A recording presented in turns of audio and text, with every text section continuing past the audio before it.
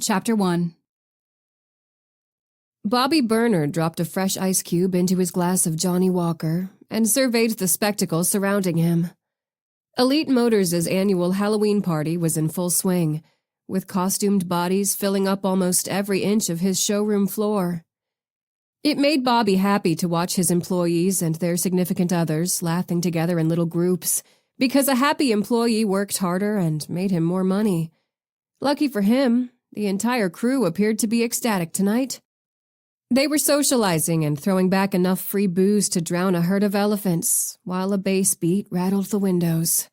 The party was awesome, as usual. Bobby wouldn't allow for anything else. A whiz of motion by the electric blue Stingray caught his eye, and Bobby barely managed to hold back a laugh.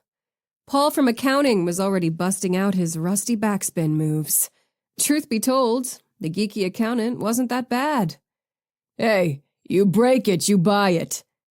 Bobby's joke drew a few laughs from a nearby group that included his sexy mouse receptionist. While he normally detested rodents, Crystal, wearing a faux fur mini dress with a plunging neckline and fuzzy little ears, was an exception to his vermin aversion. "Remember, Chris," he winked over his shoulder as he swaggered away, "you're off duty tonight. Make sure you have some fun.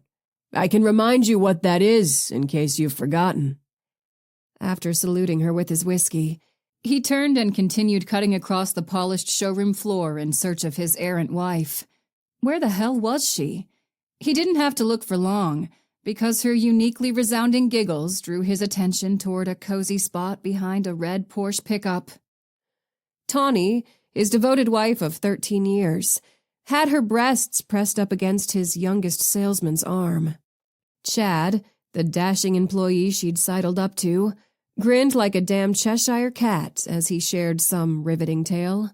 The 22-year-old douchebag didn't appear to care that Bobby had a front-row seat to the scandalous interaction. Truth be told, Bobby didn't give a shit either. He'd understood the minute his wife donned the skin-tight latex Catwoman bodysuit that she'd be out for blood that evening. Young blood. Making the matter even richer, Chad was dressed as Batman. That would no doubt be Tawny's drunken defense when she and Bobby were having it out at midnight. He could almost hear her now. "What am I supposed to do, Bobby? It was fate." She'd draw out the vowel of the last word long enough to make him want to puke. "If you'd wanted me to hang on your arm, you should have worn the Batman costume I brought home, instead of dressing up as boring old James Bond." Tawny would convince herself, had already convinced herself, Bobby was sure, that it was his fault she'd all but ignored him for the duration of the party. It was always his fault, no matter the time or circumstances. The bitch. He waited for a fiery, jealous rage to consume his entire being, but all he felt was the pinpoint burn of indigestion in his gut. Maybe it was the 4 stiff drinks talking, or the decade-plus of Tawny making it clear that having a husband and kids didn't equal settling down. But at that moment, Bobby was certain he'd divorce her 5 times over before he got rid of Chad. That kid could sell a damn car. "Here's to priorities." Bobby raised his whiskey in a mock toast to the happy couple before swigging a gulp. As far as his priorities went, keeping his dealership empire alive and well topped the list. "Hey!" Chad's vainglorious voice called out. "Boss man, toss me another beer, will ya?" The youngster slurred his words and flashed a drunken smile at no one in particular, missing the hostile glare that passed between Tawny and his boss. Bobby retreated to grab a can and lobbed it at Chad's head, angling it so it'd be sure to miss the Porsche. "Drink as many as you want, kid." He stalked by them toward the exit, grinding his teeth and muttering under his breath. "Then go play in traffic, you egotistical little shit." Maybe he was more upset about the Tawny situation than he preferred to admit. Shoving open the door and stepping into the brisk October air, Bobby focused on the fleet of sleek, top-of-the-line luxury vehicles before him. Even though it was a week before All Hallows' Eve, the Texas air was chillier than normal.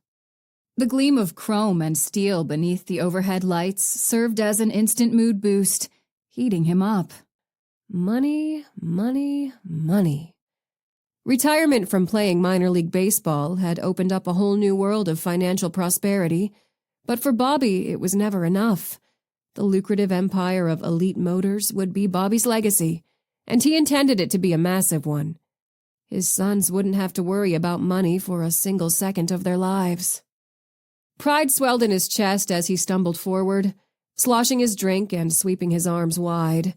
The vision of his automotive kingdom spurred inebriated tears to spring to his eyes. "You've done good, Bob. You've done—" A flash of movement toward the back of the lot cut him short. Apparently, he wasn't the only poor soul who'd needed a break from the festivities. When Bobby swiped the moisture from his eyes, though, an uneasy tingling needled his scalp. The person skulking around the used cars was no party guest.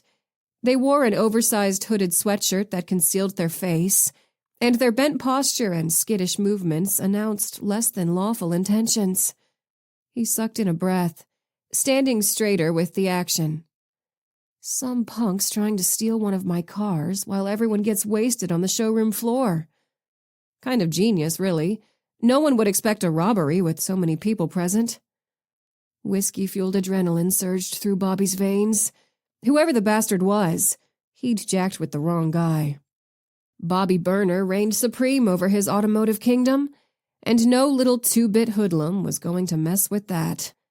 He charged forward like he was sprinting for home base, letting out a bark that was sure to send the moron running. "What the hell do you think you're doing, asshole?" As he drew closer, a wave of smug masculinity washed over him as he closed in on the little shit. The sensation dissipated the second the intruder whirled and thwacked him in the ribs with a brutal swing of a baseball bat. Pain exploded in Bobby's side, dropping him like a stone to the hard pavement. Sprawled on his back, Bobby struggled to focus on the face looming above him, but the agony tearing at his ribs blurred his vision. "Move. You need to move." Panting from the pain, he rolled himself onto his hands and knees, gasping for enough air to offer the bat-wielding psycho whatever he wanted. Cars, money, a hot night with Tawny, anything to give Bobby a minute to recover and recalibrate. "I need help. I can't breathe. I have to—" Hissing air was Bobby's only warning that the bat was moving through air again. He remembered the sound from his baseball days. The best days of my life. Instead of connecting with a little white ball, the bat slammed into his skull an instant later, igniting a starburst of electric pain that silenced his racing thoughts for good.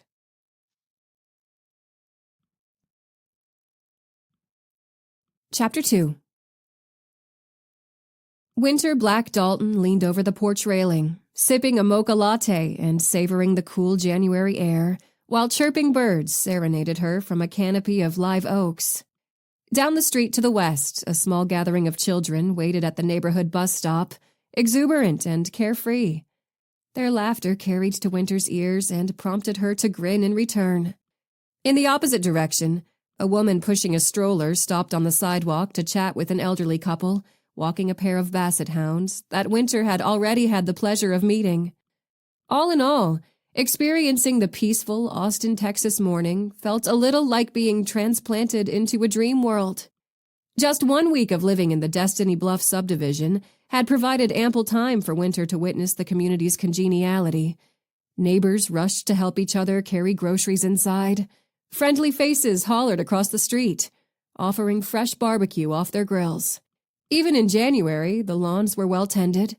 Of course, there was no ocean or beach, but the happy little subdivision was still its own type of paradise. Noah Dalton spoke the word softly behind her, sliding his arms around her waist. "I always told you Texas was paradise, darling." Winter turned in his arms, careful not to spill her drink. "You did, and I never doubted that for you it was." Smiling and leaning into his tall frame, she cupped a hand to his cheek. "Just wouldn't have guessed that someday I'd be standing here agreeing with you." Noah planted a kiss on her forehead before stepping back and straightening his tie. "Well, do I look like a seasoned FBI agent ready to defend the Texan citizens from whatever darkness lurks their way?" She laughed and ran a hand down the silky tie. "Yes, but you sound like the voiceover for a testosterone-fueled movie premiere. My advice would be to use sign language for the rest of the day." Noah's theatrical sigh was loud enough to be heard 2 blocks over. "Well, there goes my first-day confidence." Stretching on her tiptoes, she pressed an apologetic smooch to the corner of his mouth. "Teasing. You're going to do great. Amazing. Jaws will drop at the sight of my dashing, intelligent husband and all of his federal agent wisdom." He chuckled as he grabbed his briefcase and inched down the porch steps backward. "And the world will tremble as Winter Black, P.I., forges her new path of ruthless investigation across the bustling Texas landscape." "Seriously?" She shook her head when Noah turned toward the driveway and nearly tripped over his own 2 feet. "You're going way overboard with the dramatic flair thing." Winking, he blew her a kiss before disappearing into his truck and cruising down the street. The multiple friendly waves he gave to neighbors as he passed filled her with another ripple of satisfaction. I'm glad to be here. They'd made the right decision to move. Relocation had allowed them to leave painful memories behind in Virginia, while also enabling them to form their own little family haven right there in Austin.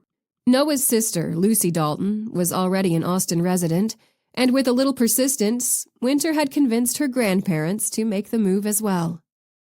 Now Grandma Beth and Grandpa Jack lived just 4 blocks away in the same subdivision. She sipped her coffee, welcoming the absence of the claustrophobic worry that had marked so much of their last year in Virginia. Texas was a fresh start, but the key factor fueling a newfound sense of peace was the knowledge of what, or who, was locked away in a secret subterranean dungeon. No more waiting around wondering when her serial killer little brother would strike next. No more getting dragged into his sick games or fretting over which innocent lives he'd end just to upset her. The bloodthirsty reign of Justin Black was over, and every single person on the planet was better off for it. Especially her and Noah.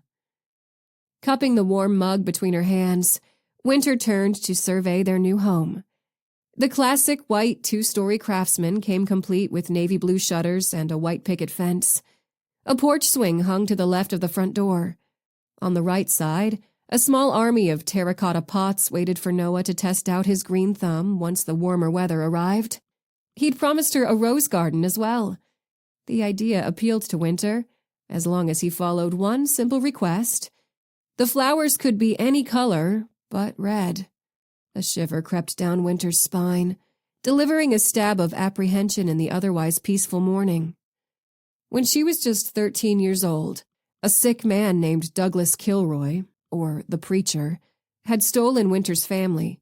He'd murdered her parents, kidnapped Justin, and gifted her with a massive head wound before leaving her for dead.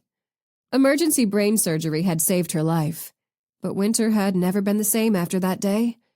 In addition to her trauma and loss, she'd gained an unwanted ability that scientifically wasn't possible. Sometimes it was as simple as an outline or glow of red around an object or place, alerting her to clues and information that often proved helpful in solving cases. And other times, it causes migraines from Hades. Absently rubbing her temples, Winter counted her blessings that she hadn't experienced a single episode since moving to Texas. Yet, the blindingly painful attacks, always accompanied by a nosebleed, intensified until she blacked out. That was when the visions started. A reel of footage played out, sometimes making perfect sense, but too often foggy and confusing instead. The special abilities were the aftermath of that fateful night long ago, and a small part of Winter prayed that with the clean break from her past, maybe she'd left behind her curse of a sixth sense as well. Focus. Freakability or no freakability, this is your first day at a new job. Get to work. Stepping inside, Winter strode through the home, admiring, for the umpteenth time, the original hardwood flooring, arched doorways, and sturdy framework. We picked a good one. Her statement echoed off the mostly undecorated walls and bounced around rooms full of half-unpacked boxes. "We'll get you all set up, slowly but surely." Although, so far, slowly seemed to be in the driver's seat. Winter continued down the hallway to the repurposed first-floor bedroom and surveyed the space with satisfaction. Modest as it was, her office was ready for business. She only hoped that she was too. Pausing in the doorway, she fought off an excited shiver and tried to process the fact that she was no longer a special agent for the FBI. Instead, she was the official owner of Black Investigations, licensed by the Texas Department of Public Safety and Private Security Board to legally operate as an independent private investigator. A fresh start that was also solitary. Even her name was solitary when it came to the business. Noah had insisted she use her maiden name as her professional one because, "Darling, we're a team in every single way, but this business is all you. I'll support you 1,000% and with my last breath, whether you have my last name or not."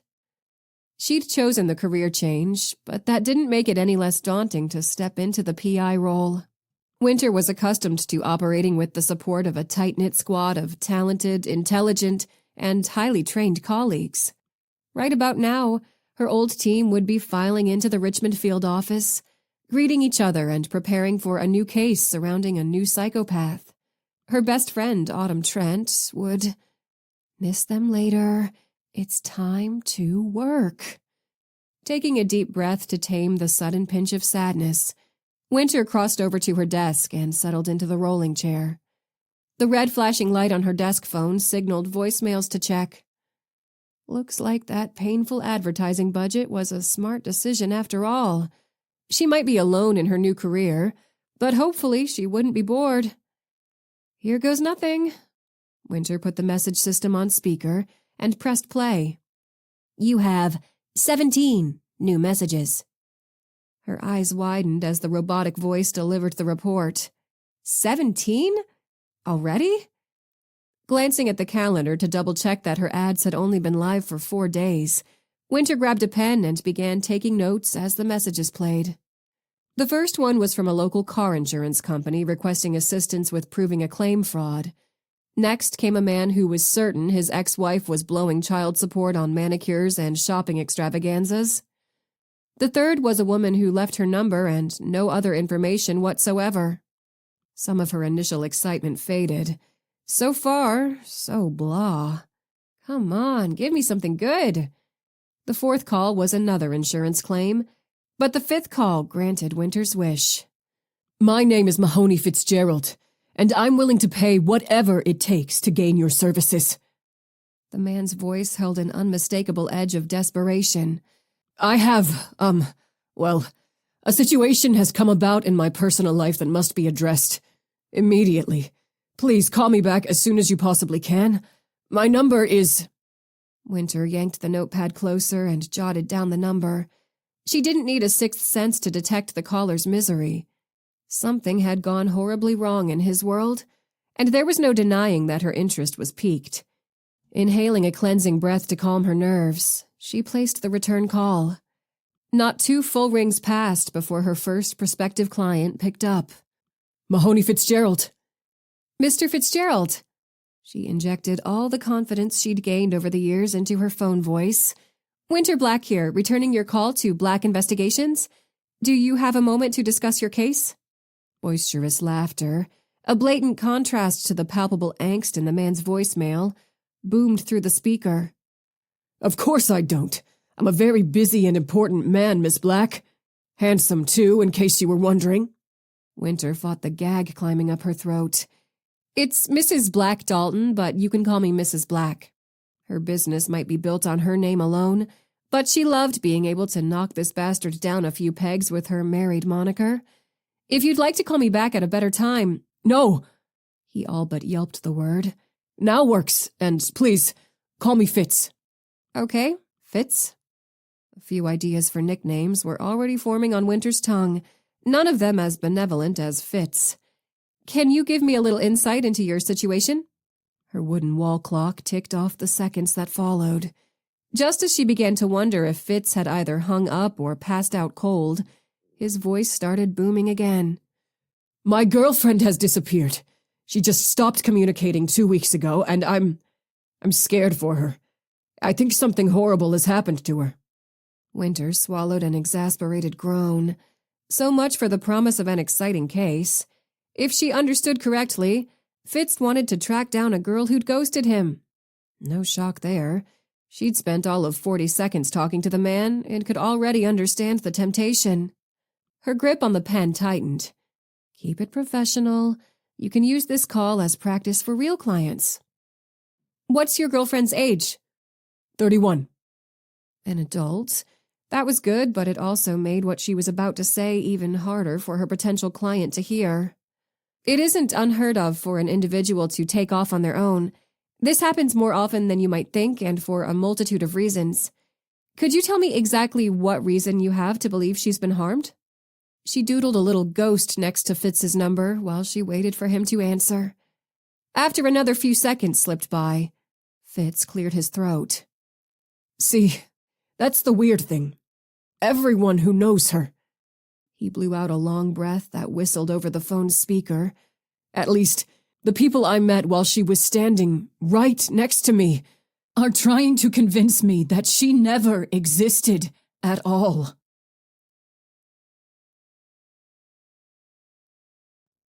Chapter 3. Parked behind a plain brown desk in his new office, Noah swiveled his hips from side to side in the unfamiliar chair. Creak, creak. There was a definite creak happening every time he moved, and it was getting louder with each motion. New guy gets the old chair. Alrighty then. He shifted his weight again. Creak. 3 minutes and a screwdriver would more than likely fix the situation. Maybe a little grease.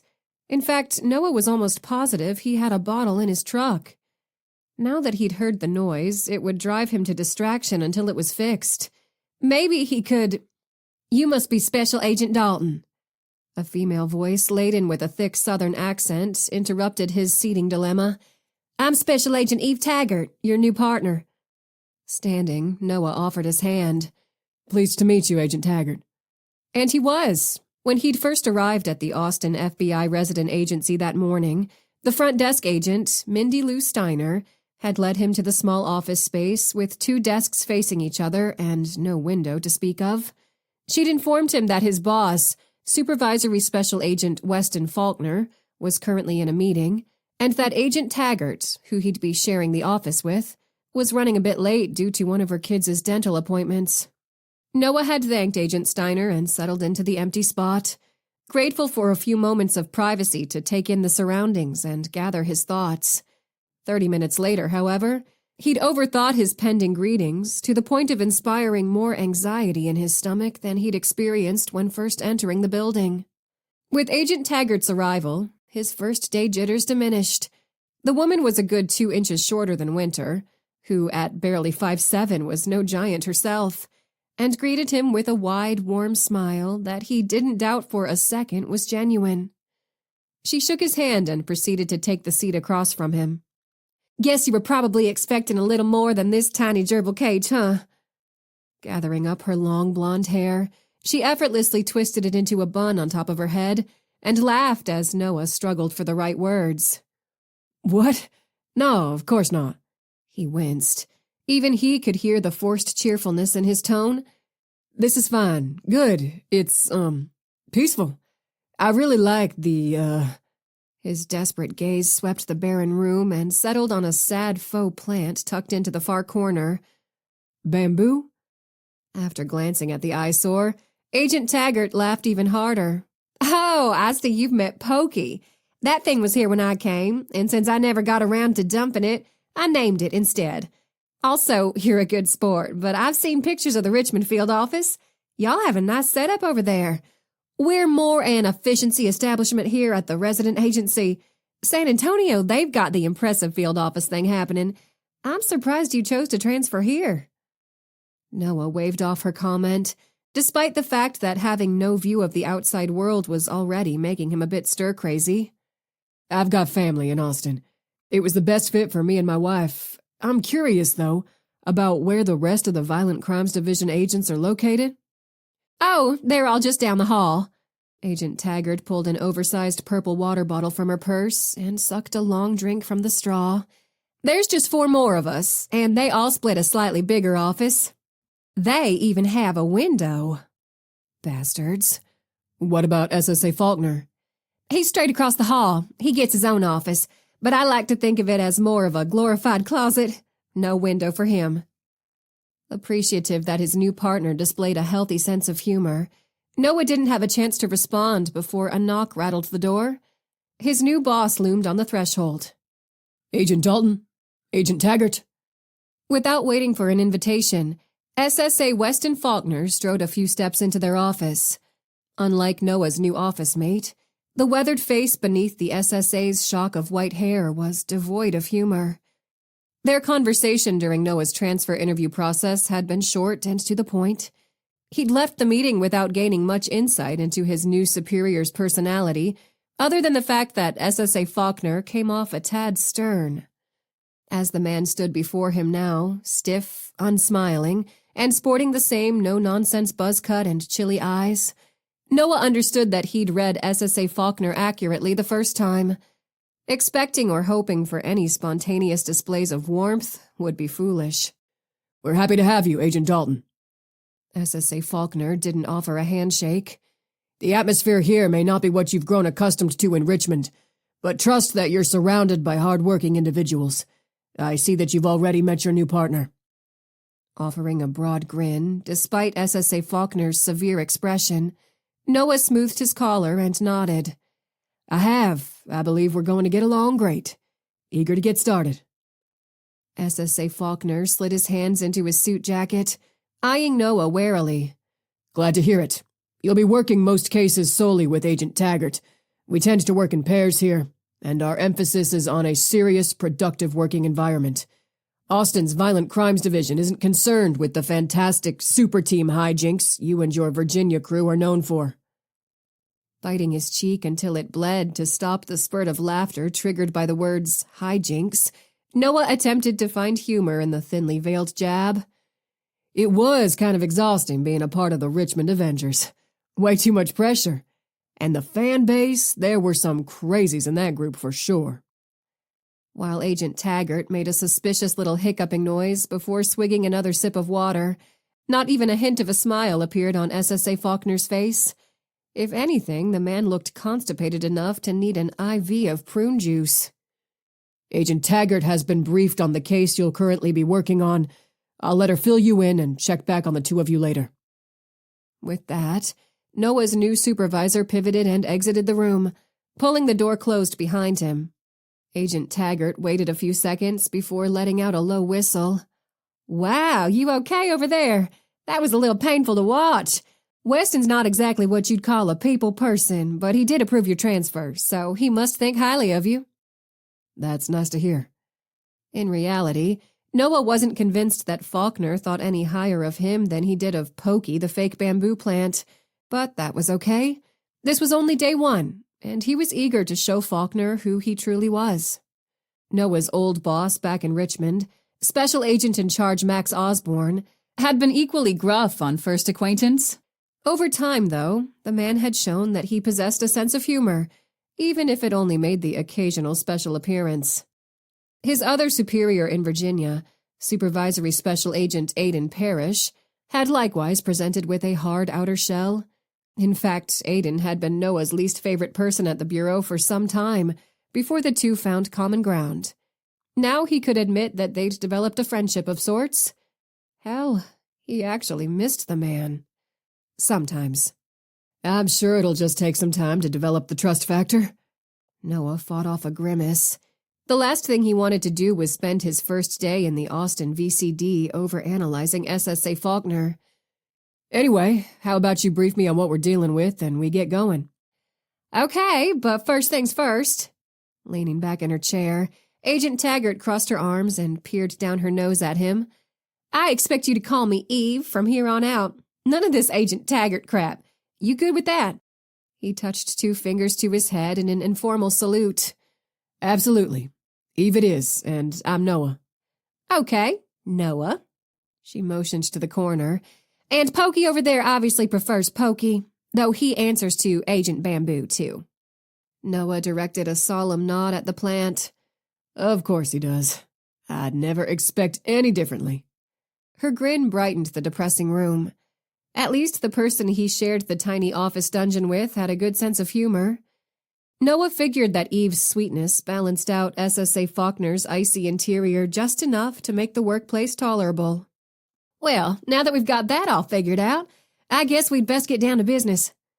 She ran a thumb along the side of her water bottle as her expression turned serious.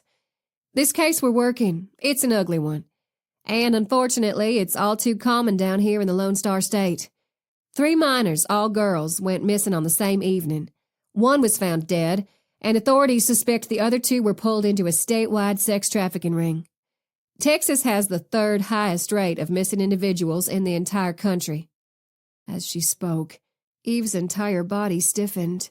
The topic obviously distressed her, and Noah couldn't help wondering if either of her children were female. Well, he snapped his laptop shut and rose from the chair, filling the space with the mother of all creaks. Mental note, bring toolbox tomorrow. Where should we head to first? Oh! A deep pink flush crawled up her neck as Eve held up her hand.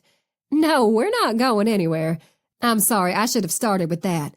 This is an ongoing case, and the way it's developing so far, she sighed, or not developing to be more accurate, it seems destined to be a cold one. We'll be working it in office until we get a fresh lead. Every word out of her mouth was like another chain attaching to Noah's neck. He cast a longing glance at the door before settling back down in the squeaky chair. In-office case. A depressing phrase if he'd ever heard one, and not how he'd choose to kick off his new job in Austin. Then again, anything was better than spending another half-hour staring at the walls and wishing for a window to magically appear. No wonder Eve had given a plastic plant a name.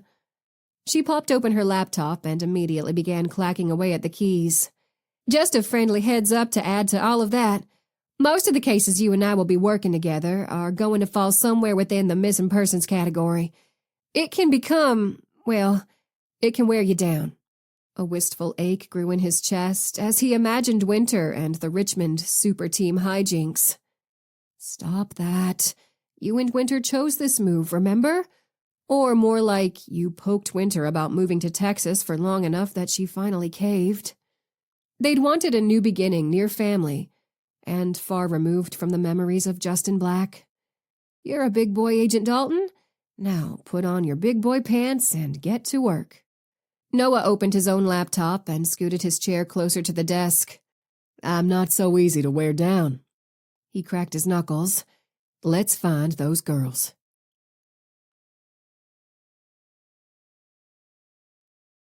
Chapter 4.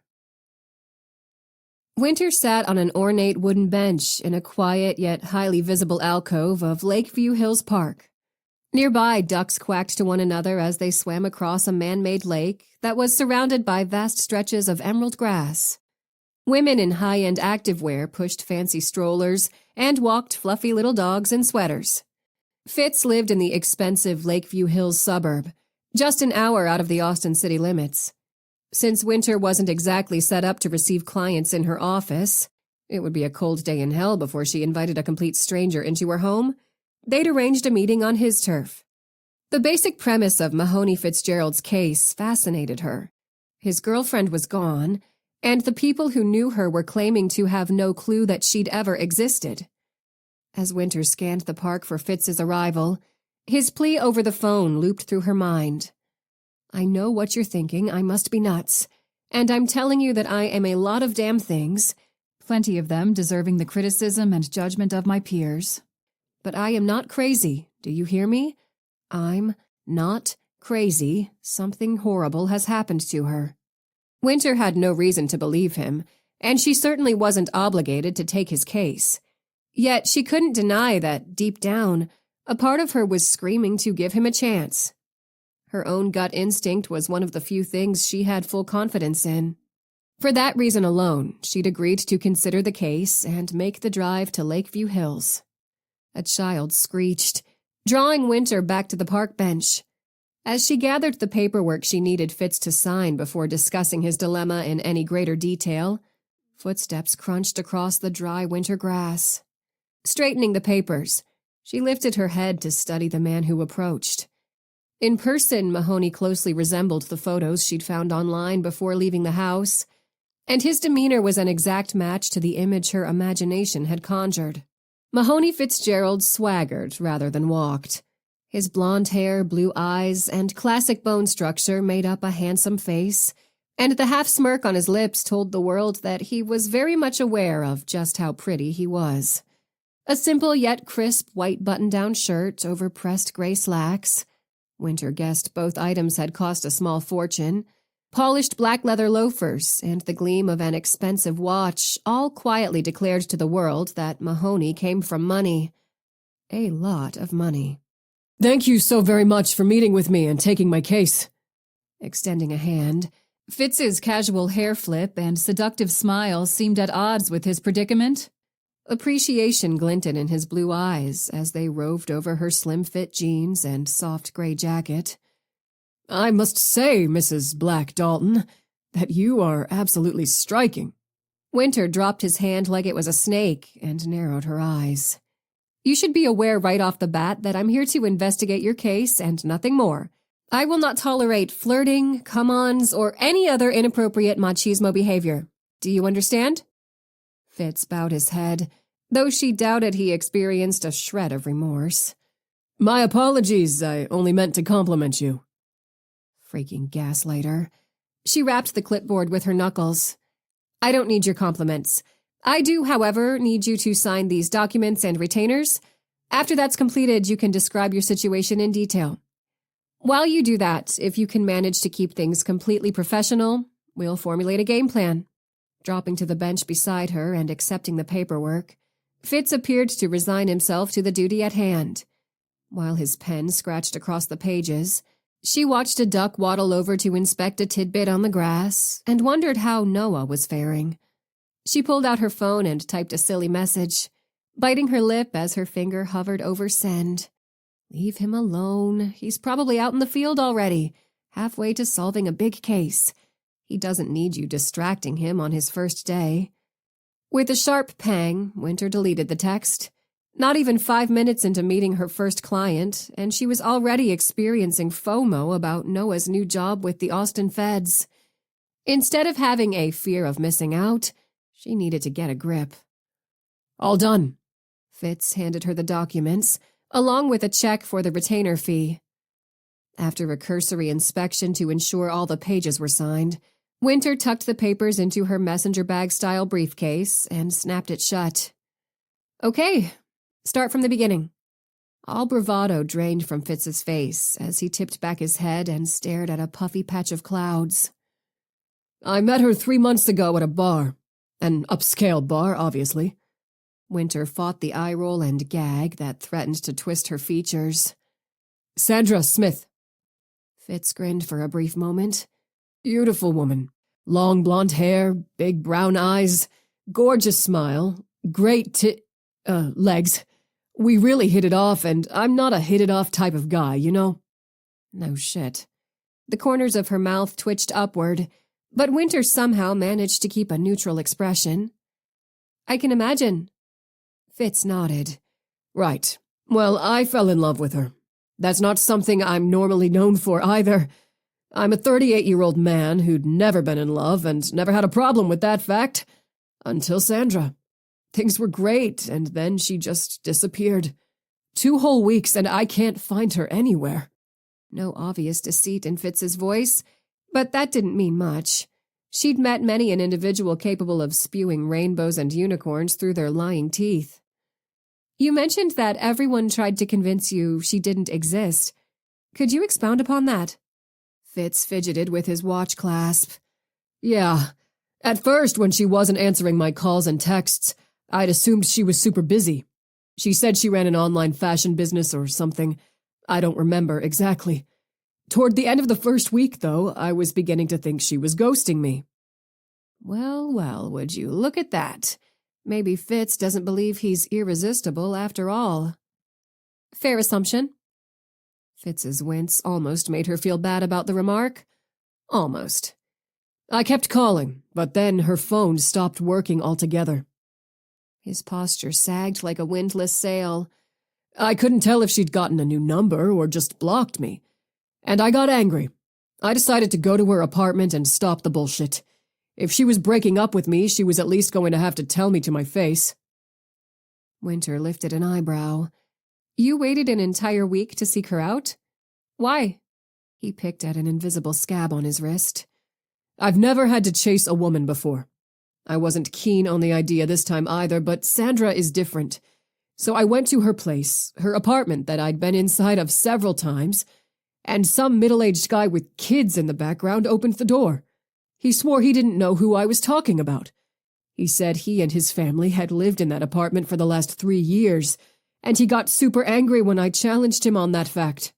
Winter pressed her lips together, envisioning the scene. It was a bizarre picture at best. Go on. He called the property manager up to Sandra's place. Fitz threw his arms in the air. And that dude backed him up. Said she'd never heard of anyone named Sandra Smith and told me to get lost or he'd call the cops. She leaned back against the bench, skepticism brewing in her brain. So far, his story sounded like the plot of a new Jason Bourne film. On the flip side, so did half of Winter's life. So, you're saying a random man with children and the property manager of the building are in cahoots against you? Fitz slapped his palms on the bench, shaking the entire structure. It's not just them. Sandra's mother, Patricia, lives in a hospice care facility, and I've met her twice. Twice. When I went to ask her about Sandra's whereabouts, the lady had the nerve to tell me she's never met me before and doesn't have a daughter. His voice rose, drawing alarmed glances from 2 older women on the lake path. They paused to wrinkle their noses at him before speed walking away. Winter jerked her head in their direction. Let's keep it down before one of the locals calls the cops. As far as Sandra's mother, that could possibly be a side effect of medication, depending on what she's receiving hospice care for. Do you— She's perfectly lucid. Clipped vowels demonstrated Fitz's frustration. She's lying. The doctors and nurses I met there are lying too. It's like Sandra disappeared into thin air, and everyone wants me to believe she was never real to begin with. That there's something wrong with me. Having dealt with a fair share of psychopaths throughout her career, Winter was aware of the warning flares shooting up around Mahoney Fitzgerald's claims. With a casual motion, she patted the reassuring bulge beneath her jacket. Her new client wasn't giving off dangerous vibes. Yet. History had taught her, though, that a little healthy suspicion never went amiss. But you think they're wrong? Yes. He raked clawed fingers across his scalp before tugging at his hair. Someone is messing with me. They've done something to Sandra. I can feel it. If what you're telling me is true, Winter employed the gentlest tone she could muster, then it sounds like a lot of people are messing with you. Yeah. Fitz fell silent, his mouth drooping at the edges. Winter groped for a delicate way to pose the follow-up question. What about your family? Their perspective could help. What's their take on Sandra's disappearance? I'm not close to them. Fitz's tone rang hollow. They hadn't even met Sandra yet, and when I tried to talk to them about the whole thing, they just laughed it off. Said I must have taken a night of partying too far. Acted like Sandra was nothing more than a bad acid trip. I haven't let it go, though, and now they're changing their tune. Despite her concern about Fitz's implied drug use, Winter perked up. They're beginning to believe you? Laughter bubbled out of Fitz's throat without a hint of merriment. Nope. They've suggested that maybe I should get some help. I'm pretty sure if I keep bringing Sandra up, they're going to try to have me committed. They've got the money and power to make it happen, too. His voice hitched as he sank back onto the bench. You have to help me. Winter searched his glistening blue eyes for any signs of madness, but found desperation instead. She was familiar with insanity. Too familiar. A lost mind was incapable of blending into the background, no matter how hard its owner tried to embody the image of normal. A shift here, a crack there, and eventually the walls came tumbling down without fail. Lunacy unleashed. Mahoney Fitzgerald hadn't lost touch with reality. His assertions were absurd, but not beyond the realm of possibility. Her limbs buzzed with that same adrenaline rush she'd experienced numerous times throughout her career. Maybe she was hovering on the verge of lunacy herself, but she believed him. Or, more accurately, she believed that he believed his story. "I'll help you. We'll get to the bottom of this." Thank you. Relief saturated his voice. When devoid of an arrogant smirk, Fitz's features softened, hinting at a hidden vulnerability. Careful, or before long you'll be pulling out a violin for poor little Richie Rich. "You're welcome." Over near the lake path, a toddler screeched as he chased after a duck. Winter idly tracked their movements while considering her first move. "I need any photos you took of Sandra or the two of you together. I also need a list of every establishment you went to with Sandra in chronological order, if possible." She watched him jot this information down in his phone. "I need a list of any social media platforms you have a profile on, as well as any Sandra might have told you she used. I'll need screenshots of all the messages you two exchanged. Don't leave anything out.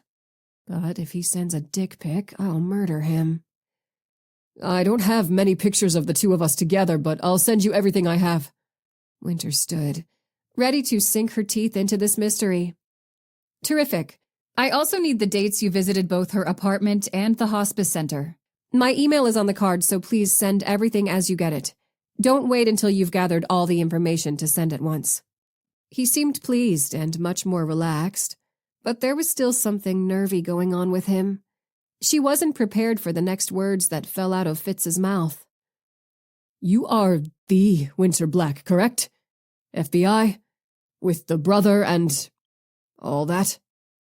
Fitz sputtered out the questions as though he'd been waiting to ask for decades. Winter rubbed her temple and swallowed a groan. No telling what kind of ground all that covered, or just how far her reputation preceded her. Despite a twinge of curiosity, she decided it was best not to ask. "Yes, I'm that Winter Black. And on that note, I'm going to take my leave and get to work. I'll call you when I have an update." Hoisting her messenger bag, Winter shook her head as she crossed the grass toward the parking lot, where her brand-new Honda Pilot waited for her. Apparently, even moving 1,500 miles away to Texas isn't enough to escape who I am, or what I've done.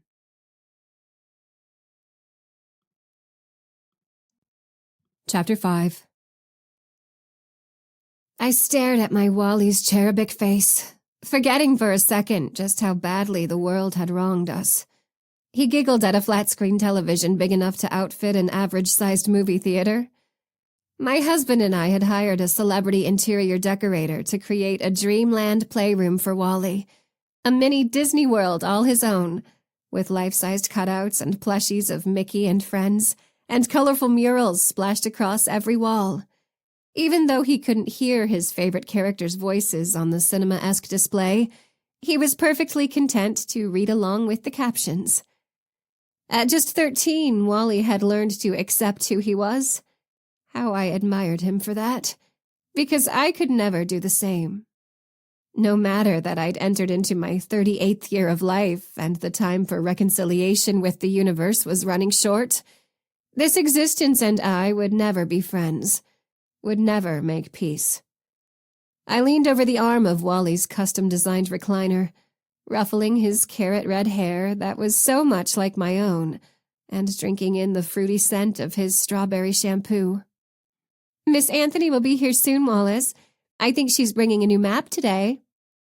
Easily reading my lips after years of practice, Wally broke into a dimpled grin and let out a quiet sound, somewhere between a hum and a grunt, in an attempt to express his delight. My son loved maps. Traveling the world was his dream, and researching new destinations was his passion. While my husband and I could certainly afford to send Wallace anywhere he wanted to go, travel for him would be challenging. were he ever to take trips at all. He'd require a tremendous amount of assistance, and the thought of all the curious, insensitive stares fellow travelers would inflict upon my precious baby broke my heart. My stomach lurched the way it often did when I concentrated too deeply on Wally's undeserved obstacles, at the simple childhood joys denied him. Such a handsome face my son possessed.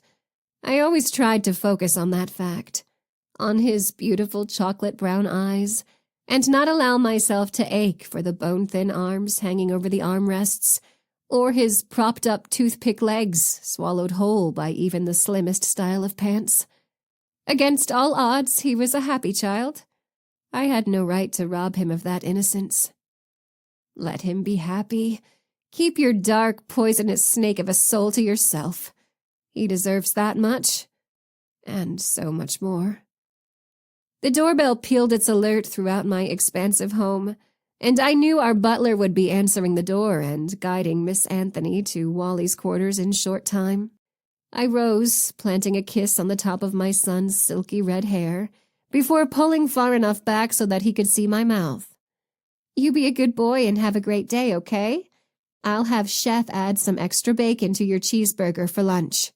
Another sweet, indiscernible murmur from Wally. He loved bacon.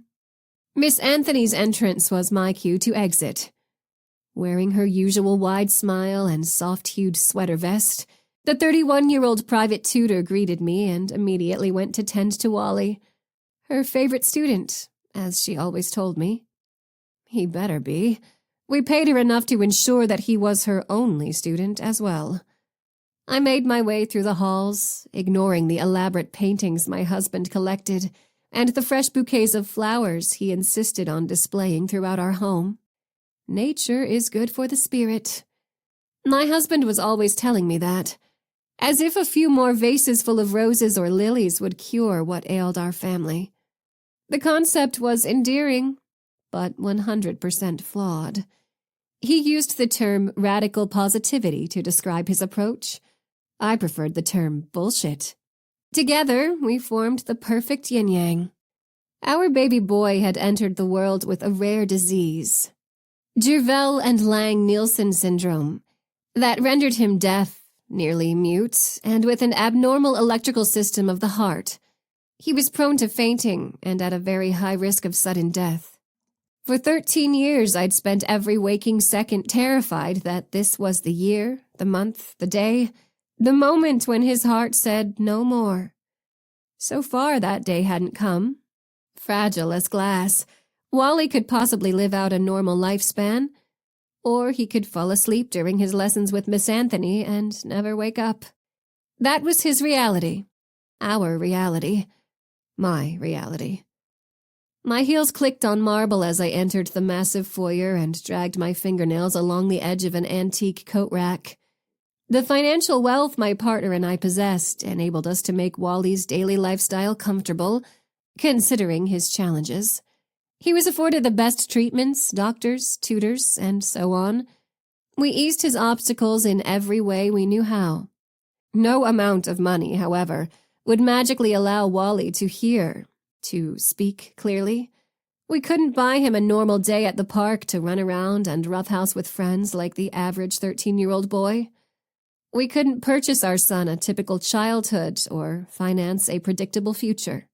Often, more often than I wanted to admit, just being near Wally hurt so much I could barely squeeze air into my lungs. My stomach would wrench about in agony, my mind unable to make peace between the infinite love I possessed for my child and the utter uselessness of those affections in the grand scheme of things. I couldn't fix Wallace. I couldn't make him whole.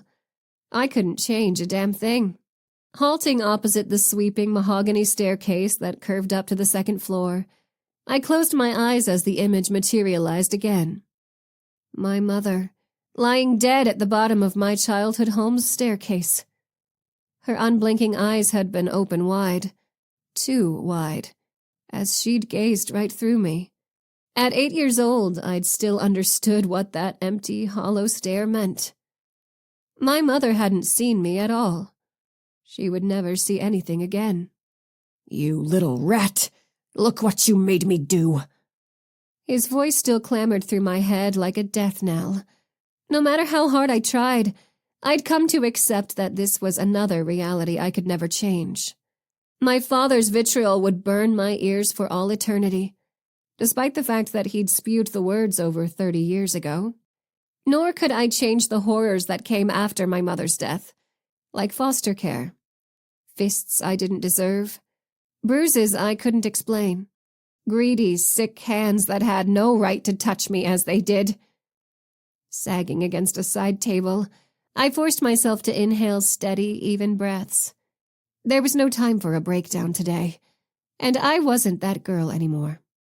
I had survived all that, married a rich and endlessly kind and optimistic man, and received the ultimate knife to the heart when my boy was born already broken. This world hates me. It always has. It always will. The walls shrank around me, a picture of daisies blurred on the windowsill. Biting my tongue until it bled, I forced myself to think of anyone, anything else. My mind knew exactly where to take me, and for the first time that day my shoulders relaxed as I time-traveled to that beautiful night nearly 3 months ago. I smiled as the brilliant crack of the bat against Bobby Burner's skull reverberated up my arms. When I blinked back to awareness, I found a daisy clenched in my fist, its petals crushed and limp. I opened my hand and let them fall to the floor. Murdering an innocent flower wouldn't fix what was wrong with my life. Neither had offing an utter douchebag like Bobby. But Jesus, my whisper sent a thrill of goosebumps down both arms. Did it feel amazing? And I needed a little more amazing in my life.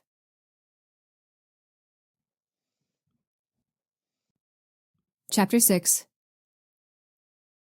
Winter drove straight home and performed an immediate cyber check on her new client.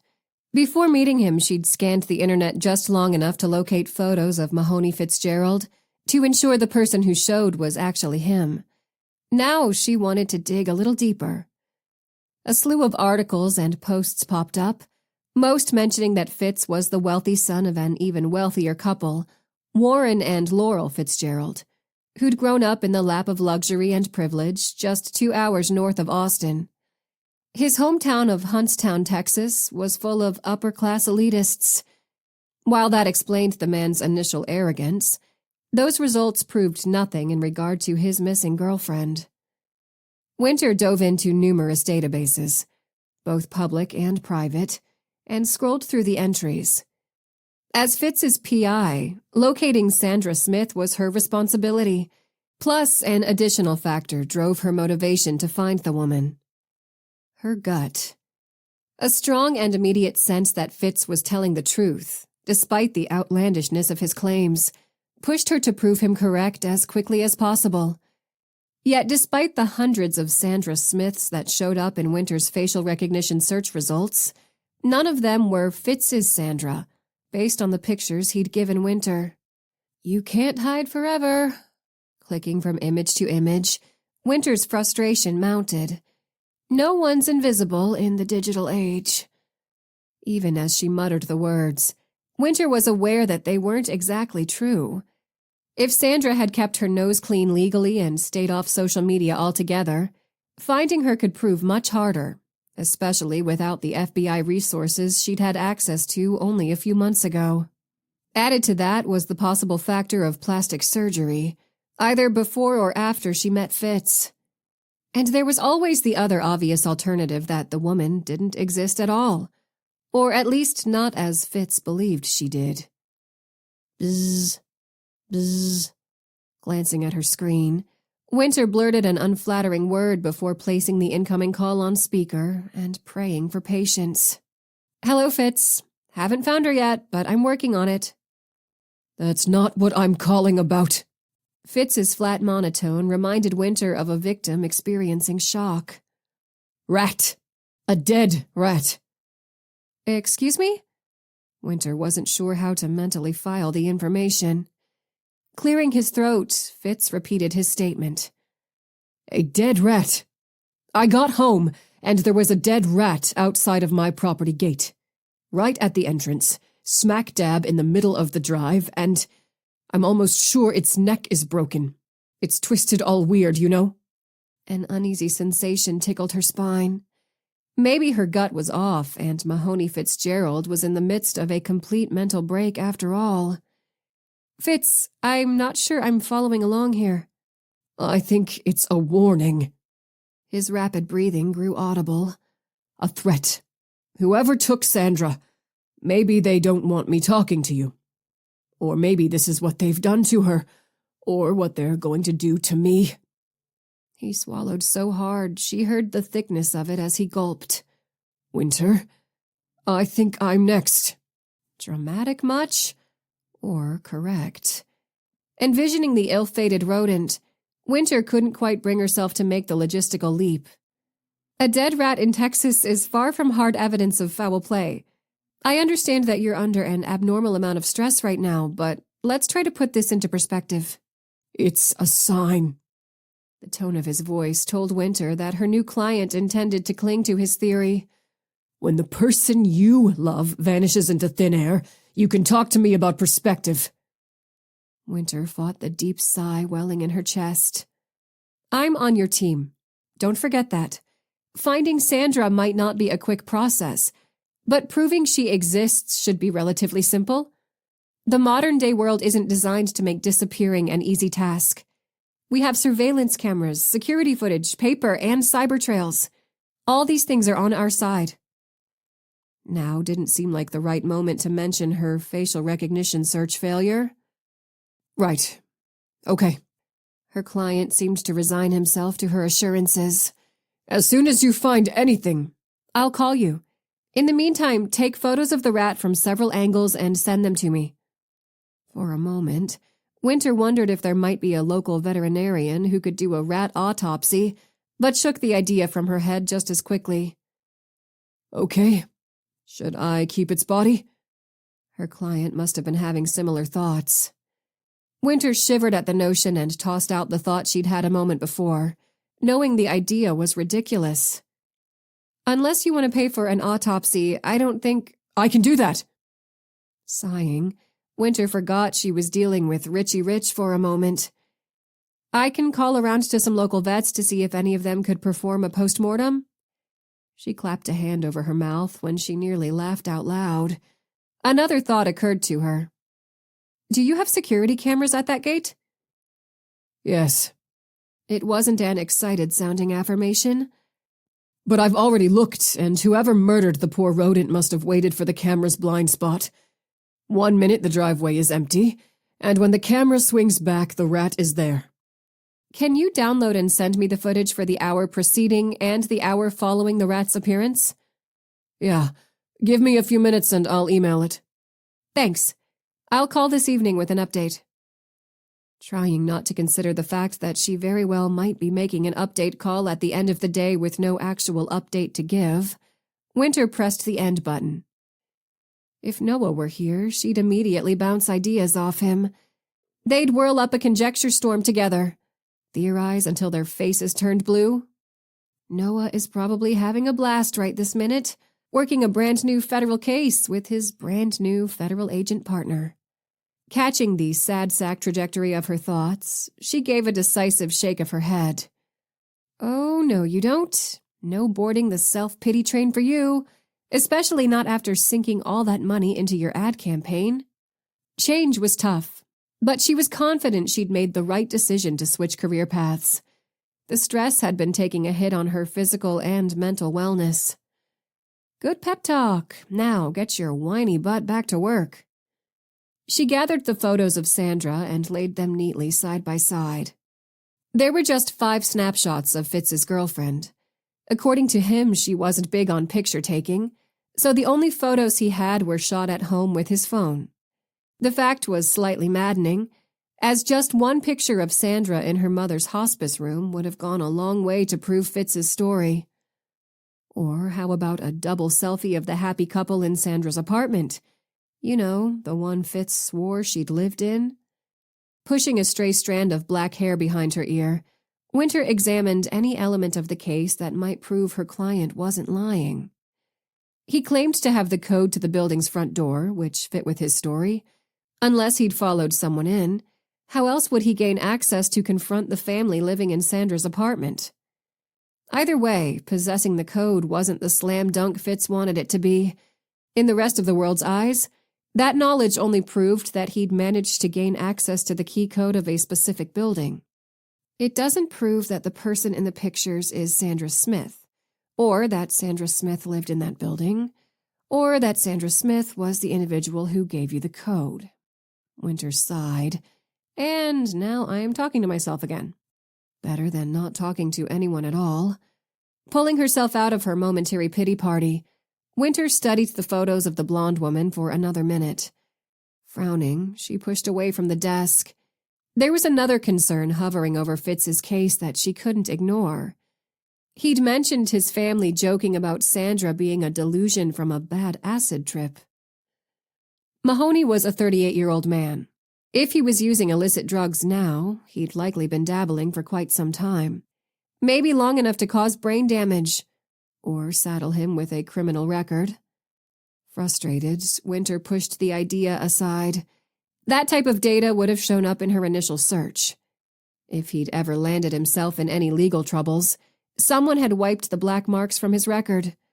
Judging from the number of zeros in his bank account, the Fitzgerald family possessed the power to make just about any slate as clean as they wanted. Bzzz. Bzzz. Fully expecting another semi-hysterical call from Fitz, Winter glanced down at her phone screen and smiled at the name accompanying the alert. Autumn Trent. Winter accepted the call, lowering her voice to a professional tenor. Black Investigations, how may I help you? Hi, yes, this is Special Agent Autumn Trent. Her best friend's tone bubbled with playfulness. And I think I'm being followed. This man, who claims his name is Aiden, is everywhere I go.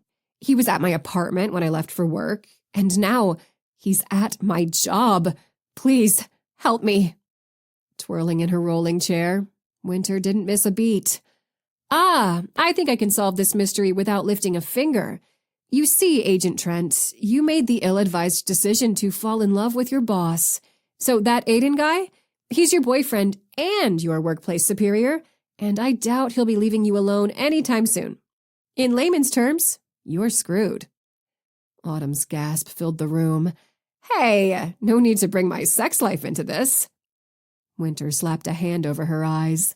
Wow, I really did not need that visual of Aiden in my head, ever. The belly laugh her friend released across the airwaves served as a balm for all of Winter's anxiety. See? You've already solved your first case. You're a natural. Winter didn't attempt to fight the wave of melancholy that swept over her. She'd only left Richmond 9 days ago, and yet already missed Autumn something fierce. If I ever need backup, I'm flying you in. You'd better. Autumn's voice wavered a bit, betraying her own emotions. I'd never forgive you if you didn't. The other woman's fierce loyalty had originally caught Winter by surprise.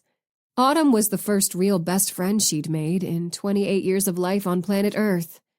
Aside from Noah, Winter trusted no one more, and the physical distance separating them now resonated as a painful stab deep in her chest. Everybody okay?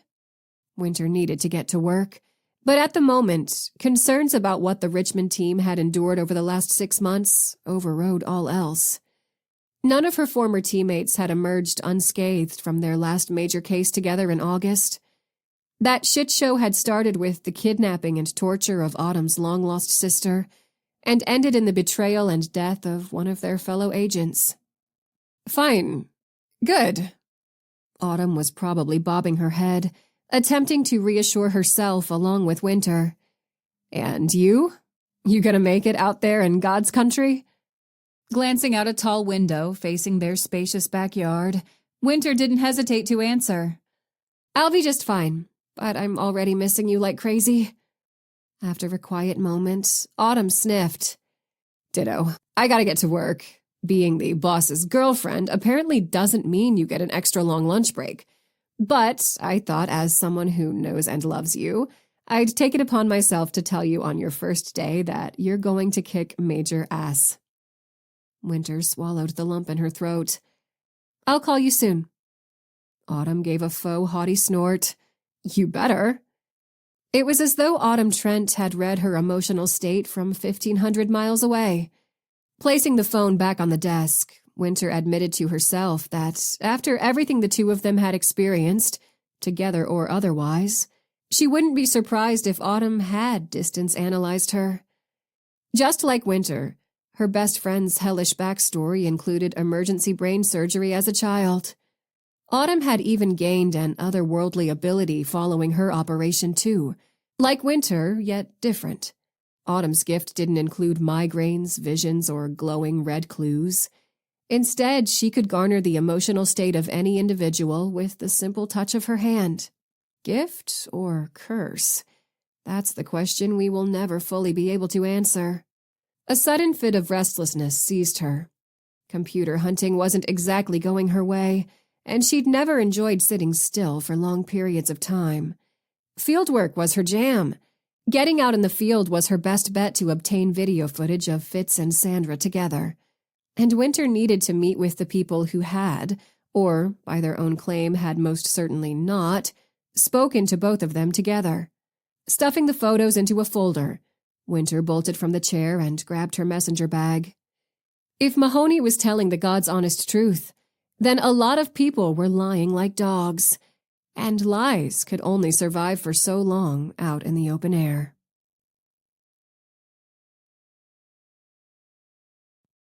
Chapter 7. The vast blue Texas sky soothed Fitz's nerves as he steered the flashy little sports car down the highway. After spending the last few hours trying, and failing, to occupy his mind with anything other than the plight of his missing girlfriend, the echoes of his pacing feet throughout his empty house had finally driven him to leave. He'd needed to get out, breathe some fresh air. The thought of lounging around doing nothing all day while Winter Black investigated Sandra's disappearance had begun to make him as crazy as everyone assumed he already was. He'd taken leave from the stockbroker firm he owned due to his inability to concentrate on business, and all that free time was backfiring. His parents only lived an hour away in Huntstown, Texas, and despite their growing concern about his mental state, the idea of spending the afternoon in his childhood home was comforting. Maybe there he could pretend for 5 seconds that everything was fine. Make believe that an entire human hadn't just evaporated out of his life, like a cloud of cigarette smoke drifting away on a breeze. Blasting Pearl Jam through the Porsche speakers, Fitz flew down the highway and tried to pretend he was on his way to a party to throw back some beers with his buddies. There'd be harder stuff to snort or eat in the back rooms, there always was, and plenty of hotties to cuddle up with.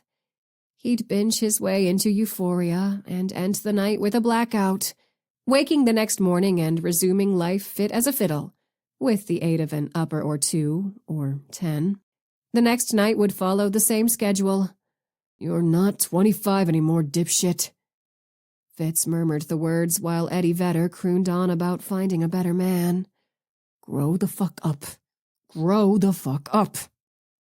As he crossed into the Huntstown city limits, Fitz was positive that nothing had changed in the uptight land of corporate assholes since his last visit. Most of the men who lived in his dandy jewel of a town believed themselves to be extraordinarily successful, but their real talent was never so well displayed as when they acted like dicks toward their nauseating Stepford wives. Turning onto his parents' lane, Fitz braked and waited for the massive metal gate to swing open, while the aging guard sat in the kiosk and raked Fitz with a disdainful glare. Good old Ralph hates me just as much now as he ever did. Considering the dozens of times Fitz had snuck past Ralph's ever-watchful eye as a rule-shunning teen, and the blistering lectures Warren Fitzgerald had delivered to the guard for allowing such shenanigans to occur, Fitz didn't blame the man. He'd been a little shit as an adolescent, and admittedly, not much had changed in the 2 decades since then. But Sandra, I was changing for Sandra. I'd do anything for her. Fitz parked the Porsche and walked up to the estate's wraparound porch. His mother answered the ring, which was a task she seldom took upon herself unless she was passing by the expansive double-door entrance at the precise second the bell chimed, though she rarely opened the door under those circumstances either. Yet there she was, dolled up in a hot pink day dress, as she liked to call them. They were really just less formal evening gowns, with his mom modeling a different ridiculous ensemble every single day. Laurel Fitzgerald lived her life prepared for the red carpet at a movie premiere. Her footwear always boasted impractical high heels. She never left her room without her platinum blonde locks styled to perfection and a professional makeup job covering every inch of her natural face. "Fitzy!" She stood on her tiptoes, and he bent down so she could kiss his cheek. "I had no idea you were stopping by today. Come, have some tea with your mother. Can you believe it's nearly 3 o'clock in the afternoon, and I haven't had a single sip of my blackberry oolong? Scandalous!" Clacking her way across the marble floors, Laurel didn't seem to notice or care if her youngest child followed or not. Fitz battled the wave of resentment he'd fought since childhood as he trailed behind, wishing he could tell her that truly scandalous was the activity he'd caught her performing on the pool boy 15 years ago. No one gave a single shit about her oolong consumption. "Where's Dad?" Fitz dropped onto the floral settee in his mother's sitting room, while she busied herself with china cups and pitchers that the maid had set out in meticulous order. "Still locked in his office and drowning in denial over his retirement?" Laurel clucked her tongue. "Don't make fun of your father, dear. It's unbecoming. He said he had some stocks and bonds or something very important like that to go over today. I never ask for too much information. You know all that serious business goes over my head." Accepting the tiny cup she offered, Fitz decided to do something he rarely dared under his parents' roof. He called bullshit. "Not much of anything seems to go over your head when you graduated summa cum laude from Yale with a bachelor's degree." For a heartbeat or two, his mother's congenial demeanor, which she'd worn like sticky sweet faux armor for the entirety of his life, cracked. Narrowing her blue eyes, she sipped oolong before making the declaration he'd anticipated. "You know I gave up all that nonsense when your sister came along. Best decision of my life." Fitz grimaced and tasted his own tea. What he knew was that his mother deeply resented his older sister, Laurel Ann, for existing at all. Making the matter worse, Laurel Ann had cruised through high school and practically flown through her doctorate of psychiatry, the exact degree Laurel had pursued before meeting Warren Fitzgerald and getting knocked up with a baby she'd never wanted. "Right." Fitz chugged the contents of his cup in one gulp. "How is Laurel Ann these days?" His mother arched a perfectly tweezed brow. "Well, you would know if you ever checked in on her. I don't approve of this distance you two have developed over the years. It isn't healthy. If hell freezes over one day and you both actually produce a few grandchildren, you'll want them to be close." The smile on her face didn't fool Fitz, just like her dulcet tones did nothing to camouflage the pointed sentiment. It drove his mother batshit insane that neither of her offspring had provided her with an outlet for her focus, aside from the ever-deepening wrinkles in her forehead, the rising cost of Botox, and her unfulfilled dreams. Fitz set his cup on the dainty saucer and leaned back against the stiff velvet couch. "I was actually considering all of that. Settling down, a family. I could see myself having that with Sandra. But now "Oh, Fitzy." Laurel Fitzgerald waved his words away like she was shooing a fly. "Let's not spoil the afternoon with all that silliness, please. For your mother's sake." Pure anger boiled in his belly. He wasn't supposed to talk about his girlfriend, whom he'd realized was the love of his life before she went missing, because doing so would upset his mother. I mean, who gives a shit how I'm feeling? I'm just your child. No big. Just the fruit of your damn loins who lost the only woman I've ever loved. No, really, Mom, don't worry about all that. I'll be fine. There were many good reasons why Fitz hadn't yet introduced Sandra to his parents, and today his mother seemed hell-bent on reminding him of every single one. Dipping his head in acquiescence, he managed a small smile. Sure. Let's talk about something else. Warren and Laurel didn't believe that Sandra was real. His mother had been the first to pose the possibility that perhaps his girlfriend was the result of a hallucinogenic episode gone wrong. Little Fitzy had always gambled around a bit too much with the recreational substances, after all.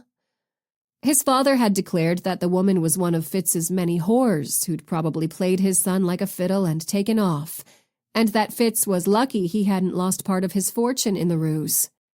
Fitz had always been the prankster, the problem child, the pain-in-the-ass younger brother. The missing girlfriend story wasn't his first far-fetched tale, and it wouldn't be the last. Between the two of them, Fitz's parents had agreed that, at best, the matter was an embarrassing misunderstanding that should be kept quiet for the sake of the Fitzgerald family's good name. And at worst, well, they refused to entertain that thought. What should we talk about? What's the latest gossip? Resting his chin on his hand, Fitz feigned interest in the next words to pass his mother's perfectly lined lips. Laurel wasn't stupid enough to buy his act, but she was more than willing to pretend. In her mind, any deception undertaken to steer clear of Fitz's latest debacle was acceptable. The topic of Sandra Smith's disappearing act was to be avoided like the damn plague. His mother tisked him yet again. "You know how I feel about gossip." Fitz held his tongue. Sure, he knew how his mother felt about gossip. She needed it like the air she breathed, unless the subject involved her. She took another tiny sip of oolong and brightened. "Oh, I know something you might find interesting, though." He very much doubted that, but gave her an encouraging nod nevertheless. "This morning, Our groundskeeper found 3 dead rats on the edge of the estate property." 3, just lying in a row on the grass near the back road entry like some sort of group suicide." Fitz's teeth snapped together with so much force, he was surprised he didn't bite through his tongue. In order to keep his hands from shaking, he had to clench them together in his lap. What? His voice rasped like sandpaper against wood. But if his mother noted anything off about his behavior, she didn't comment. With a delicate shudder, she refilled her teacup. "Of course, he disposed of them immediately. He mentioned that their necks appeared to be broken. Isn't that the strangest thing? Well, as I'm sure you can imagine, I called the exterminator right away. He's combing the property as we speak." Panic swelled in Fitz's chest as he envisioned the dead rat he'd found earlier in the day on the edge of his property. If he told his mother about the coincidence, she might begin to believe that something sinister, and very much real, was happening. She might also become even more convinced that he was losing his mind. "Rats!" Laurel shook her blonde head and gazed into her tea. "Deplorable! The last thing your father will stand for is a rodent infestation. He's a very busy man. All will be well, though. That's why we have exterminators. After all, someone has to keep the vermin at bay." With another delicate shudder, she resumed sipping her tea as though nothing happened, switching topics to a bit of gossip she'd heard about a neighbor's daughter entering rehab. Fitz tuned her out. His mind was too busy rewinding one of her previous statements. He mentioned that their necks appeared to be broken. Isn't that the strangest thing? Picturing Sandra's lifeless body sprawled across his driveway when he returned home with her neck twisted at an unfixable angle, Fitz mumbled a hasty, "Excuse me," before sprinting for the nearest bathroom and vomiting all over his parents' spotless porcelain throne.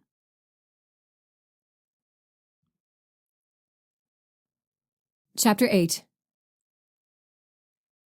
Peaceful Acres Hospice Care was a short drive from Winter's subdivision, and the moniker proved accurate.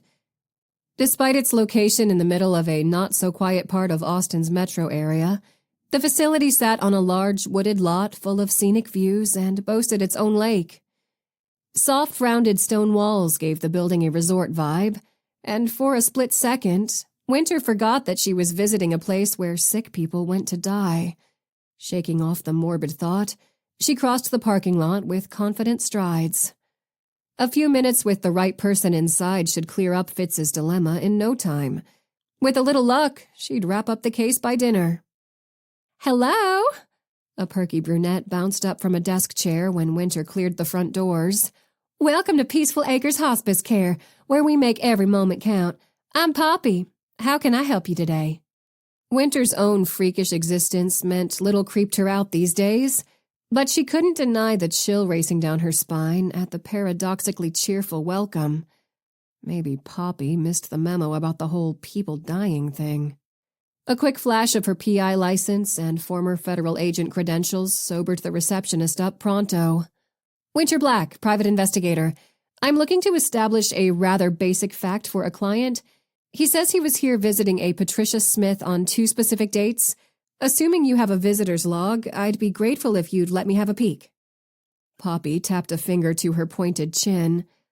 "Well, you're asking for confidential information, but—" Her hazel eyes swept the empty reception area before sparkling with excitement. "Holy cow, a federal agent walking through the doors. Monday afternoons will never be the same again." She reached across her desk and plopped a thick sign-in book on the counter between them. Winter slid the book closer. She wasn't sure Poppy understood the former aspect of her federal ID, but she also wasn't about to waste the opportunity for any easy fix to prove or disprove Fitz's sanity. As she flipped through the pages in search of November 13th and December 11th, Poppy's commentary provided a chirpy soundtrack. Like a bird on amphetamines. "And I wanted to find a place to work where I felt like I was making a difference, you know? This first week has been all the confirmation I needed.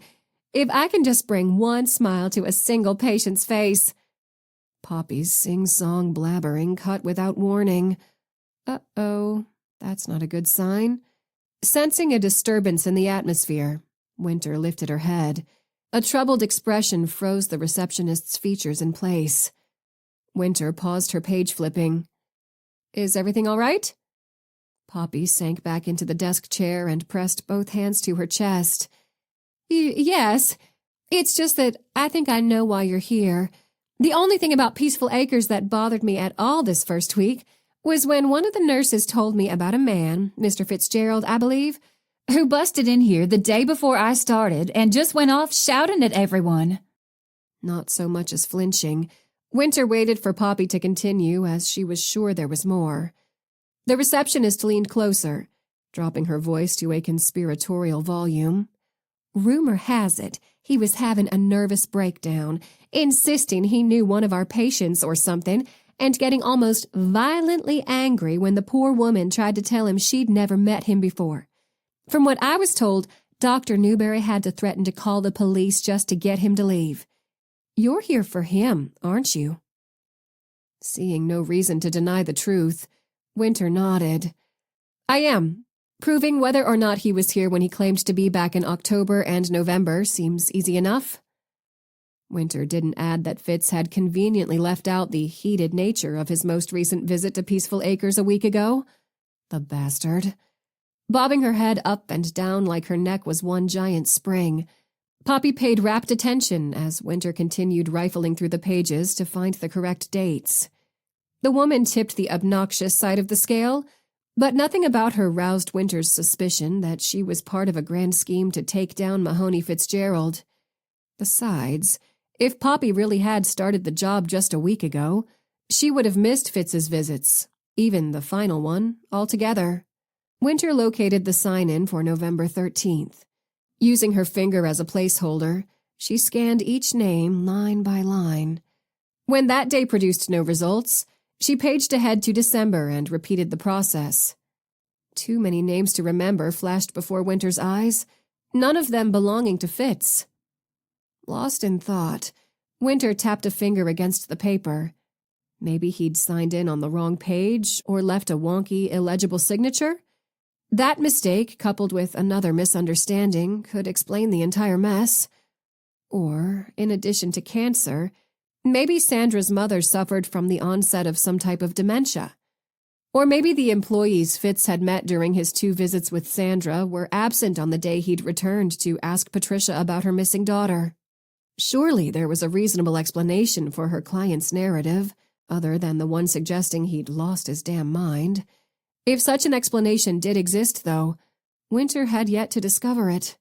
Something else she had yet to discover? Fitz's signature. It was nowhere to be found. Poppy released an empathetic sigh. "He's not in there, huh?" She twirled her pen back and forth, watching Winter's every move with unnerving dedication. Winter gestured to the pair of computers sitting in front of Poppy. "Does Peaceful Acres keep any digital records of visitors in addition to the sign-in book?" The receptionist shook her head with a frown. "I'm afraid not. They're old school here." Frustration rising in her chest, Winter's fingers moved faster, tearing through the book as she searched the entire last year for any sign of a Sandra Smith. The woman would have been visiting her dying mother on a semi-regular basis, and certainly on the specific dates that Fitz had listed. Sandra wouldn't send her new boyfriend to meet Patricia Smith alone. The name never made an appearance, but Winter wasn't ready to quit just yet.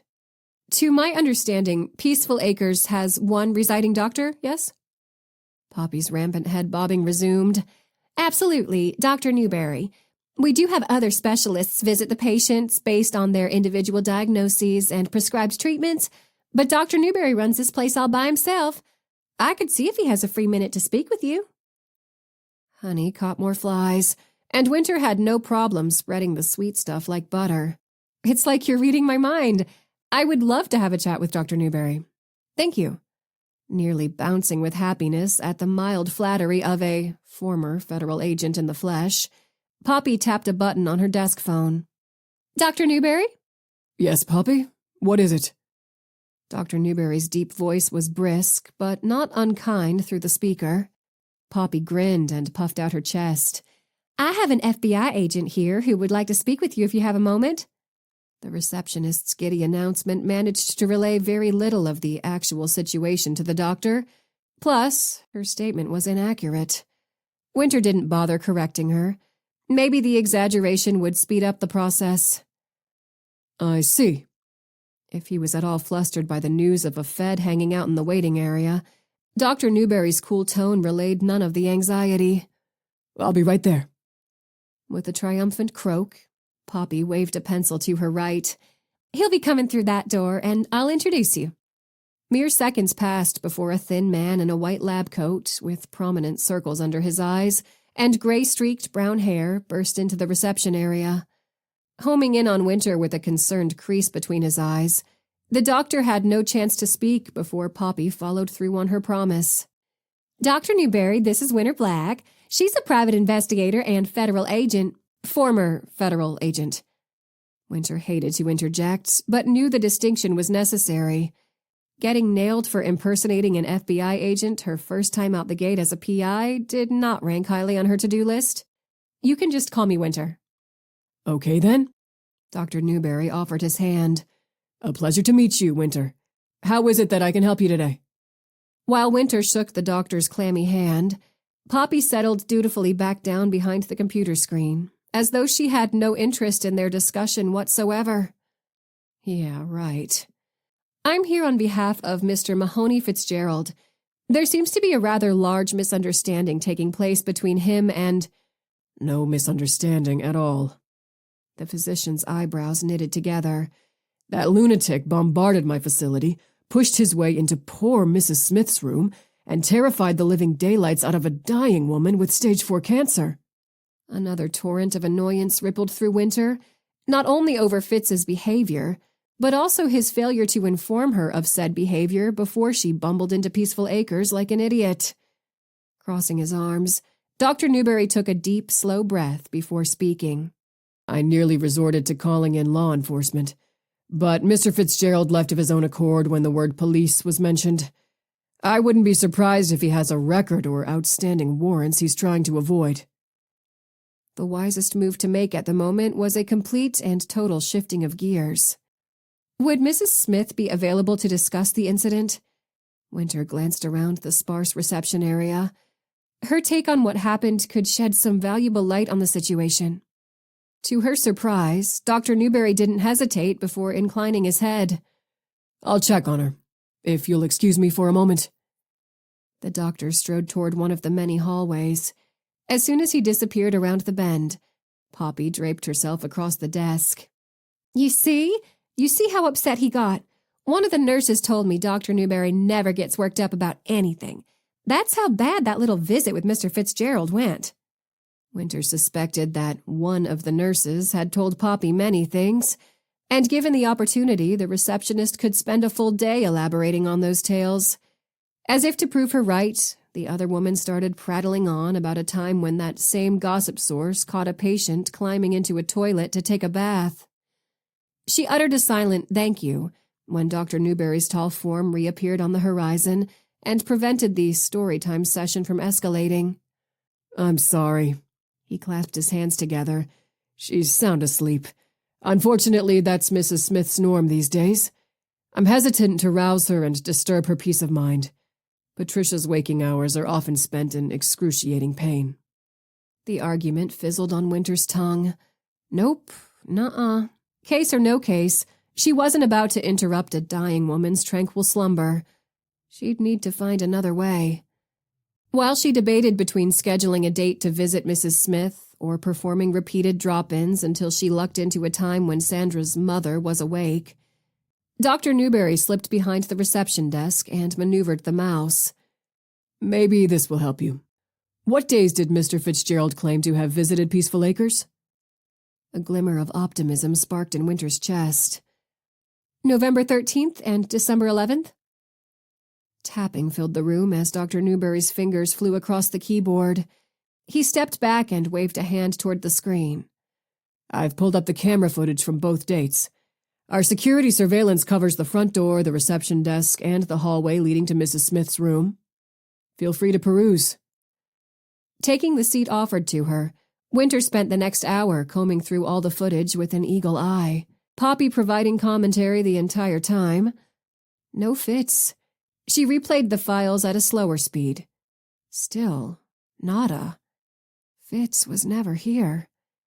Poppy let out a sympathetic huff from her position beside Winter. That's weird, isn't it? Winter was saved from answering when Dr. Newberry returned. Find anything? Poppy was shaking her head before Winter could even open her mouth. Nothing at all. Crazy thing I've ever heard of. Winter hoped her cheeks weren't as red as they felt. But I appreciate you allowing me to look. Dr. Newberry rubbed his chin. You seem like a sharp young woman. Undoubtedly so if you worked as a federal agent. I'm sorry to tell you, but there's nothing to see. The sole revelation you'll find here is that Mahoney Fitzgerald is a sad and disturbed individual. He doesn't need a private investigator. He needs professional help. After thanking both the doctor and Poppy, Winter left the care center with doubt creeping through her mind. Was Dr. Newberry right? Had excitement over an intriguing case led Winter's instincts astray her very first time working as a PI?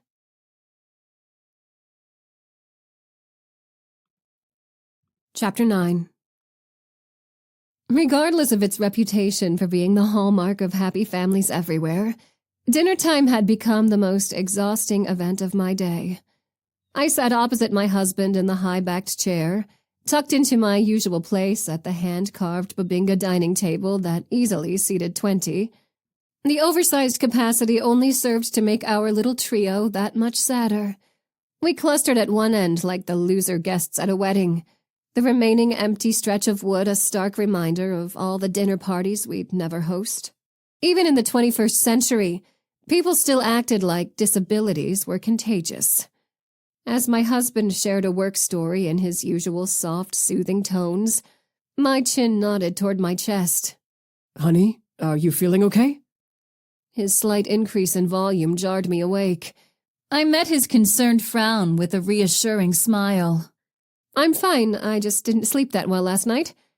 Go on, finish telling me about that client. He started talking again while I did my best to stay alert. Aware that I'd been doing too much, bleeding myself dry, I still had a role to play, and an elite standard of care to provide for Wally. My son wouldn't suffer because of my new extracurricular activities. Beside me, the crystal chandelier turned Wally's red hair into a luminous blaze. My heart squeezed at the intent expression on his pale face as he read his father's lips. Chef emerged from the designer kitchen to serve an exquisite beef Wellington, inspiring my husband to praise the dish for the duration of our half-hour meal. Meanwhile, Wally was more enthralled with the Duchess potatoes, and I focused on the basic tasks of responding to every coup my son made and not dozing off in my chair. The ruse was catching up with me now. Excusing myself and escaping to a small parlor in the back of the house as soon as possible, I poured a glass of $100 per bottle Cabernet and sank into the plush velvet of an armchair. All I needed was a quiet 15 minutes to recharge or recalibrate. Anything. A temporary reprieve from the rodents, human and otherwise. You little rat. Mumbling, I rested my cheek against the supple upholstery. Look what you made me do. They deserved what they were getting. I was doing the right thing, carrying out justice, making them, I yawned as my lids grew heavier and heavier, making them all pay. My heart hammered under my shirt as I dashed for the towering structure ahead. There was nowhere to hide on the elementary school playground, yet I'd run off like an idiot anyway. Miss Kelly, our recess attendant, couldn't even see us now, and I didn't have any friends to stick up for me. No one was going to help me out of this. Rubber smacked against my cheek, knocking my head into the slide that I'd attempted to hide beneath. Bobby Burner never missed a dodgeball throw. Our gym teacher was always saying what a good arm Bobby had on him. This wasn't gym class, though, and Bobby wasn't aiming for the teacher's approval. Instead, he'd taken on the challenge of knocking me out altogether. Take that, Gaggy Von Dork! Bobby's next throw slammed into my ear. An excruciating ringing reverberated deep inside my brain as I crashed down into the wood chips, their jagged edges biting into my palms. Pulling myself onto my hands and knees, I lifted my head, determined to fight back. Instead, I faced the arrival of Bobby's two best friends. The tallest boy, the leader of all the bullies and the meanest by far, barreled toward me with an evil grin and outstretched hands. I stumbled to my feet and attempted to flee, but my blurred vision and limp legs fought against me. Before I could do anything at all, the head bully clutched at my pants, yanking them down. The small crowd of classmates that had gathered around watched as warm liquid gushed down my legs. The bully pointed and howled with laughter. Look at Gaggy Von Dork! She peed herself! Answering laughter rose to a thunderous roar as I tugged my wet pants back up. As I dripped onto the wood chips, hot, dark rage bubbled up in my throat, burning my humiliation away. I hated that jerk. I hated him more than anyone or anything in the entire world. Miss Kelly's voice boomed across the playground. You kids get away from her! Right this instant! She was coming to my rescue, but that was too little too late. This kid was going to pay for what he'd done to me, for my humiliation. Still wobbly on my feet, I charged him, winding a fist back and socking him straight in the nose. Blood gushed from his face, as bright red as the paint in our teacher's art supplies. The sight was the prettiest thing I'd ever seen. Beautiful artwork spraying from the face of an ugly, disgusting, horrible little... Without warning, the scene changed, and I stood in the upstairs hallway of my childhood home. My father stomped toward me, a belt swinging from one hand. The whites of his eyes cracked with bulging red veins. I froze in terror, sure that I was about to die as he shrieked with fury. You little rat! Making a fool out of me in front of the entire town! You little disobedient rat! My mother flew up the stairs, her face flushed with panic as she took in the scene. I whimpered in relief. She was coming to save me. She was coming to Bzz, bzz. Jolted awake and gasping for breath.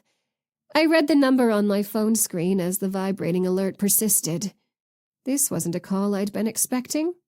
I hit accept and smashed the phone to my ear, my immediate anger at the caller's audacity emitting as a hiss. "You've got to be kidding!" Listen to me. The frantic tone caught me off guard. We have a problem. My fingertips numbed as fear pulsed an icy river through me. A moment later, I was back in control. Most problems were fixable with resources like ours. Wally's health was one of the few exceptions. I'd come too far not to finish now. Whatever had gone wrong, I'd find a solution, even if that meant adding more names to my hit list. Calm down and start at the beginning.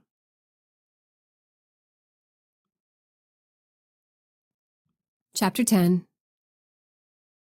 A luminescent glow spilled onto the sidewalk as Winter walked up from the driveway and into her new home.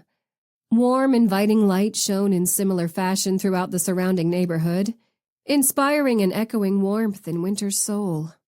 A pair of basset hounds and their elderly owners, Abraham and Ardis Ogilvy, were out for an evening stroll, and Winter lifted a hand of acknowledgments as they approached.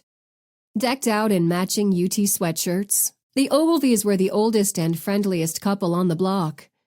Their stumpy-legged, Dumbo-eared hounds, Bonnie and Clyde, were equally ancient and amiable.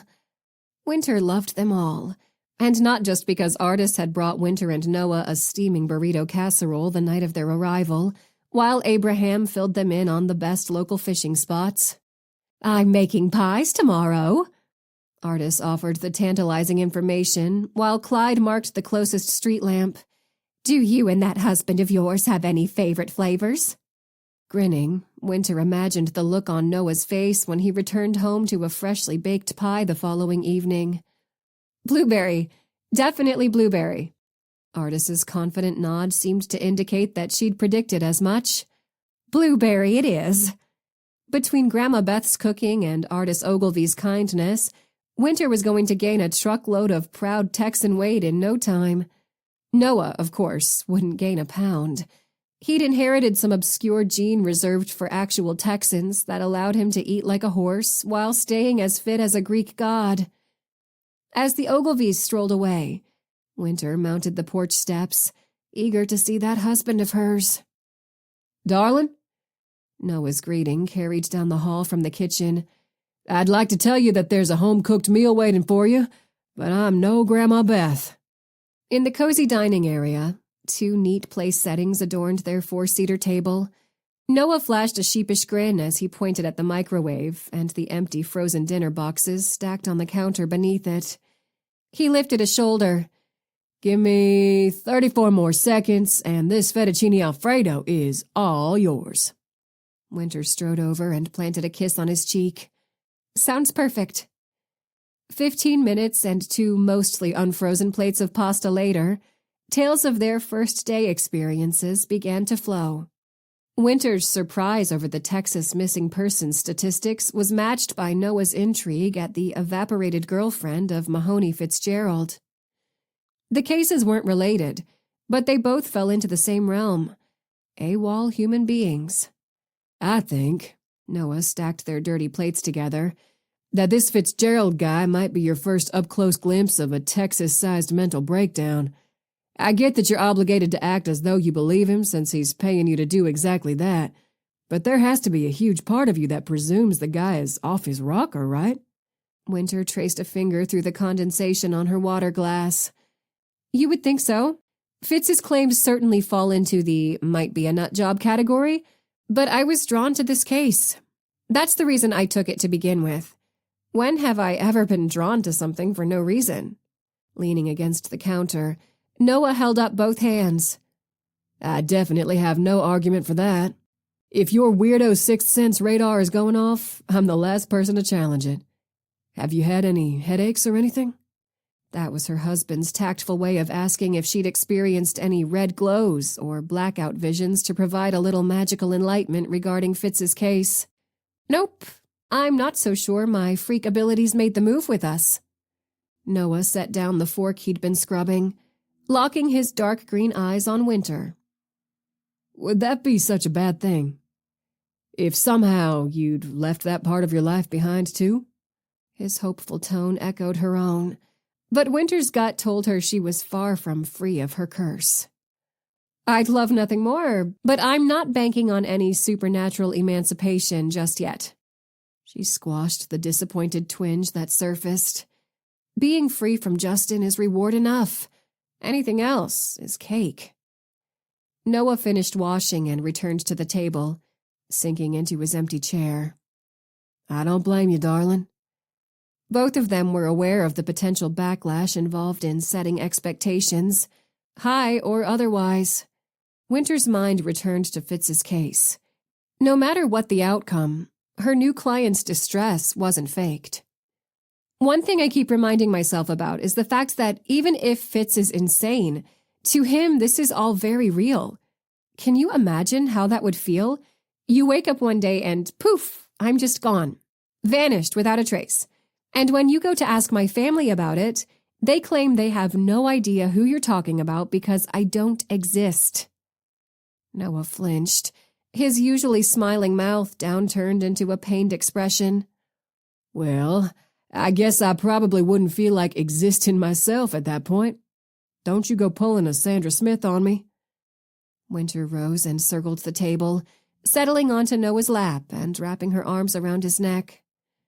There's no doubt in my mind that you'd find me even if I evaporated right in front of you.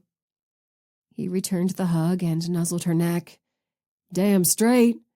Though the newlywed smooching session that followed threatened to wipe the case clear from her brain, Winter couldn't let her mind shut down so soon. Pulling back, she checked the time on her phone. I want to go drive by the apartment building where Sandra supposedly lived. Maybe stop in at the cafe that Fitz says he and Sandra frequented as a pair. It's not even 8 yet. Noah chuckled as he ruffled her hair. You're not on the Bureau's clock anymore? This is when you leave work at work and go catch an episode of The Bachelor or something. On the couch. Laughter bubbled up in her throat as she stood and searched for her purse. Our couch is covered in boxes, and our television isn't even hooked up yet. Besides, you know that's not how I operate. I may not be on the Bureau's clock, but I'm still on Winter Black's schedule. Spasming into a fit of exaggerated coughs, Noah held up his ring finger. Oh, excuse me, I think you meant to say Winter Black Dalton. Little flub up there, ma'am. Oops, my bad. How dare I? Winter feigned a gasp of horror after breaking into a wide smile. I'm going to go for a drive. Care to tag along? When Noah almost tripped over his own feet in his eagerness to follow her to the door, she laughed. The moral support was kind of nice, though. Even if this was her first official day of PI work as a solo detective, she didn't mind having her old partner in tow. At some point, the guy had apparently grown on her. Go figure.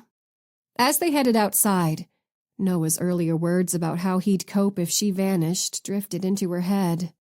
Well, I guess I probably wouldn't feel like existing myself at that point. A shiver fluttered over her skin. Telling herself to stop borrowing trouble, Winter brushed the sensation aside as she climbed into the big red truck Noah insisted on calling Beulah. While her uneasiness subsided, the sensation never completely disappeared.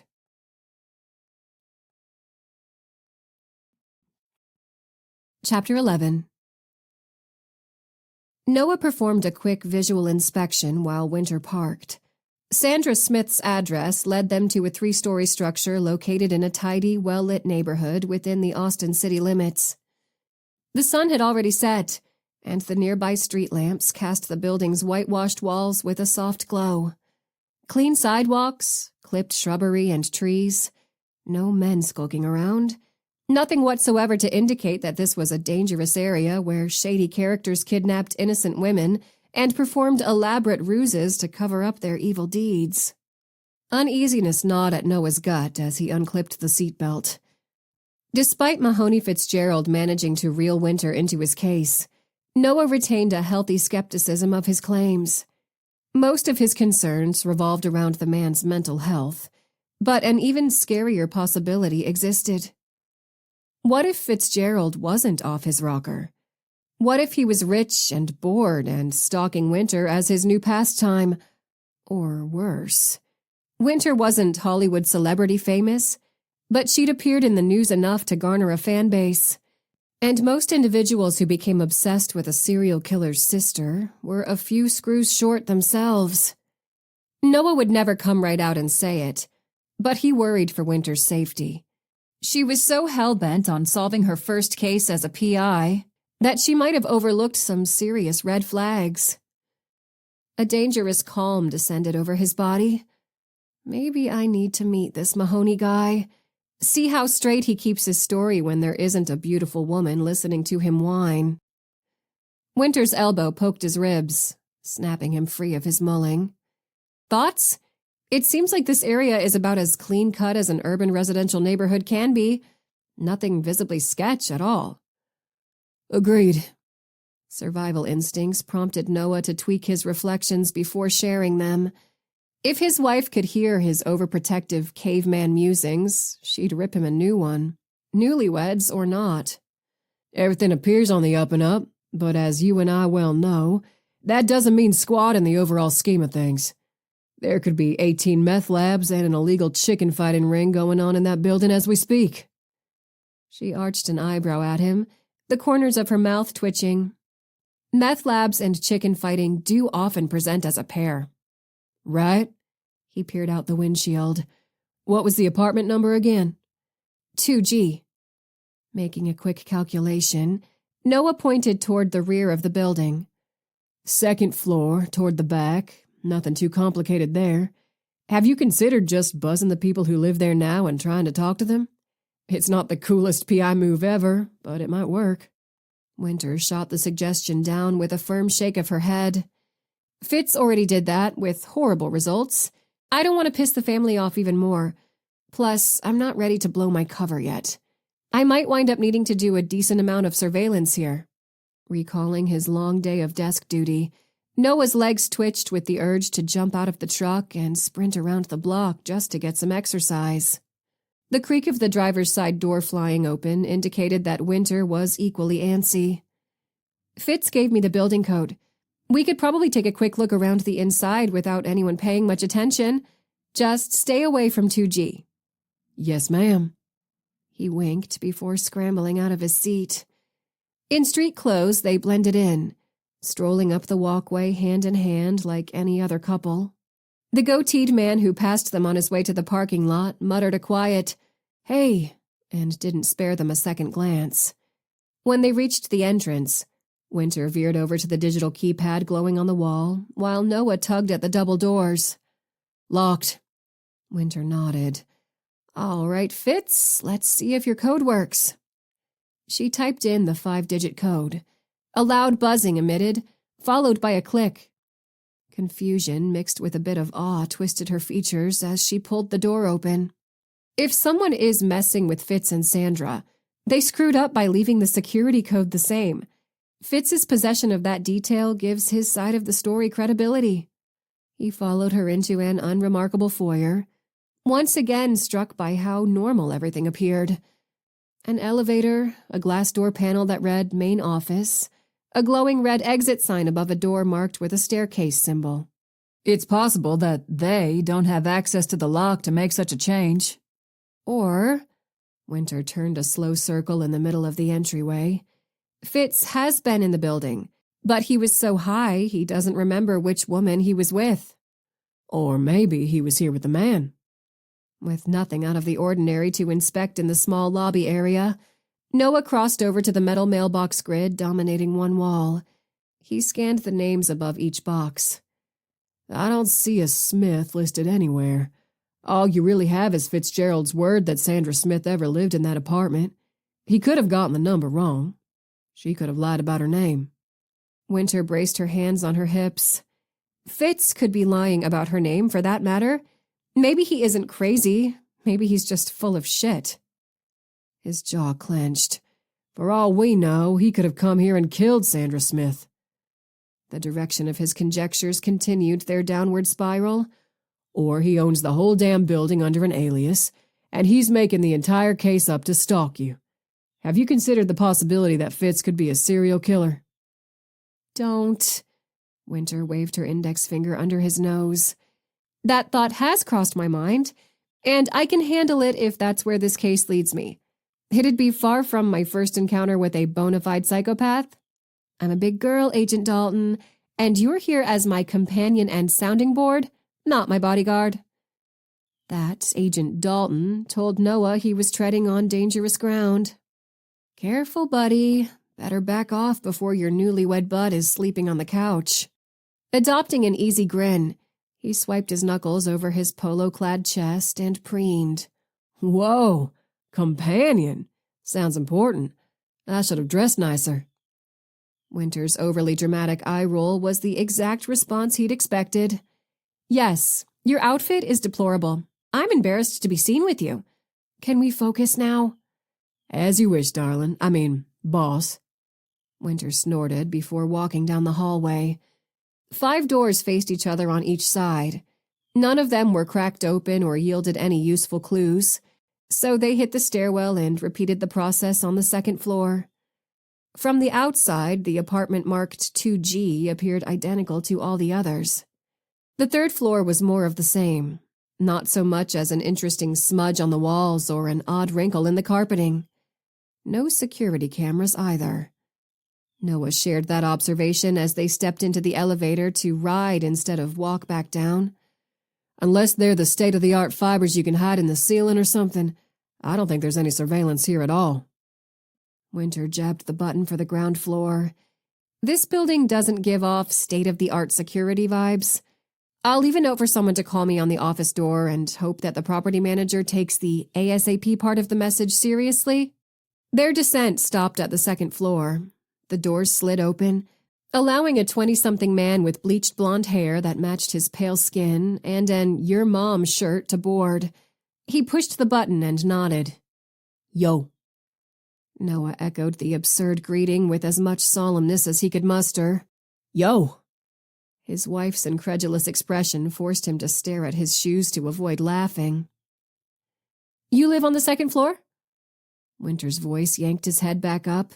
If the other guy was unnerved by her question, his face didn't show it. Yeah, why? You thinking of moving in or something?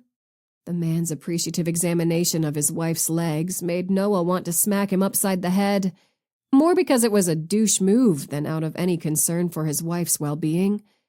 If Q-Tip had stepped out of line, she'd flatten him like a pancake, while Noah sat back and enjoyed the show. Winter replied as a beep announced their arrival on the ground floor. Yeah, a friend of mine used to live here and said it was pretty nice. Sandra Smith. Did you know her? Blonde, pretty, lived in 2G. The doors slid open, and Q-Tip shrugged on his way out. Sorry, not ringing a bell, but I don't hang with the other tenants. I got my own posse, you get what I'm saying? Noah was pretty sure he didn't get it. He also didn't care. Winter's shoulders fell as she exited. I do. Have a nice night. Word. Together they watched the resident swagger out of the building. Winter heaved a giant sigh. Well, that was worthless. Oh, I don't know. I'm starting to think Sandra Smith might have taken off for parts unknown just to escape that dude. Noah's grin broke free, earning him a playful shove. Cute. Real cute.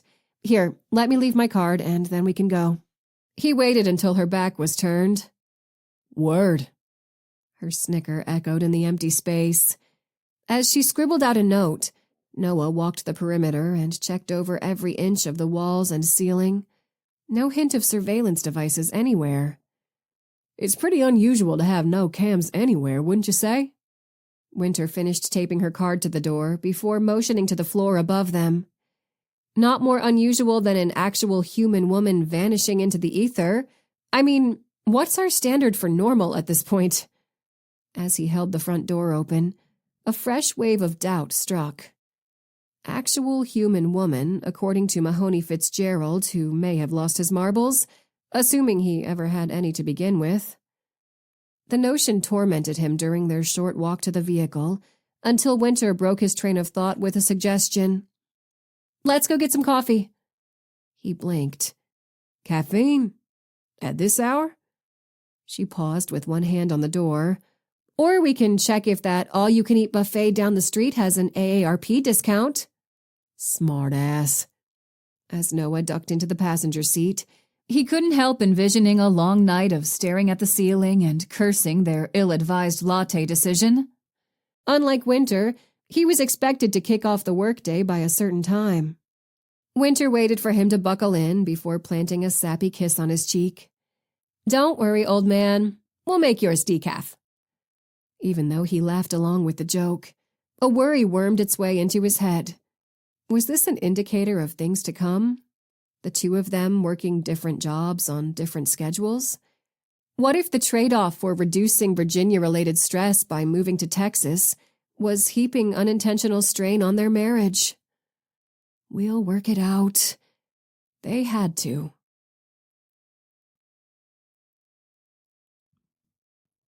Chapter 12. Cup and Go Cafe was set to close in 15 minutes when Winter and Noah approached the entrance.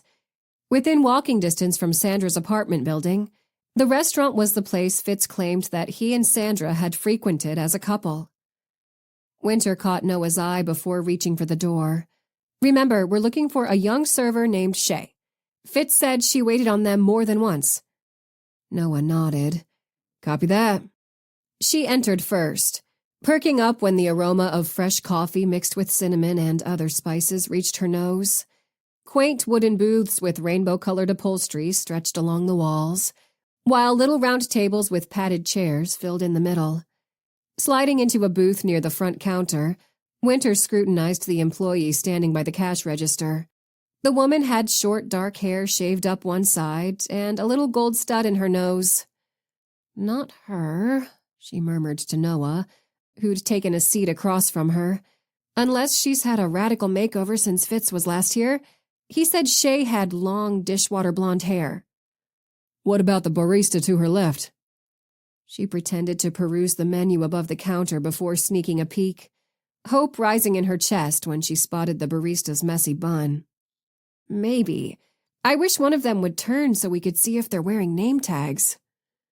The barista finished wiping down a stainless steel machine and turned to laugh at something the cashier said.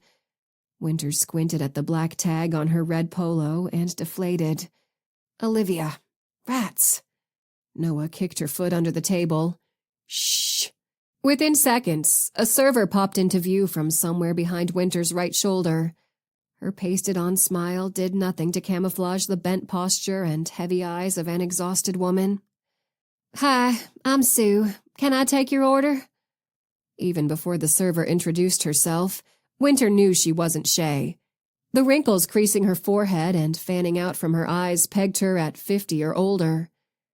Deciding to make the most of the visit, Winter cast Noah a mischievous glance. "We'll take 2 mocha lattes with extra espresso, please." As Sue ambled away, Noah groaned. You and your broken decaf promises. I knew I couldn't trust you. She stuck her tongue out at him while keeping a watchful eye on Sue. "I can't let you get sleepy on me.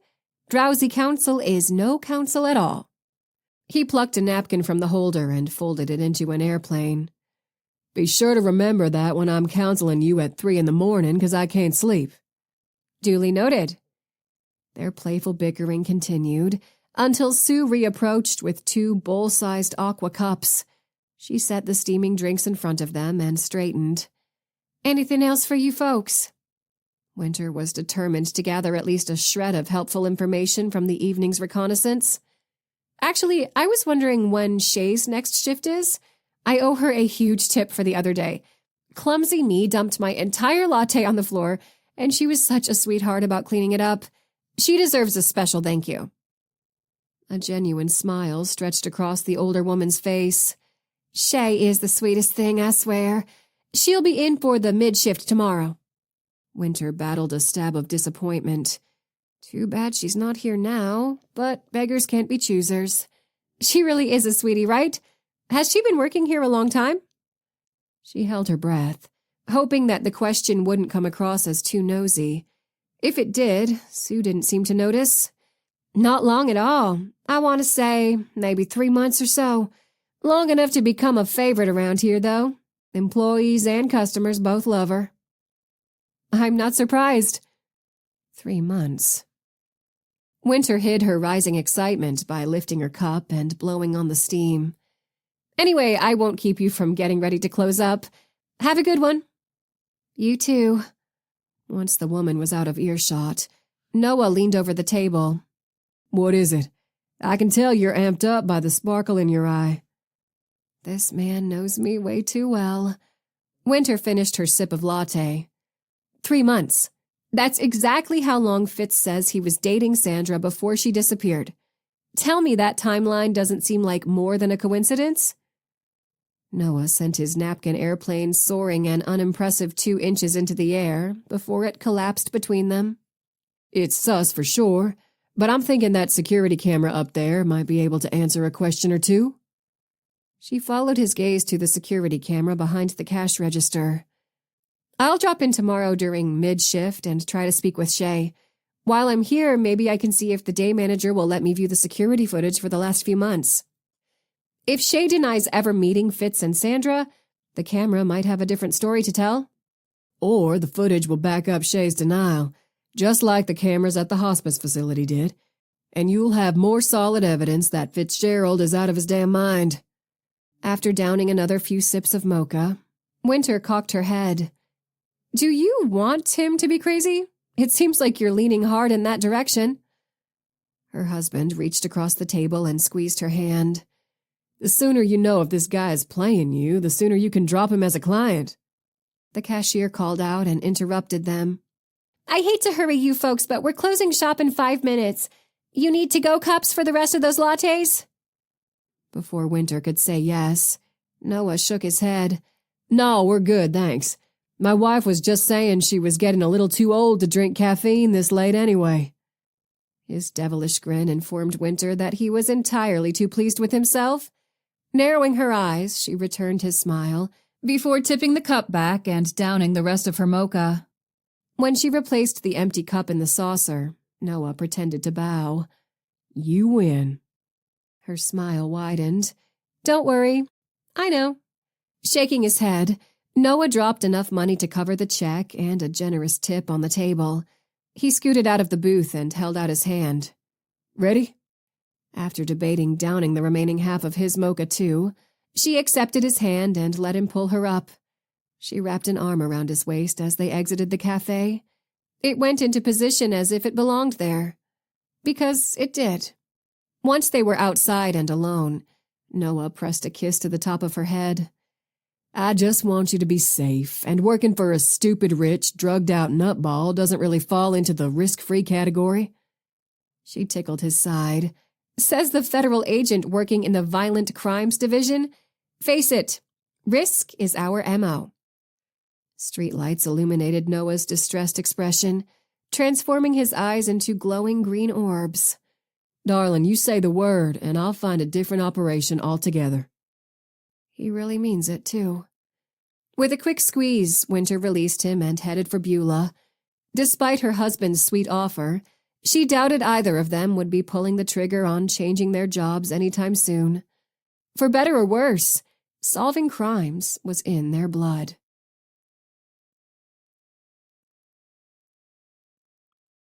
Chapter 13. Fitz slumped on his couch, smoothing a hand over the leather cushion where Sandra used to sit. The hollow ache inside him grew. They'd spent most of their time together at his house, which was a veritable resort compared to her dinky apartment in the city. It's not Sandra's apartment anymore. Maybe it was never Sandra's apartment to begin with. Maybe I'm actually having the nervous breakdown that everybody seems to believe I am. No! He barked the declaration out loud, despite being alone. I'm not crazy. She's real. She was here. To prove it, he swiped at his phone screen and pulled up the photos he'd snapped of Sandra during her visits. There weren't many, as she'd hated having her picture taken, but the few he did possess proved she existed, that she'd been in his house, seated on his couch, laughing, smiling, real. Fitz paused on an image of Sandra sitting on his patio wearing a baseball cap and sunglasses. The soft sheen of her skin gleamed like a lustrous pearl. On that particular day, he'd told her as much. Sandra threw back her head, laughing as though he'd cracked the ultimate joke. I remind you of a pearl? You have seen a real pearl before, right? Yes. Fitz leaned to nuzzle her neck. Reveling in the silken texture. And you are by far more beautiful. He lifted his head to silence her giggle with his lips. The kiss deepened, igniting a fire in them both. A few minutes later, he took her hand and led her to the bedroom. His groin tightened at the memory of what came next. Sandra was the most passionate lover Fitz could ever remember sharing a bed with. Sex with her felt a little like being devoured. The experience was almost as if she stole pieces of his soul with every touch and planned to continue until she owned his entire body. I made love to you right here. Fitz slammed a fist into the cushions. Right here. Fitz had shown his parents the images of Sandra, believing initially that Warren and Laurel Fitzgerald would back him up after viewing such clean-cut evidence. Instead, they'd reacted with laughter. Unabashed laughter. His father had claimed that a few shots of some blonde hussy on Fitz's sofa didn't make the rest of the elaborate tale true. Kinder but equally unconvinced, his mother had suggested that perhaps Fitz was getting his many lady friends mixed up. Of course, she'd preferred that theory. That way his mother could attribute Fitz's troubles to a partying playboy lifestyle, rather than deteriorating mental stability. While Laurel Fitzgerald might entertain a secret wish for her daughter to fail, the matriarch of their family was ill-equipped to handle her little Fitzy succumbing to a nervous breakdown. She needed him to be fine again so that she could be fine again. Suffering of any sort was a phenomenon that Laurel Fitzgerald preferred for people to keep to themselves.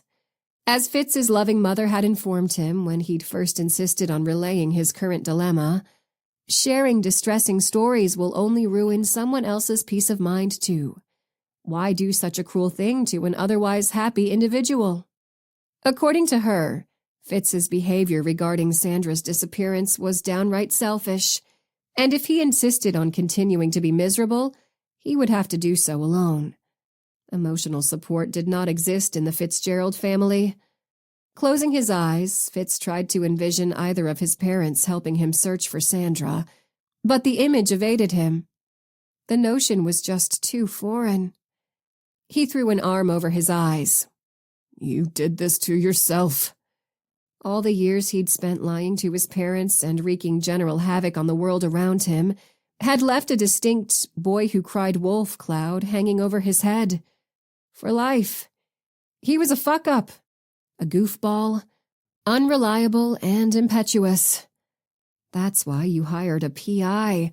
Let Winter Black do the work she's being paid to do and stop worrying about what Warren and Laurel believe. Deciding to throw in the towel on the day, Fitz stood and headed for the digital lockbox near his front door.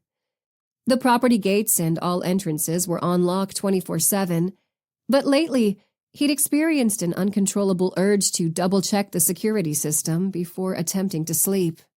After the device assured him of what he'd already known, that his property was shielded from any intruders and threats of harm, he headed to the foyer table where his housekeeper always left the mail in a neat stack. On a normal night, he'd toss the random assortment of bills and advertisements into his briefcase for his assistant to deal with at work the following day.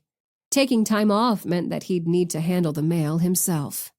When he reached the table, more than the usual envelope pile awaited him. Sitting on the top of the pile was a plain white cardboard box with no return address. Fear slithered down his spine. What if it's a bomb? Scrambling a step back, Fitz stared at the package while his heart pounded. Okay, think this through. If somebody is out to get me, blowing me up would be a great way to go about it.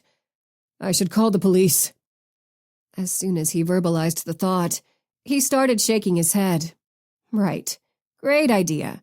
The cops would rush over and open the bomb for him, With his luck, the box would end up holding a scented candle or stuffed animal, or maybe a giant purple dildo. Everyone would laugh at his psychotic paranoia over a harmless package. Then you'll be on the police force's radar as a local lunatic, and your family will start packing your bags to ship you off to the insane asylum. Thanks, but no thanks.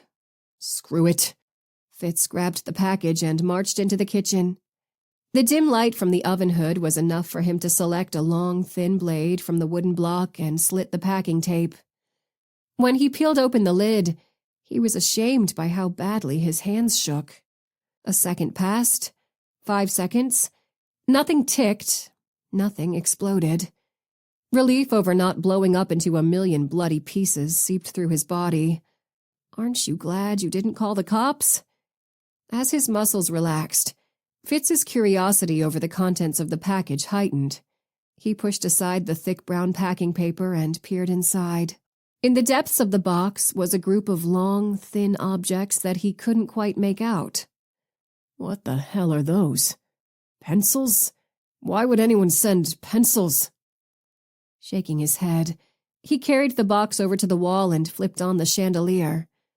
The kitchen flooded with megawatt illumination, but it still took him a few moments to comprehend the sight before him.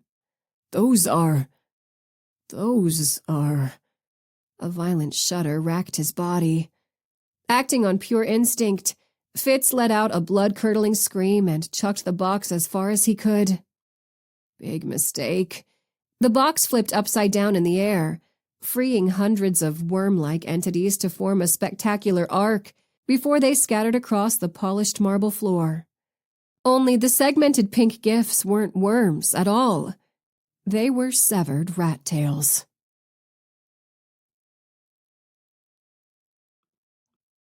Chapter 14. Slouched behind the steering wheel in my parked van, I watched the windows of the White House for any signs of life. With its darker shutters, wide porch, and weepy live oaks, the home appeared as unassuming as all the rest on the quiet street. I knew differently.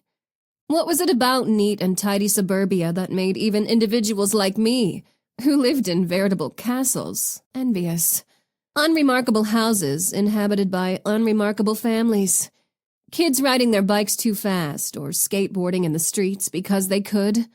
Middle-aged couples standing in their yards discussing the best awning replacement companies with genuine interest.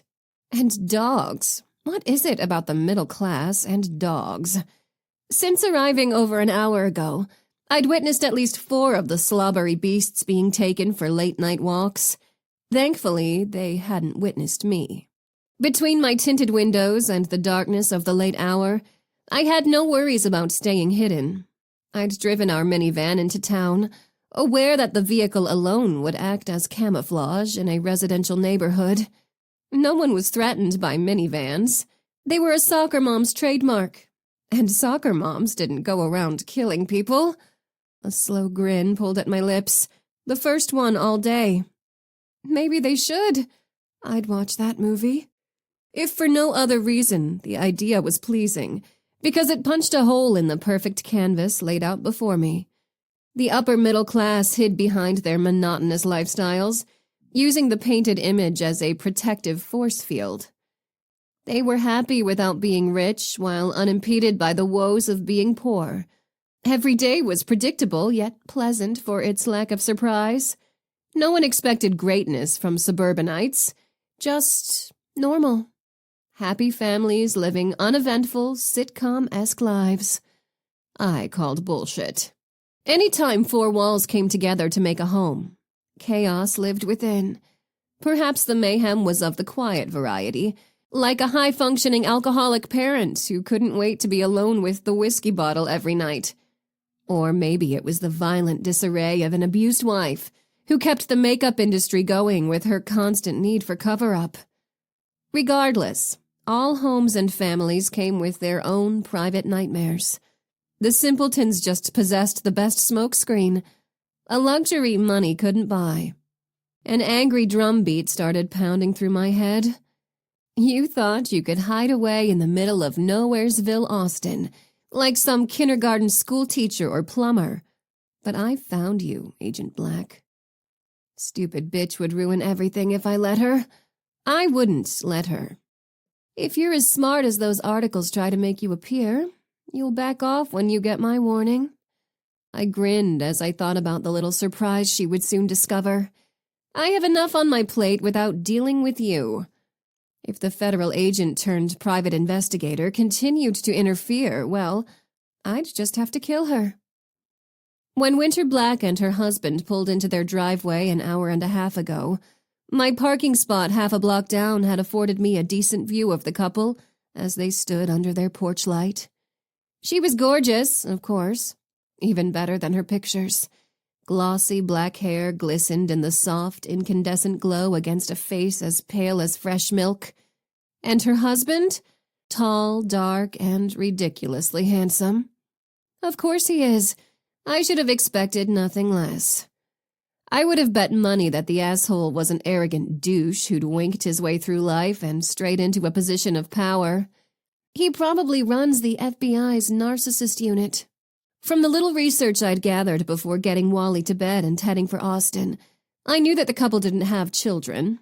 Not yet, anyway. But when they do, it'll be a strapping boy. A mini law enforcement lumberjack with stupidly attractive features. Because that's how the world works. Bitterness flowed through my veins, and I wanted to scream at the top of my lungs. It wasn't fair. How was this woman walking free among decent citizens? She was as crazy as her psychotic baby brother. I was sure of it. And now, she was after me. I'd passed the time in my minivan by reading about the heinous acts Winter Black had committed as a federal agent. She'd orphaned a young child and walked away from her deeds without a single criminal charge thrown her way. Remembering those facts fanned the flames of my outrage even higher. My left hand curled around the hunting knife stashed in the door pocket as I imagined plunging the blade into her black heart. Beating her skull into mush with my trusty baseball bat was equally tempting. She doesn't deserve to ever have a child. She should be... Ding, ding, ding. Pissed at how badly my phone alarm had made me jump, I turned it off with an angry tap at the button. 60 minutes had elapsed since the lights in Winter's home winked out. The couple was young and healthy, so I figured in extra time for sexy times and cuddling. My patience was at an end, though. Now it was time to act. Glancing up and down the street, I patted the bag in the passenger seat to ensure the gift hadn't disappeared or fallen to the floor. The lump was exactly where I'd left it. At a little before midnight, not a single light shone from any of the neighborhood windows. A few porch lamps were on, including Winter's, but that only helped me check that no one was in sight. Ensuring that the hood of my sweatshirt was secured over my head, I pushed the thick glasses perched on my nose all the way up. A quick glance in the rearview mirror told me the thick pedo stash was exactly where it was supposed to be. Doorbell cameras were the bane of my existence, which was why I drove this van, a purchase made under one of my numerous shell corporations. I refused to get caught. That just wouldn't do. Once I was sure my disguise was firmly in place, I turned over the ignition and shifted the van into drive. Leaving the lights off, I inched away from the curb. Anger burned my throat as the van coated closer to the target. In a way, Winter Black was just as bad as my tormentors on the playground. The woman traipsed around the world, wreaking havoc and destroying lives, without a single care as to the destruction she left behind. She was a dangerous individual who'd never paid a cent for her sins. She would pay now. And now you want to nose around in my business and mess with the vengeance that I've waited so long for? Steal the peace that this world owes me and Wally and every other broken soul who's been dragged through the trenches of hell by vile human specimens. Icy rage poured over me as solidly as it had when I first learned the young P.I. was meddling in my business. I think not. As my anger grew, I hoped that Winter wouldn't heed my warning. The bitch deserved to die. I rolled to a quiet stop at the end of the private investigator's driveway. Still no signs of life inside the house. Not a creature was stirring. Not even a... I rolled my window down and flopped my present onto the pavement. Well, close enough. Welcome to the neighborhood. Filled with adrenaline and joy after a successful delivery, I switched the radio to a 90s station and steered the van out of the neighborhood. It wasn't the vengeance I wanted, but it was a pretty good start. Images of me slamming my bat into Winter Black's pretty little head kept me company all the way home.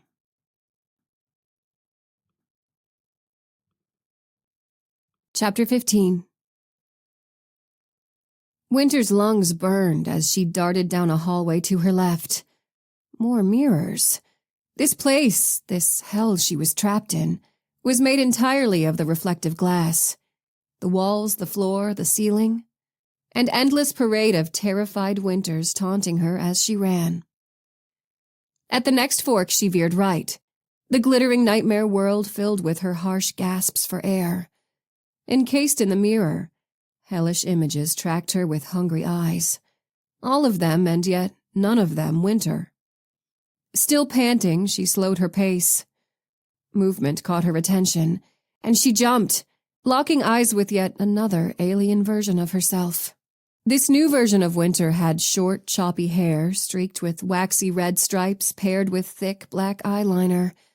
As soon as they locked eyes, fake Winter bared her teeth and released an animalistic hiss. Blood dripped from her hands, her t-shirt, her pants.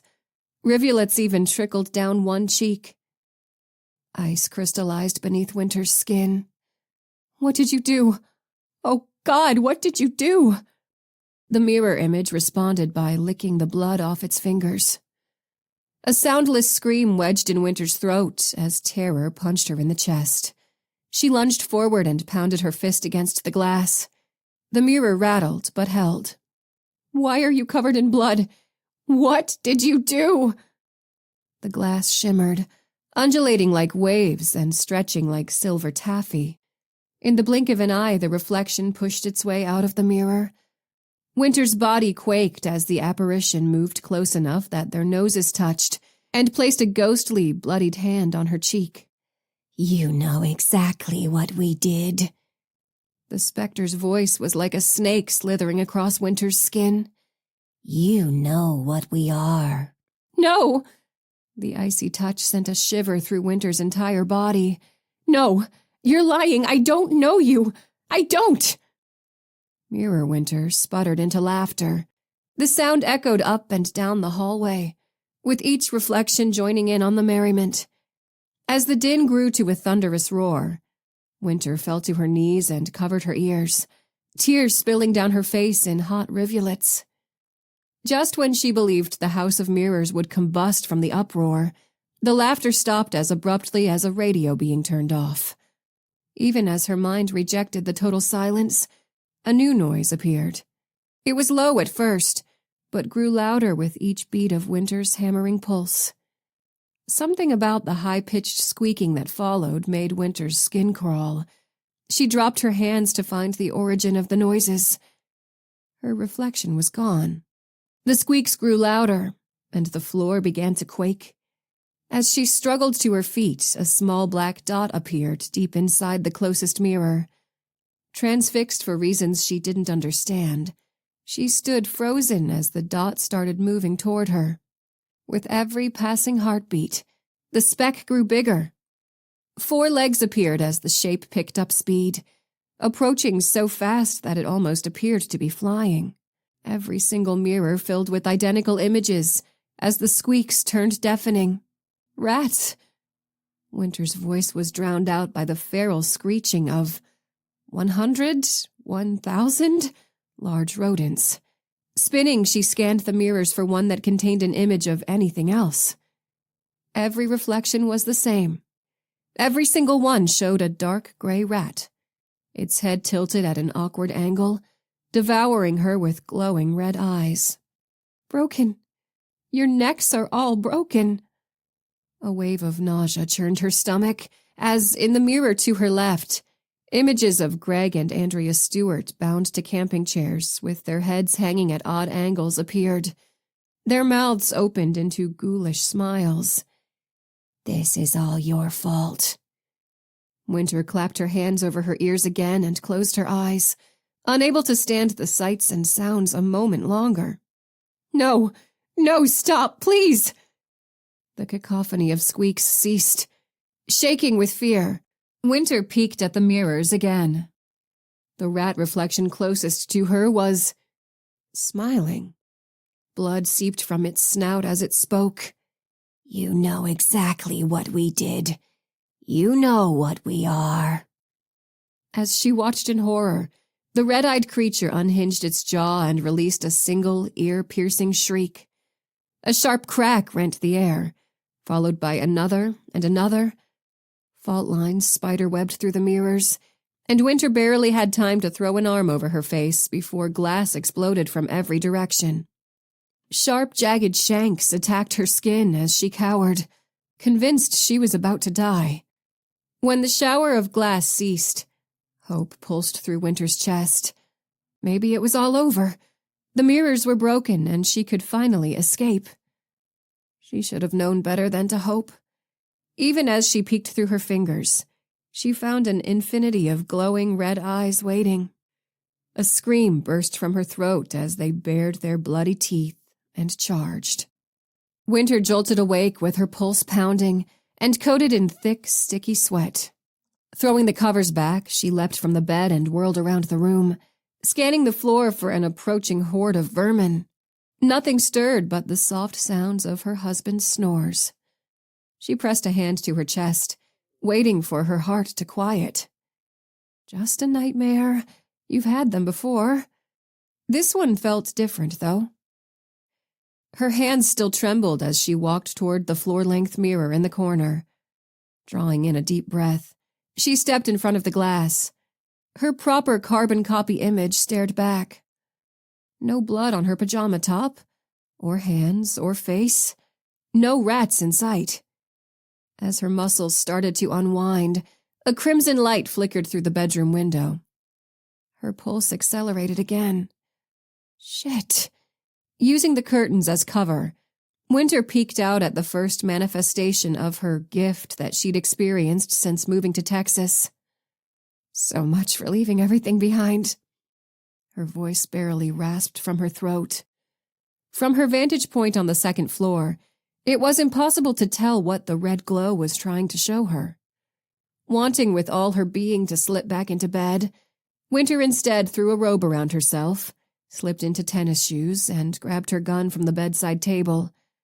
She had to see, had to know. The clock read 4:03 in the morning. Noah slumbered on, facing the opposite way with one arm thrown over his head. She studied him for a few seconds before turning away. He'd be upset that she hadn't woken him up to help. But that was okay. This was her curse, her burden, her choice. Plus, his rumbling, cartoonish snores were too cute to disturb. Moving swiftly through the house, a familiar warm rush of job-fueled adrenaline flooded her once again. Her exit through the front door was soundless, and she carefully scanned the porch, the yard, the street, before sprinting down the driveway. The object's red glow had faded to a soft pinkish hue.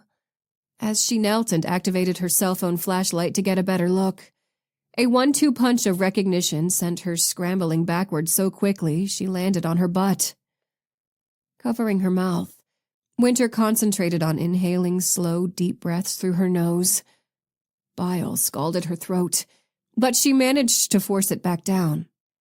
Whoever had left the dead rat in her driveway had separated the animal from its skin, giving the carcass a pinkish hue. Whether or not the person had skinned the rodent before or after its little neck was broken, she couldn't say, and didn't want to know.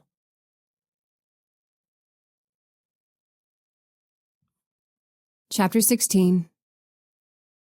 Noah's reaction the next morning over their housewarming gift was every bit as unhappy as Winter had anticipated.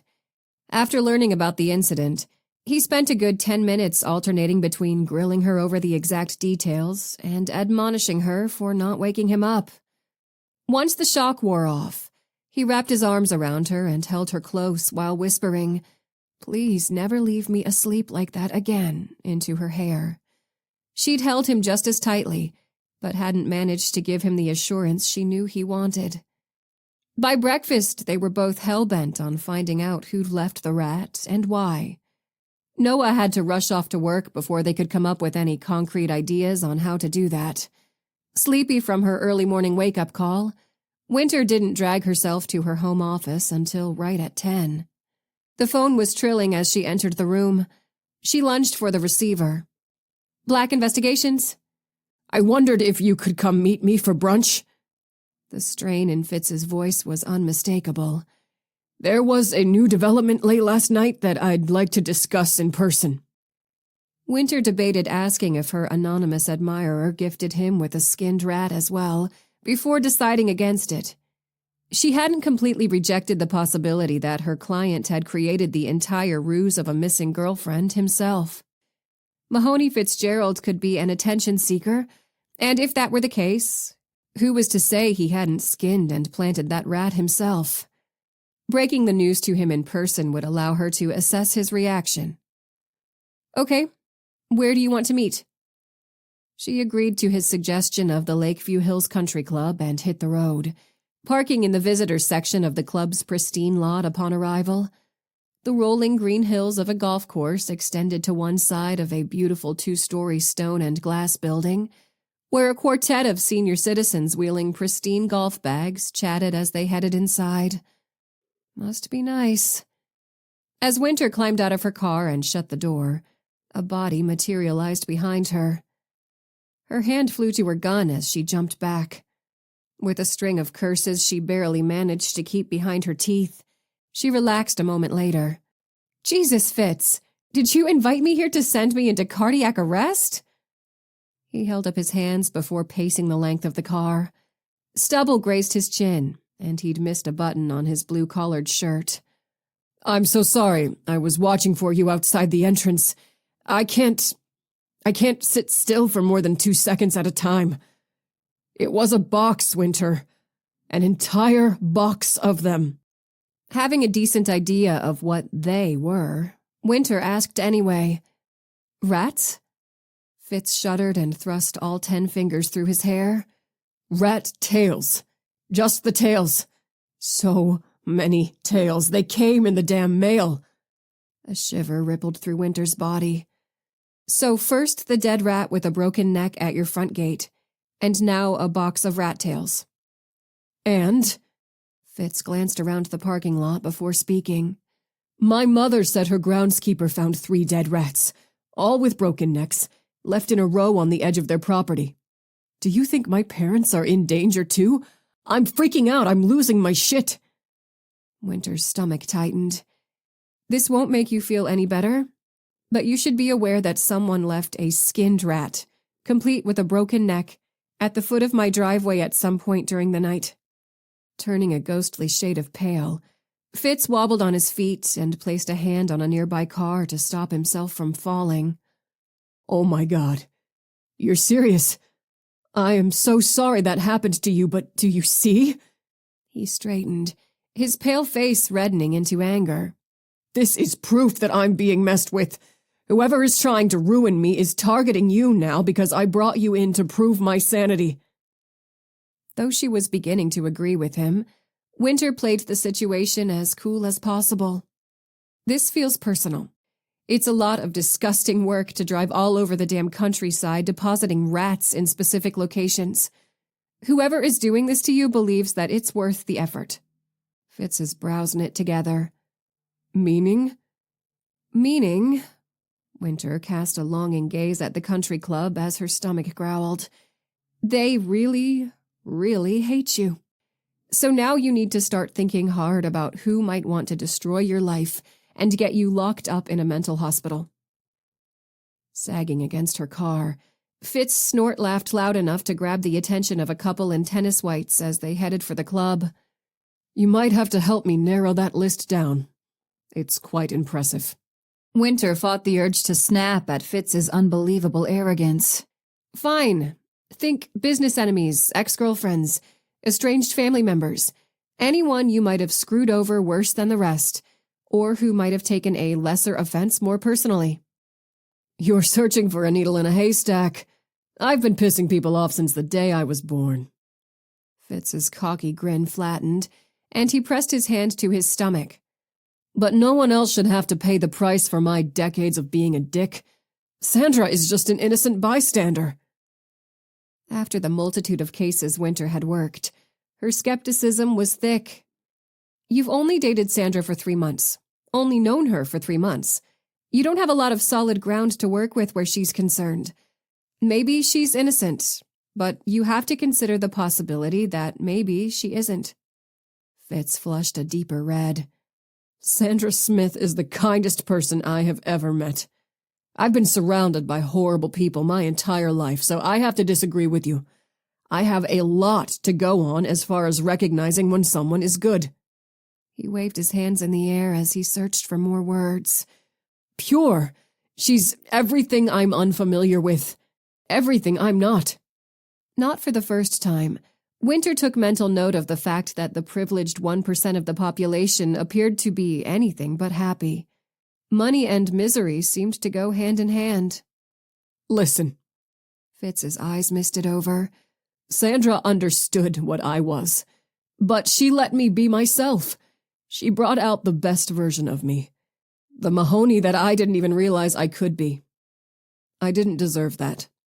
I didn't deserve her. You're being too hard on... I'm not. Vehemence heated his words as harshly as sorrow filled his eyes. I'm a piece of shit, and I'm being punished for it. But Sandra is the one paying the price. We have to find her. I can't let this go until I know she's okay, even if she wants nothing to do with me anymore. Reluctant sympathy welled in Winter's chest. The man had every reason to fear for his own safety, but all he cared about was Sandra's well-being. Could I meet your parents? Horror shot across Fitz's features. My parents? Why? They might remember things you don't. Another stomach growl assailed her. Feuds or falling outs you've had over the years that stood out to them. Or maybe there are family feuds that you're not even aware of. You might be surprised at how helpful their input could be. Fitz released a few dry laughs. And you might be surprised how easily Satan incarnate takes on the form of 2 rich-as-shit human beings. Winter arched an eyebrow. You know who I am. You know who my brother is. Evil family members aren't going to shock me. He rubbed his jaw as he studied her. Okay, you've got me there. If you ever want to talk about that, I don't. Winter didn't add that she wouldn't confide in Mahoney Fitzgerald about a troublesome hangnail. If a professional like me speaks with your parents about your case, they might begin to take your situation seriously. That's what you want, right? For them to know you aren't insane? Fitz stared up at the cloudy January sky. What I want is Sandra back. But yes, I'd also prefer for my family to not lock me up in a loony bin. I'll try to set up a meeting. While Fitz wandered around the parking lot making his call, Winter gave the country club a final wistful glance. So much for that fancy brunch. She rubbed her complaining stomach and tried to recall the location of the nearest gas station with a mini-mart. Maybe a deli sandwich, or just the entire deli at this point. Food. Meat. Winter moaned as pink, fleshy corpse flesh flashed through her mind. Swallowing a gag, Winter decided that food, in general, was a highly overrated necessity.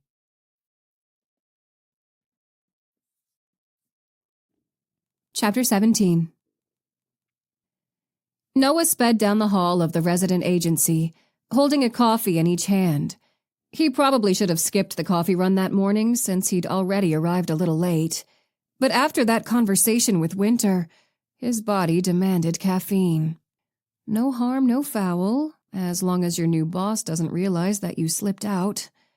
Picking up the pace, he rounded the corner toward the VCU offices and nearly collided with another employee. Sorry, His voice trailed off as he stared straight into the icy blue eyes of SSA Faulkner. Damn it. Noah cleared his throat. thanking the heavens that he hadn't spilled any searing hot liquid on his boss. I just ran out for... I know what you ran out for. SSA Faulkner's frown deepened. You went to get coffees for yourself and Agent Taggart. I also suspect that perhaps you had something else on your mind. Another non-job-related errand to run? Dropping his chin like a naughty preschooler, Noah searched for a sufficient reply. The truth was that he had taken a rather large detour to drive past Sandra Smith's apartment building on the off chance that he might spot her. The possibility existed that Fitz had misremembered the apartment number, and the woman still lived there. If that were true, boom, Winter's first case could be solved. Just like that. Of course, that still left the question of the skinned rat in their damn driveway. SSA Faulkner cleared his throat. Your wife was also your partner in Richmond, correct? Uh-oh, where is this going? Yes. Noah refrained from the urge to duck his head, feeling a little like a naughty schoolboy about to be reprimanded by the principal. If only the barista hadn't messed up his order. A few minutes faster, and he could have probably avoided the entire uncomfortable interaction. As he studied Noah, Agent Faulkner's expression gave away about as much as a stone. There must have been a certain level of comfort in that, always being nearby when the person you love is in danger. Not always. The words slipped out before Noah could stop them.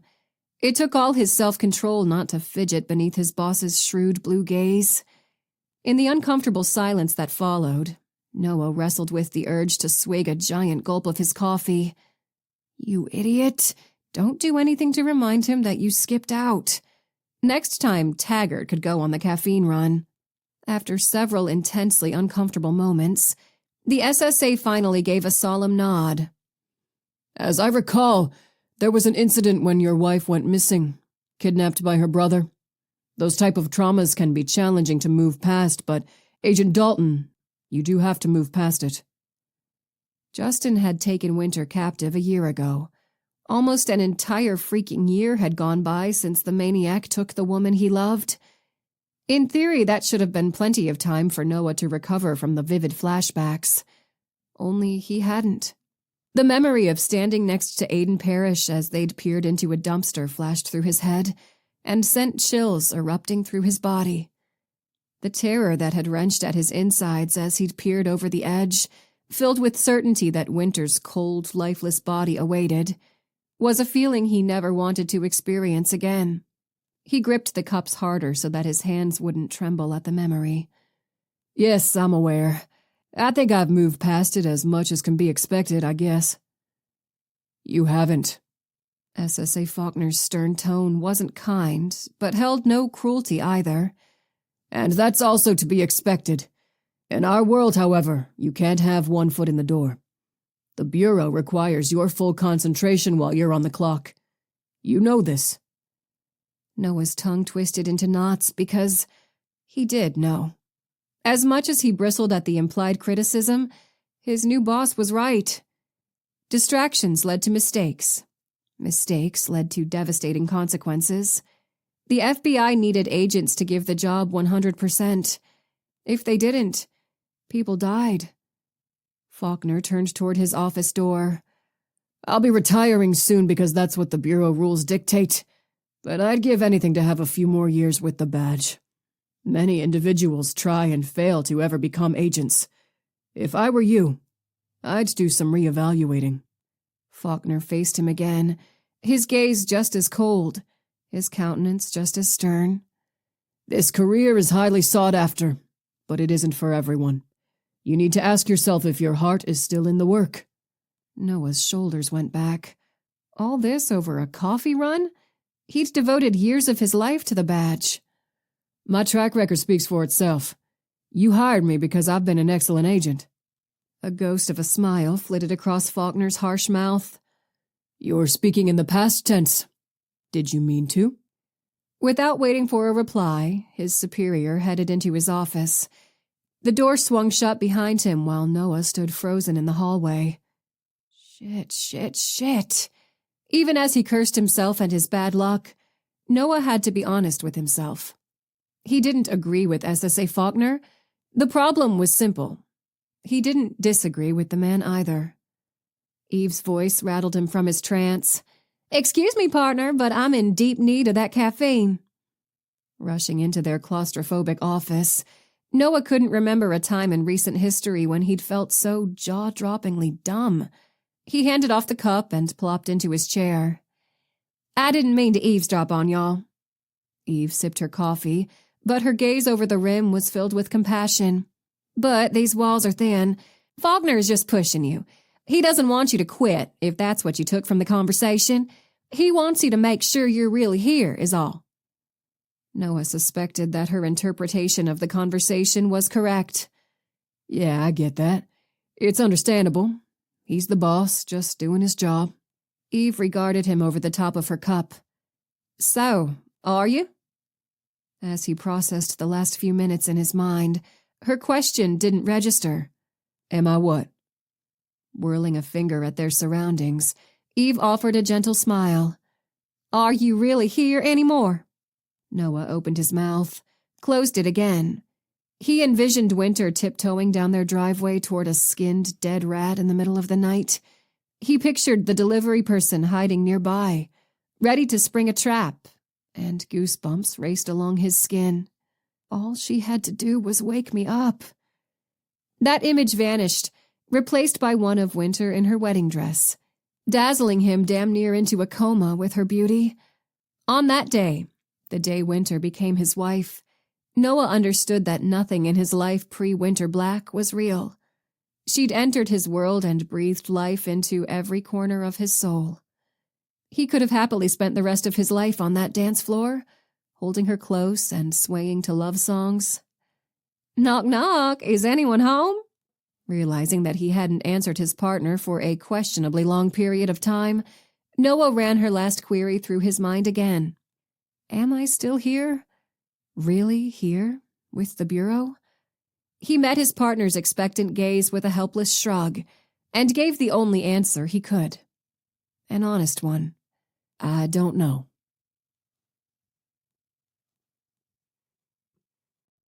Chapter 18. The 1-hour drive from Lakeview Hills to Huntstown, Texas, afforded Winter an adequate window to stuff her face full of gas station goodies. She blasted an upbeat pop song, praying it would drown out any unwanted thoughts of rodent surprises, as she annihilated a turkey and pepper jack on rye, followed by an entire bag of trail mix, followed by a king-sized Snickers bar. When she pulled up to the metal gate stationed outside of Warren and Laurel Fitzgerald's estate, the guard scrutinized her ID and private investigator license for a long time. Clearly unfazed by her former Fed credentials, his wrinkles seemed to sink even deeper into his face as he informed her that Mahoney was waiting up at the house and buzzed her in. Waiting on the gate to slide open, Winter wondered how many times Fitz must have pissed the poor old guy off to earn that type of reaction. Forget that. What's it like, showing up at your parents' home knowing that your presence isn't wanted, not even by security?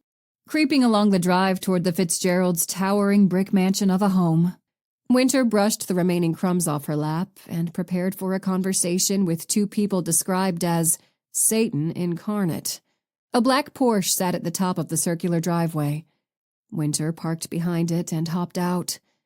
Fitz waited for her on the gorgeous stone-plated stairs that tiered to a wraparound porch, his hands shoved into his pockets and his expression sober. He jerked his head toward the castle-like structure behind him. "You ready for this?" Winter gave him a quick pat on the arm. "Believe it or not, I've dealt with a lot scarier situations." Earning herself a small grin from the otherwise high-strung Mahoney Fitzgerald, Winter followed her client to a set of enormous double doors, surprised when he rang the bell and waited. Fitz had grown up here, but was apparently uncomfortable traipsing in without an invitation. A stiff-faced elderly man in a gray suit answered the door with a sniff. "Mr. Fitzgerald, would you like me to see if Mrs. Fitzgerald is up to receiving company?" Winter fought to keep the surprise off her face. Wow, another servant. And what kind of parents require their kids to make appointments before visiting? Fitz rubbed the back of his neck. It's okay, Duncan. I let Mom know I was coming. Duncan didn't budge. Still, I think it's best if... Who is it, Duncan?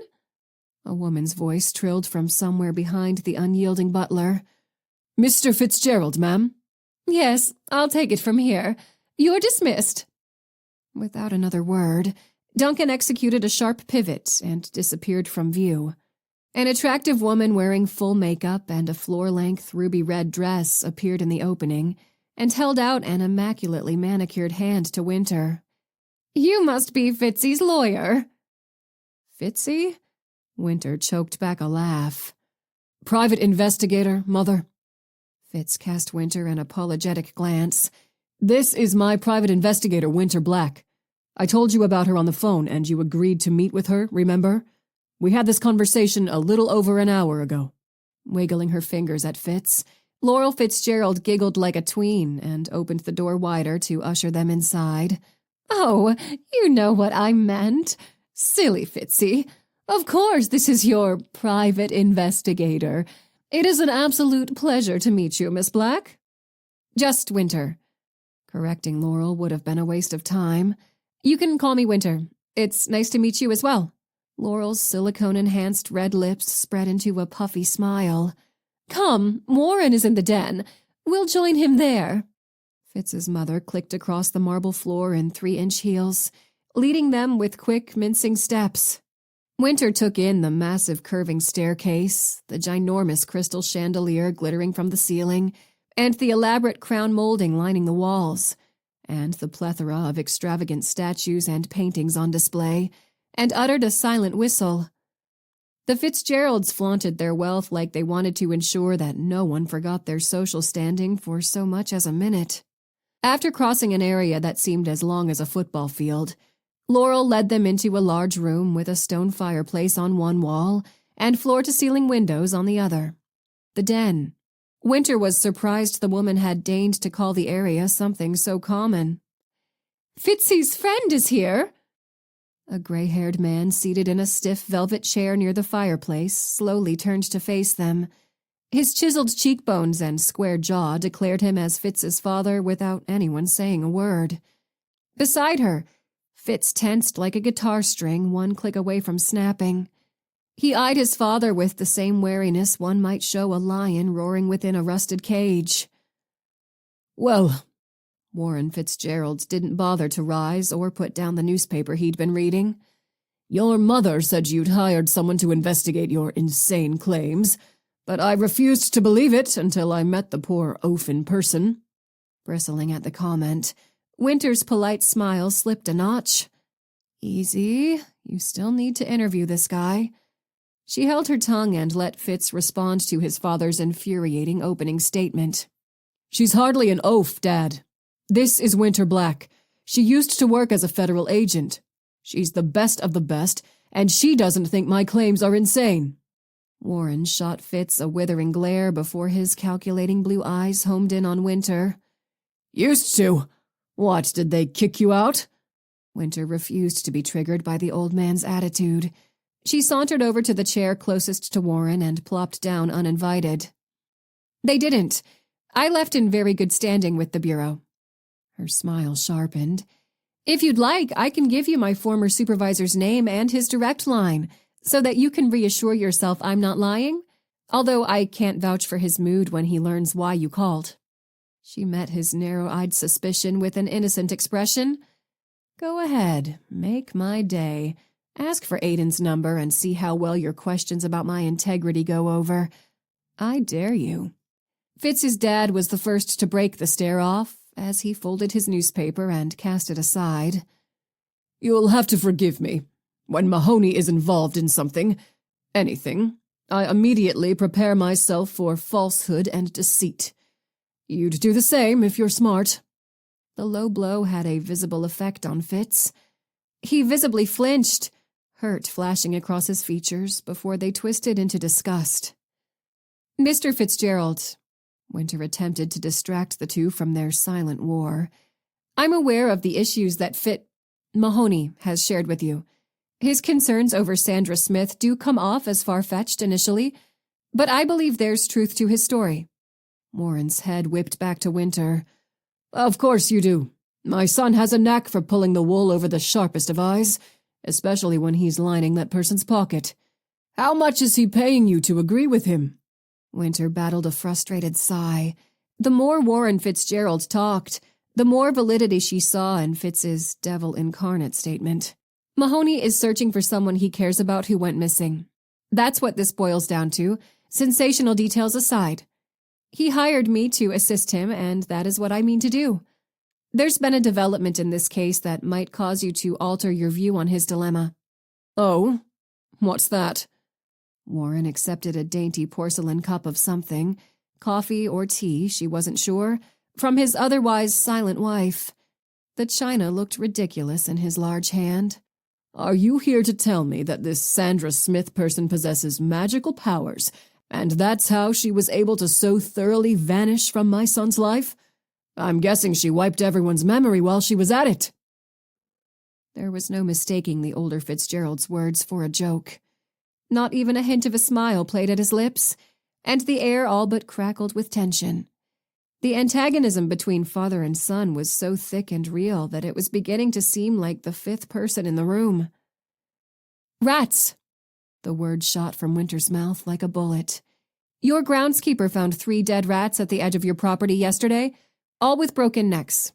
Mahoney received a single rat at his gate, and last night he opened a package full of rat tails. I was inducted into the rodent club this morning. Someone left a dead rat, with a broken neck, of course, at the end of my driveway. My rat had been thoroughly skinned, so that was a charming extra detail. Cup held an inch from his mouth. Warren went silent while Laurel gasped, her plastic face as motionless as a mannequin as she lifted a hand to cover her inflated lips. Fitz broke into a smug Cheshire cat grin, causing a low growl to rumble deep in his father's throat. Winter tried her best not to grimace. All the wealth in the Fitzgeralds' vast fortune wouldn't pay for enough therapy to fix their dysfunction. The turmoil ran too deep, and none of them seemed particularly interested in righting or even recognizing the wrongs to begin with. An hour or less. That's all the time she needed. Surely they could manage to interact like humans for that long? I would say that many occurrences of the same dead animal in such a small circle of individuals points to more than a coincidence. The rats might be a warning of sorts. A threat. Winter waved a hand in Fitz's direction. I understand why you've been hesitant to entertain Mahoney's story so far, but it may be time for you to hear him out. You understand nothing. Warren slammed the delicate cup onto a side table, sloshing the liquid all over the surface, though the china remained intact. For a moment, Winter thought his wife might faint, though she wasn't sure if Laurel was distraught over the explosion of temper or the liquid marring the table's surface. My son has been a trouble-making pain in the ass the majority of his life. He perfected the art of lying before he ever made it out of diapers. He's a 38-year-old man living like a 22-year-old idiot. Laurel placed a hand on Warren's shoulder. Honey, I'm speaking the truth. The elder Fitzgerald shook his wife off. I wouldn't be surprised if Mahoney is the one delivering these rats, or if you were a hired actress he brought in just to beef up the fun of messing with his parents. He's pulled this type of shenanigan 1,000,000 times before, for no better reason other than he got bored and needed to entertain himself. As Warren rose on stiff legs, Fitz went on the defensive. That's not fair. I've never come to you with this type of problem. I've never joked about losing a woman I love. Warren stalked up to his son until they stood toe-to-toe and jabbed a finger into Fitz's chest. That's because you're incapable of loving anyone other than yourself, you ungrateful little shit. The angry rasp of his breathing filled the den as father and son faced off. Warren's cheeks and nose turned a mottled red, while Fitz's hands fisted at his sides. Oh boy, where's a whistle when you need one? Winter glanced at Laurel to see if she might intervene, but the woman just stood there like a mannequin in her long red dress. Great, guess that leaves me to handle this. I'm definitely upcharging Fitz if I have to break up a fistfight, though. Warren solved the problem for her by sneering, I'm done here, and stomping out of the room. As soon as he disappeared, Laurel returned to life as if reanimated. Ignoring her son's agitation as he paced the den, she flitted around, straightening Warren's abandoned chair and dabbing at the spilled tea with a cloth napkin. "Can I get you some tea, Winter? Coffee? We have sugar and cream, of course. I could have the maid fetch some pastries?" For once, Winter couldn't fathom eating a snack, fancy or otherwise. "No, thank you. That's really not why I'm here." Fitz dropped into the chair next to her and leaned close. "She doesn't care about why you're here." His whisper was almost as loud as a shout. "No one in this house does." Laurel continued flitting around like a butterfly, clearly pretending to miss every word. Winter was getting the sense that the woman was excellent at pretending. Just when Winter wondered if Fitz's mother would speak to them again at all, the woman whirled toward her son and clapped her hands. "Fitzy, I should tell you the good news. Bobby Burner's mother called earlier. Bobby came out of his coma yesterday. She's absolutely beside herself with joy. He can't remember much yet, but the doctors are hopeful that with time, he'll be able to recall his assailant's face." Winter's attention shifted to Fitz. "Assailant? Someone you know was attacked?" "An old friend." Fitz lowered his eyes to the floor, his shame apparent. "Bobby owns a huge car dealership here in Huntstown. He got jumped at a Halloween party he held there a few months back and was beaten up pretty bad. With a bat, they're guessing. I haven't seen the guy in years." Tisking him like a child, Laurel smoothed her skirt. "I suppose you didn't even call to check on him after the assault either. That's bad manners, which is something the Fitzgerald name should never be associated with." Fitz's jaw flexed with what appeared to be a combination of annoyance and shame. "You're right, Mom. I'm an ass for not checking in. Maybe I'll go visit Bobby." Laurel beamed as though her sage wisdom had hit its precise target. "That's the right thing to do. That's the Fitzgerald way." Her son's exaggerated snort didn't faze Laurel in the slightest. Ignoring him completely, the Barbie doll of a woman turned to Winter with a grand hostess's smile. "It's been so good to meet you, dear. You're welcome in our home any time." Apparently finished with both them and the discussion, Laurel bent to give Fitz a kiss on the cheek and click-clacked her way from the room. Winter and her client sat without speaking on the sofa. Well, this visit was a giant waste of time. I wonder if it's too late to call her back and ask for those snacks. The Fitzgeralds would be giving no helpful information or eye-opening accounts. Warren acted as though his son was a life form somewhere below a human being, while Laurel avoided unpleasantries altogether. Winter's gaze wandered the den, sweeping across the huge windows to land on a portrait hanging near the fireplace.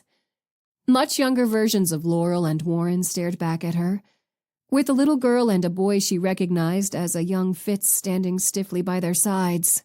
She focused on the girl. "Your sister, Laurel Ann, do you think she'd be open to meeting with me? My hopes aren't high after this." She waved to encompass the den. "But if I could gain any insight from her at all, it'd be worth it." Fitz sank even deeper into the chair and shrugged. "Sure, I'll set it up. But you'll have to meet with her alone. A, because she hates me, and B, I need to go let an old friend know that I do actually give a damn whether he lives or dies." Hates him. Interesting. While Fitz called his sister, Winter dug a notepad from her purse and scribbled down Bobby Burner's name and the few details she'd gathered about him during the visit. Next, she started a list of the questions she wanted to ask Fitz's sister. Even if Laurel Ann hated Fitz, she was still his sibling, and experience had taught Winter that siblings had an indelible way of knowing each other's deepest, darkest secrets.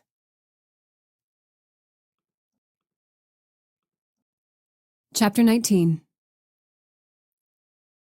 Fitz spent the short drive to Huntstown's only hospital trying to find peace in the reality that he was a horrible person.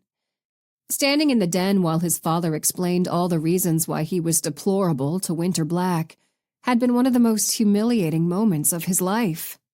While his chest burned with hate for his dad for saying such things, Fitz couldn't deny the truth in the words. As he waited to turn into Huntstown Memorial Hospital, he checked his reflection in the rearview mirror. But you're going to change that truth from here on out. He vowed to be a better friend, a better son, a better man. The light turned green and he whipped the Porsche into the parking lot. He strode toward the dated building with purpose, while a fragile ember of hope flamed in his stomach. People changed all the time, for the worse, for the better. Granted, he couldn't get much worse, but what universal law existed that declared he wasn't allowed to improve himself? The door greeter met him amiably and sent him to the nearby reception desk. There he was subjected to the normal HIPAA bullshit by a man who appeared to be the same age of Jesus, before finally being told that Bobby had been transferred out of the ICU a couple hours ago and was now enjoying a private room in a step-down unit. That's good news. Fitz was genuinely pleased for his old friend, but as happy as he was for Bobby, Fitz's gut began to churn. What if Sandra is lying in a hospital bed right now, too?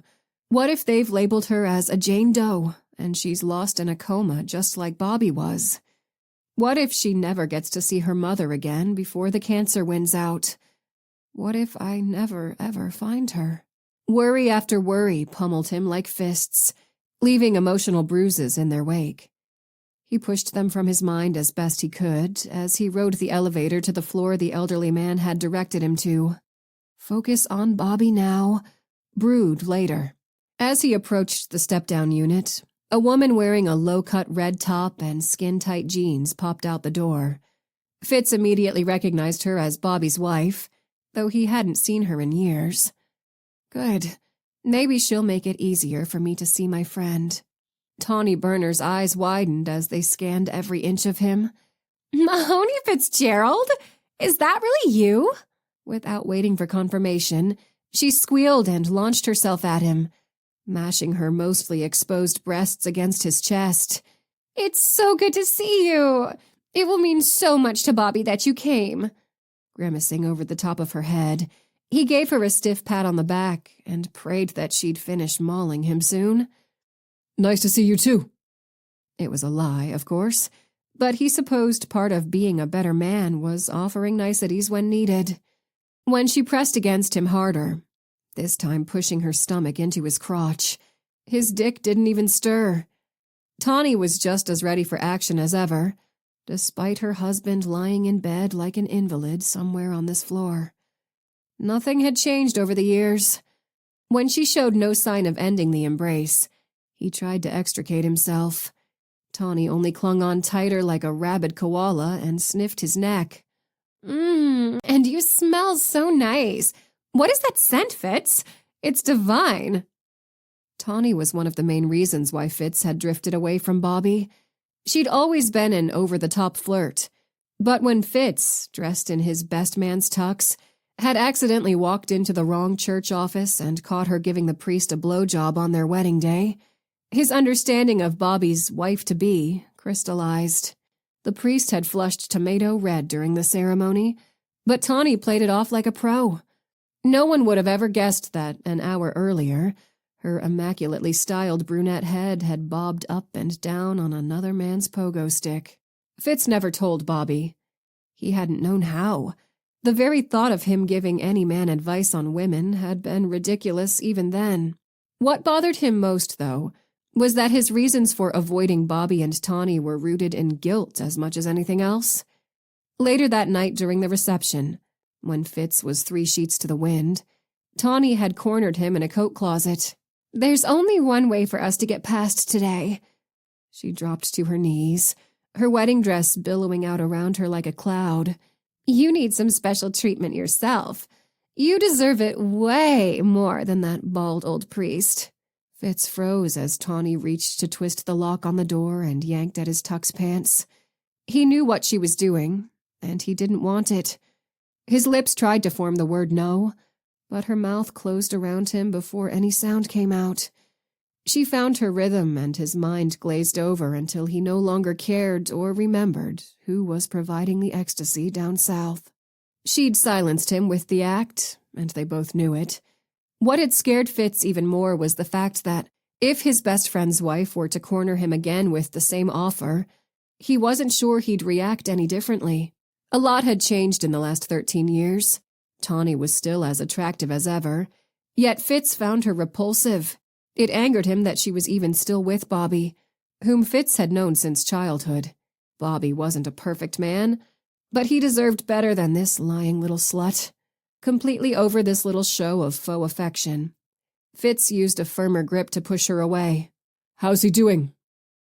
Undeterred, Tawny grabbed Fitz's hand and laced their fingers as she tapped some special code into the panel by the unit's door.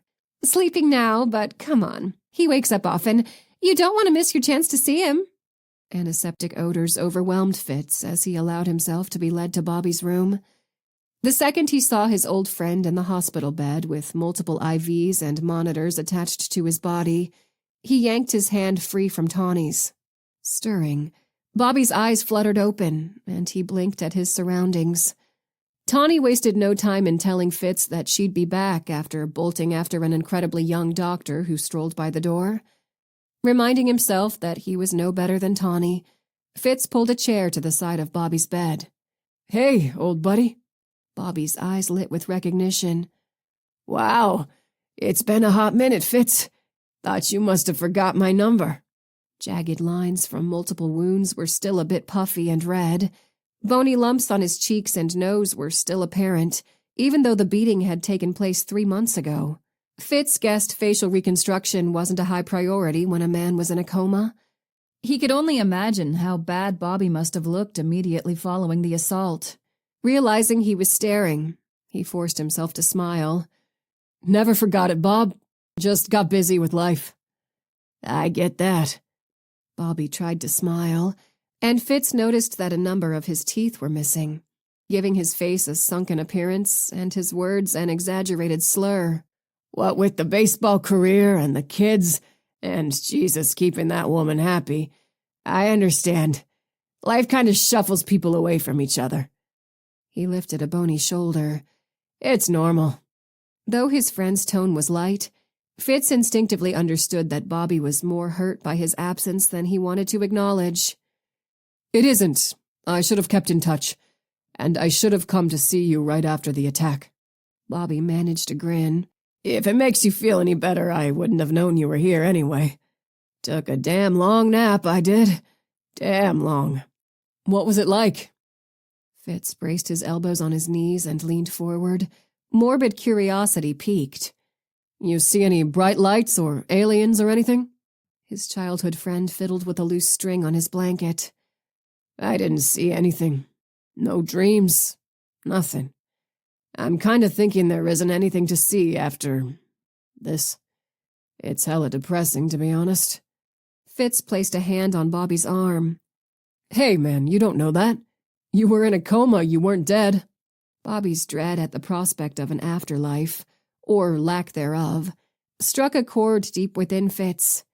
The idea of this shit show fading into complete nothing was bleak. Alarmingly bleak. Lifting a shoulder, Bobby managed a half-smile. Felt like I was dead. You're not. Fitz sat back in his chair, willing the tears stinging his eyes to stay put. You've got a lot left to do, Bobby boy. We haven't even reached our sit on the porch and smoke a cigar and yell at the kids who walk on our lawn days yet. To Fitz's relief, Bobby laughed. A deep belly laugh, the type that Fitz guessed hadn't come out of Bobby's mouth for years before he'd taken his long nap. You're right. Bobby absently traced a finger over one of the scars on his face.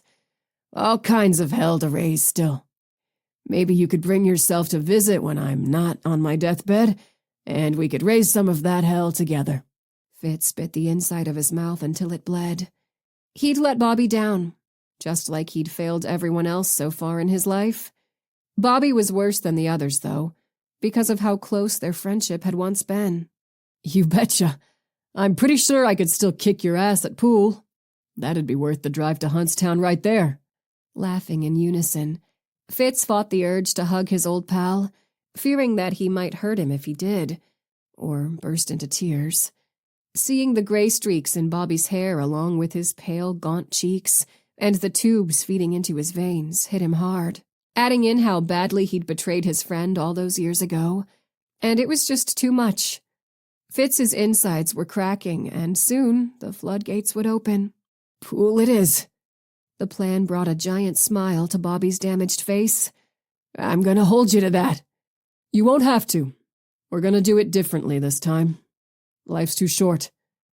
Unable to bear the small talk any longer, Fitz stood, his eyes misty and his heart aching. Anyway, I've gotta run, but I'll catch you again soon. Promise. Swiping a lone tear from his cheek, Fitz turned and prepared to flee. He was still a few steps away from the door when Bobby called after him. Your dad's still giving you the same hell he always did. Fitz froze in his tracks, while flashes of Warren Fitzgerald screaming insults at him as his friends looked on was like a physical assault.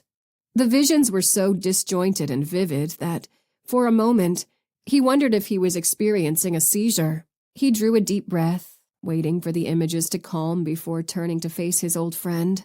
Some things never change, I guess. He added a chuckle he didn't feel to take the edge off the words. That's right. Bobby's choked-up voice betrayed his emotions as he lifted a finger in Fitz's direction. But some things do change. Don't let that asshole convince you that you're nothing. He doesn't have that power over you anymore. You're a good guy, Bobby's voice broke completely on his name. He inhaled a long breath. I've always known that. You're a good friend. Managing to squeak out a barely audible, thanks, Fitz bolted from Bobby's room and headed for the nearest lavatory, where he immediately locked himself in a stall and broke into sobs.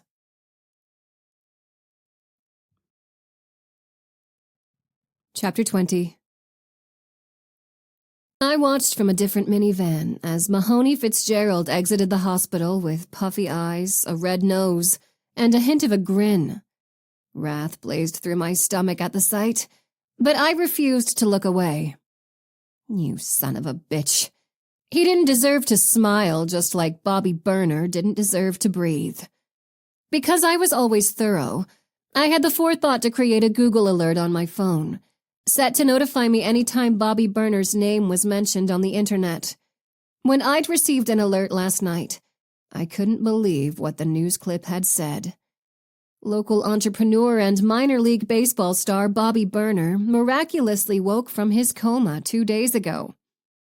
I hadn't been able to sleep all night, knowing that Bobby was awake. As the night passed into the morning, I'd devised a plan to make sure the bastard didn't live another day. As excited as I was, it had been difficult to act normal all morning, but I'd managed not to raise any suspicions as to how enraged and excited I was. I'd spent the morning with Wally, and right after his lunch, I'd hit the road. As I was heading to the hospital, the tracking device I'd left under Mahoney's Porsche beeped, telling me that he was on the move. That hadn't been a surprise since I'd known he'd visited with his parents earlier. I almost hadn't even looked at the tracking app, as I'd been sure he was heading back to his house. I'd been wrong. His tracker stopped moving at Huntstown Memorial Hospital, my exact destination. Had he seen the news of Bobby's magical awakening and thought a little high school reunion was appropriate since he was in town? Knowing those two men were in the same room together was like tossing gas onto the fire of my hate. I could imagine it now. Chatting, smiling, shooting the shit, acting as if they didn't have a care in the world. How had this happened? How had I been so weak to not finish him? Bobby Burner was never meant to live through his beating, yet he'd had the audacity to do so anyway. Maybe it was the money running through his veins that bought him more time on this planet, but all the fortune in the world wouldn't keep me from sending Bobby to his grave this time around. I'd only waited in my minivan a few minutes while those two privileged idiots had their little reunion, my anger flourishing into a fiery hot rage with every passing second. Mahoney had bought Bobby another few minutes of life, and he would be punished for that. First, though, Bobby needed to pay. I'd created a plan for his eventual wake-up day the moment I learned he'd lived through my attack. For a while there, his prognosis was touch and go. The doctors couldn't guarantee that he'd ever regain consciousness. I'd hoped for his recovery, though. Prayed for it. And the universe had chosen to reward me. Now I could experience the pleasure of killing him all over again. As my gaze followed Mahoney's path through the parking lot, excitement buzzed beneath my skin. Dude bro time was over. Finally. Wondering if he could feel the wrath of my gaze on his skin, I smiled as he lifted a hand and rubbed the back of his neck. Apparently, he could. Good. I kept my gaze on him as he climbed into his "I've got a little dick, so I must drive a powerful car," Porsche, and drove away. Don't worry, motherfucker. You're well on your way to getting exactly what you gave me all those years ago. A lifetime of suffering. Complete and total ruination. Unmendable heartbreak. Mahoney Fitzgerald was flying straight toward rock bottom. Do not pass go. Do not collect $200. Right after I took care of a little problem first. Checking the visor mirror, I held up the hospital badge I'd purchased anonymously from a disgruntled nurse after learning about Bobby's coma. The eagerness with which wronged workers willingly sold out their employers was amazing. With my curly brunette wig and expertly applied makeup, I bore more than a passing likeness to the woman's tiny square photo. Good enough. As long as no one paid too much attention to me, I'd be fine. And luckily, Huntstown General was just small enough to not employ the intense security measures of a city hospital, while still busy enough to camouflage my path through the building. I climbed from my vehicle, smoothed my brand-new baby blue scrubs, and strode into the facility as though I'd been doing so for years. The door greeter, who with his stooped posture appeared to be at least 105, offered a friendly hello. The front desk receptionist glanced at me with extreme disinterest as he spoke to someone on the phone. A passing nurse nodded without looking up from her clipboard. This is going to be much easier to pull off than I'd planned. During the 1-hour drive to Huntstown, I'd stopped at a rundown gas station and used the ancient outdoor payphone to place a call to the hospital. A single phone call to a hacker I kept on retainer, and I'd managed to obtain Bobby Berner's room number in about 5 seconds flat. Money had its benefits, especially when you needed to get a quick murder out of the way. When I poked my head into Bobby's room steering a rolling vital sign monitor, Tawny Berner sat at his bedside, yawning as she flipped through a Vogue magazine. She was every bit as beautiful in person as she'd appeared in the numerous press photos of her and her husband that graced the internet and local news.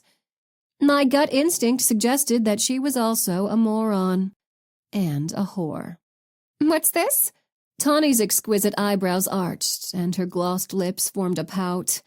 He just fell back asleep. The doctor said he's supposed to sleep as much as possible. You're not going to wake him up, are you? Why would you do that? She flicked a dismissive glance at the baggy scrubs that I'd layered sweats underneath to add size to my body, along with my ugly wig. The smug little smile that followed told me that she'd rated my appearance and found me wanting. I dug my nails into my palm, being careful not to puncture the latex of the gloves I wore. My original plans hadn't included murdering Tawny Berner, but I was open to alterations. Mrs. Berner, I hit her with the kindest smile I could muster. I'm just here to check vitals. I'll be as quiet and gentle as possible and promise he won't be waking up. When she processed my latest statement, suspicion creased her forehead. I gave her props for that. Are you new? I've been here nearly every day for 3 months and I've never met you. Damn it. Counting on Tawny to be an airheaded bimbo was one of the main building blocks to reaching my objective. Is it possible she does have a functioning brain? I brushed my hand over the supplies in my pocket and tried to tame the rush of anxiety billowing through my body. Easy does it. You've come too far to turn back now. Giggling, I grabbed the clipboard on Bobby's bedside table and pretended to scan the latest notes and figures. Definitely not new. Sometimes I feel like I live here. I'm just helping cover the floor. We're short-handed today. Despite my nonchalance, Tawny's stare bored into me like an electric drill. Still, I think... Oh, I smacked a hand on my forehead. I almost forgot to tell you that a delivery arrived for you and Bobby at the front desk. A ginormous bouquet of flowers that are out of this world beautiful. That caught her attention. For both of us? She placed a hand on her chest. The kindness of people, I swear. It's just such a beautiful thing. Her misty eyes cleared in a hot second as a fresh-faced physician stopped at the door. Tawny, His mouth snapped shut the moment he spotted me standing in the room. Tawny practically leapt to her feet, smoothing her hair on the way up. Excuse me, whoever you are. She waved her hand, clearly having already forgotten my supposed purpose for being at her husband's bedside, and raced for the door. I'll be back shortly. I wonder if she'll regret leaving her husband alone to be murdered so that she could go chase another man. Will that one mistake haunt her for the rest of her life? Are the tawny burners of this world even capable of eternal remorse? Her hasty retreat out the doorway made me highly doubt it. If anything, Tawny would feel relieved that she was free to act as loose in public as she'd no doubt behaved behind the scenes throughout her entire marriage. And of course, Bobby was sure to have a sizable life insurance policy in place to guide his grieving widow through the lonely nights. A warm blanket of relief fell across me as Tawny closed the door behind her. When I was sure we were alone, I turned to glare down at the man I planned to eliminate from this planet. Again. Well, Bobby, I spoke just loud enough for him to hear me. Your wife just got super-duper lucky. I almost had to murder both of you. When his mouth twitched, I held my breath. Okay, no more goofing around. Bobby doesn't need a soliloquy. He needs to atone for his sins. I replaced the clipboard, studied Bobby's IV bags, and spotted the morphine among the rest. My poor Wally had required intravenous medication countless times in his short life, leaving me regrettably familiar with the machines. Wally deserved the relief, while this bastard didn't. Pressing the pause button, an alarming 3-second beep sounded as Bobby's morphine drip came to a halt.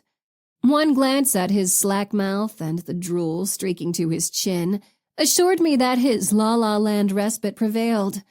No doctors or nurses or security came running. Yet, my pulse quickened. Hurry the hell up! After removing the cap from the injection port, I pulled a syringe from my pocket. Inserting my own needle into the tube, I delivered a lethal dose of pain medications and liquid rat poison straight into Bobby's veins. The asshole wouldn't be aware that he was dying, and that part of the plan was regrettable. I much preferred to view the fear in his eyes as he took his last breath. My bad, though. I'd already had that opportunity and I'd failed. There was no one to blame but myself, and this time I'd leave no wiggle room for another remarkable survival story. Breathing out a relieved breath, I indulged in one last look at the piece of shit formerly known as Bobby Burner. Burn in hell, asshole. In less than 10 seconds, I reattached the cap and unpaused the IV pump. Rolling the vitals monitor in front of me, I sauntered from Bobby's room feeling lighter than I had in months. Nothing like ridding the world of an asshole to serve as a little pick-me-up. I made a quick last-minute decision to take a side exit, but I was still close enough to the reception desk for Tawny's appalled whine to reach my ears. You better find that delivery.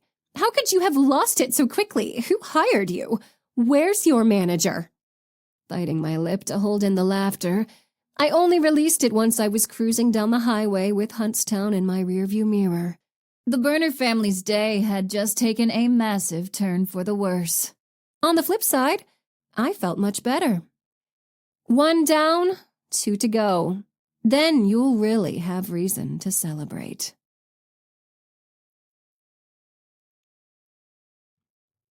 Chapter 21. Winter arrived at Huntstown Seafood Restaurant ahead of schedule, wanting to be seated and prepared for her encounter with Laurel Ann, who had agreed to meet her after her hospital shift ended at 4. The hour was a bit early for dinner, But according to Fitz, Laurel Ann's shift as a psychiatrist at a busy Austin hospital always started at 6 in the morning, and she was in bed by 8 o'clock every night. He claimed she was both a stickler for routine and a seafood addict. Fine by Winter, she didn't care if they were meeting for communion at a crack house where Laurel Ann served as a resident witch doctor. She wanted to talk to the woman and see if a single person in the Fitzgerald household might possibly have a single good thing to say about her client. Insight into Fitz's past was what she sought, and his sibling was bound to have some, good or bad. She placed an order for the crab cake appetizer and an iced tea, her server disappearing into the back of the restaurant, just as an attractive blonde woman wearing gray slacks and a soft blue button-down top stepped through the entryway. Winter did a double take. Fitz's sister could have been his twin. Tall, blonde, and graced with the same attractive, symmetrical features, she caught Winter's eye and waved, weaving her way to the small table without waiting for the hostess to seat her. "You must be Winter." Laurel Ann slid into the chair across from her. "Fitz had only good things to say about you." She lifted a hand, catching the attention of the nearest server and requesting the usual. There was no entitlement in Laurel Ann's tone, just friendliness and familiarity. Winter hesitated as she floundered for a safe icebreaker. Fitz hadn't shared many complimentary details regarding his sister. "Fitz says you're an early riser." Laurel Ann chuckled before her expression grew sober. "I'm sure he said a good deal more than that, if I know anything about my brother. Fitz has never been one to mince his words." "Families are complicated." Winter's lame attempt to smooth over such a personal and awkward situation fell flat between them. Grimacing, she tried again. "Look, I understand. Trust me." Cocking her head, Laurel Ann examined Winter with a psychiatrist's gaze. "I did a quick search on you, and your brother came up. Whatever complaints I have about Mahoney will more than likely seem unimpressive by comparison. That's fair, but my issues aren't insubstantial." Much sooner than Winter could have believed was possible, the server arrived with their orders. Winter's crab cakes sat on an elaborate bed of greens, creating a picture that was almost too pretty to eat. Laurel Ann's usual meal was far more complicated. A small plate of oysters and mini baguettes, paired with a seared salmon fillet, roasted asparagus, and a bottle of sparkling water. She poured the liquid into a flute, thanking the woman by name. "I take it you come here a lot?" Winter speared a piece of the cake with her fork. "Oh," Laurel Ann sipped her water, "just every day that I work. I love good food, but never have time to make my own. The life of a doctor, I suppose." "Makes sense." After another bite of crab cake, Winter was ready to get down to business, uncomfortable as it was. "I guess you're aware that I had a meeting earlier today with your family. Safe to say that your parents don't believe much of what Fitz is telling them as of late. Especially your father." Her brows knitting together, Laurel Ann lowered her fork without touching her salmon. "Fitz's story is, pardon my French, complete and utter bullshit. He lies, that's what he does.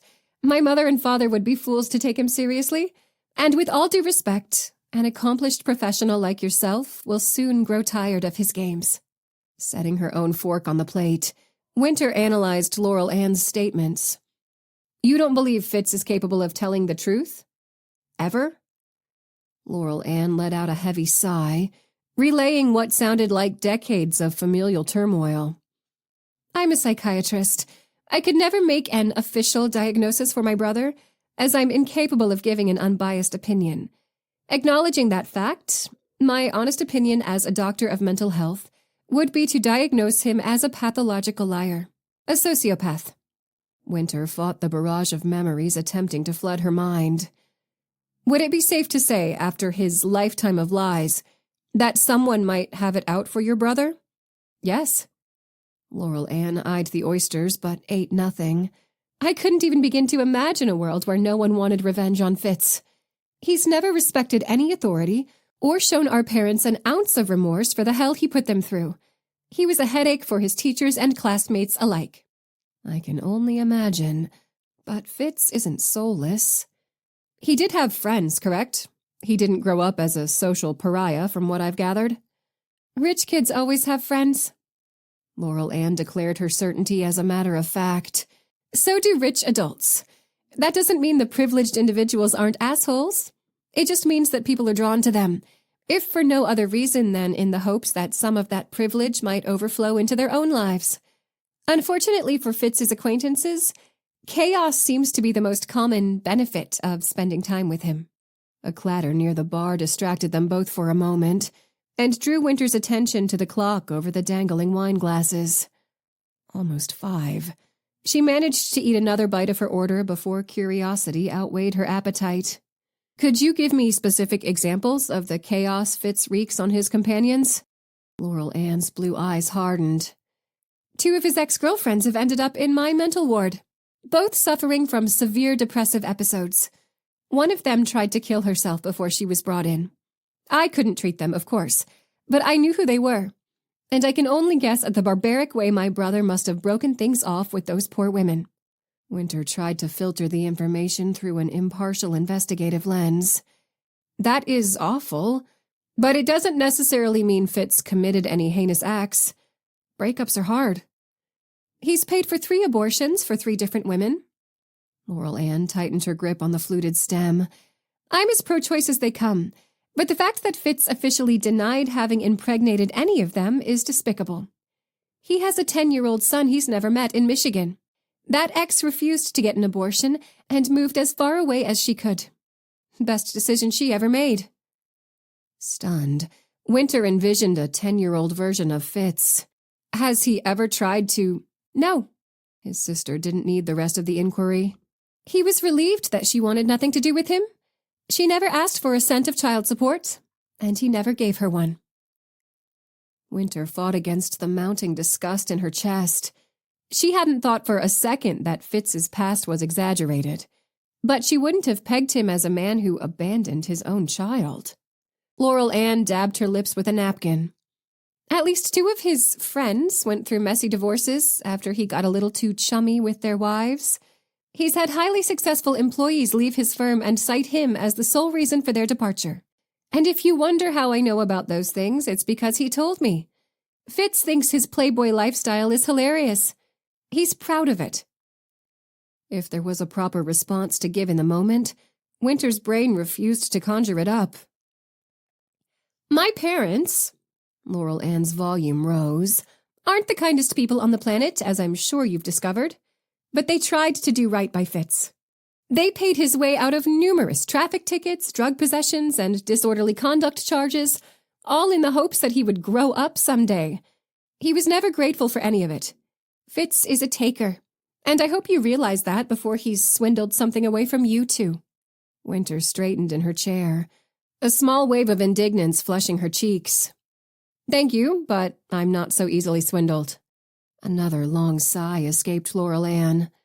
I believe you. The problem is that, from what I read, you are a good person, and people like my brother, they feed off people like you. You need to make sure that you truly question everything Fitz is alleging, as well as what's taking place around you. If he's involved, you can't take anything at face value. I see. Warren Fitzgerald's words rattled through Winter's head. My son has been a troublemaking pain in the ass the majority of his life. He perfected the art of lying before he ever made it out of diapers. Do you? Because as much as I'd like to witness my brother experience even an ounce of karmic payback, wrinkling her nose, Laurel Ann pushed her plate away. I guarantee you that this is just another self-indulgent, narcissistic scheme he's pulled together simply because he can. Fitz's sister snatched her purse off the chair, which screeched as she scooted away from the table. Her jerky motions prompted an uncomfortable weight to settle on Winter's shoulders. You upset her. Well done. I can't thank you enough for taking the time to meet with me. Laurel Ann's ponytail whipped as she shook her head. Don't thank me. Just please, be careful. I wish you luck. She pulled a shiny gold card from her purse. And this is on me. Wanting to argue the bill, Winter knew it was useless as Laurel Ann handed the hostess her card. When she exited the restaurant, Winter poked at her crab cakes for another few minutes, before tossing her napkin on her plate and gathering her bag. There was a lot to examine in the information that Laurel Ann had shared, but only one sentence caused a shiver to feather across her skin. Just please, be careful.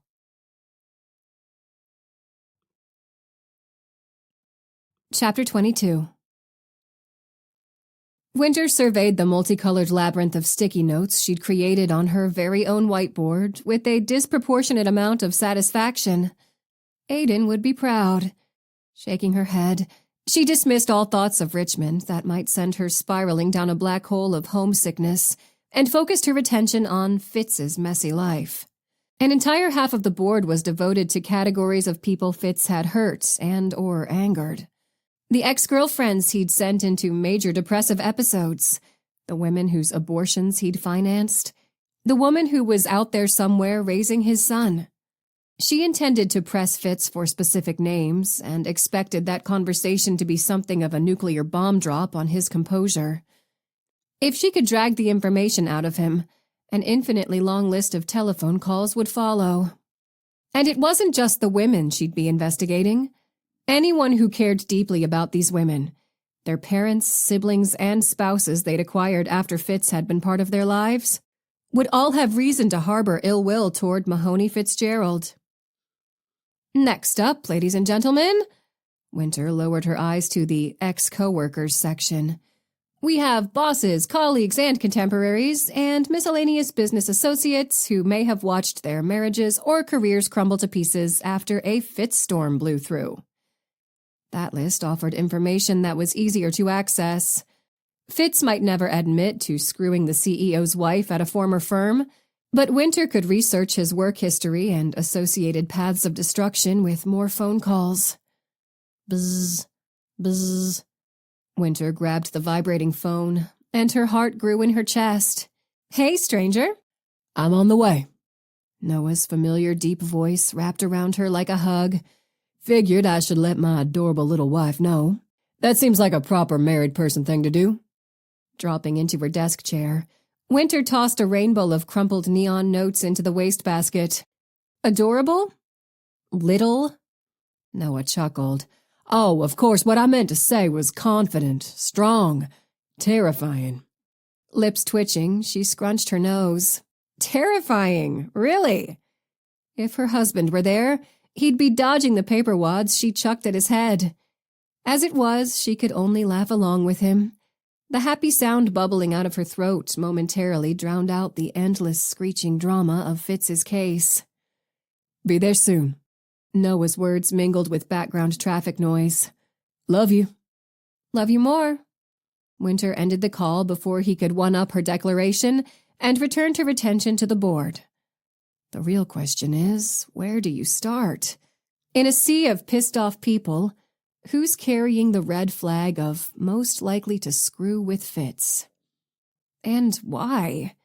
Winter pinched the bridge of her nose. Am I still inclined to believe Fitz about Sandra Smith, despite everything his sister told me?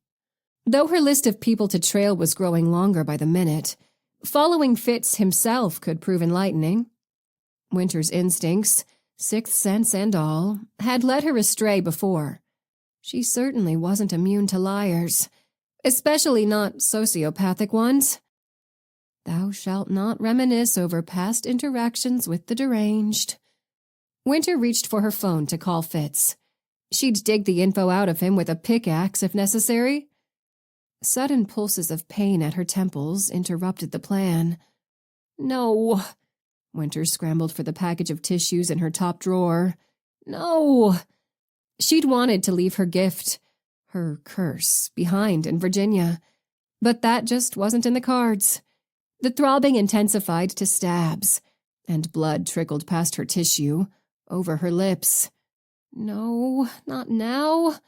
Winter's throbbing forehead smacked into the desktop. A little girl with flaming red hair stood sobbing at the top of a steep staircase, peering up at a faceless, tall man. The man had a belt and roared while raising it overhead. You little rat! Look what you did! Leather lashed down, striking the child once, twice, 3 times as the little girl screamed and covered her face. Look what you made me do. The girl's screams faded as Winter pushed herself back into a seated position. Viewing her office through blurred eyes, she wiped at the pool of crimson on her desk. A quick touch to her forehead found a bump already forming from her faceplant. As the pain and dizziness subsided, Winter grasped at the thought teasing her brain and went statue still. Little rat. He called her a little rat. Despite still feeling a bit off-center, she grabbed her phone. Dialing Fitz, she attempted to calm her racing thoughts. Hello? Fitz's tone was heavy with concern. Was he expecting bad news? Like how she was dumping him as a client? Which is exactly what I should do. She didn't, of course, because she was too interested in the mystery of what was happening, if nothing else. Did she believe Fitz? No. Like him? Hell no. Did she want to connect all the dots on this case? Absolutely yes. Winter could talk to him over the phone, but she wanted to see his face, needed to witness his reactions. I'm on my way to your house. As she finished cleaning up the bloody mess, she holstered her weapon and grabbed her messenger bag.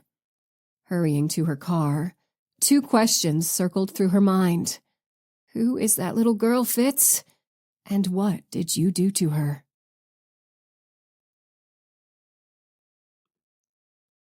Chapter 23.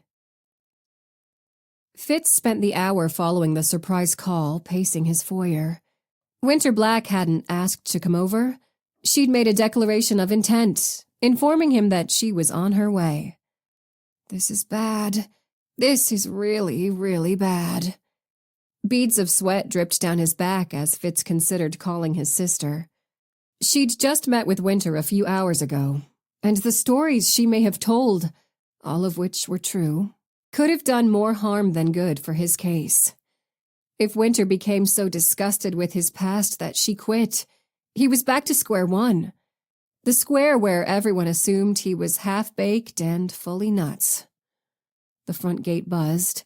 Fitz yelped like a feral dog and charged toward the intercom. Yeah? It's me. Fitz smacked the gate release with a trembling hand, opening the entrance for Winter. She'd be at his door in less than a minute. Just 1 minute. 60 seconds of infinite nightmares.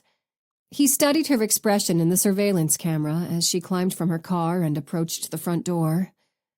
Intense, but not angry, not unfriendly. His confidence in the observation dwindled when he showed her into the foyer. There was a new wariness in Winter's piercing blue eyes that betrayed her altered view of him. Whatever narrative Laurel Ann shared had taken due effect. Nerves caused him to spit out the first words that came to mind. Did your dinner prove enlightening? Winter's stiff posture became even more rigid. You could say that. I learned a lot about your views on women.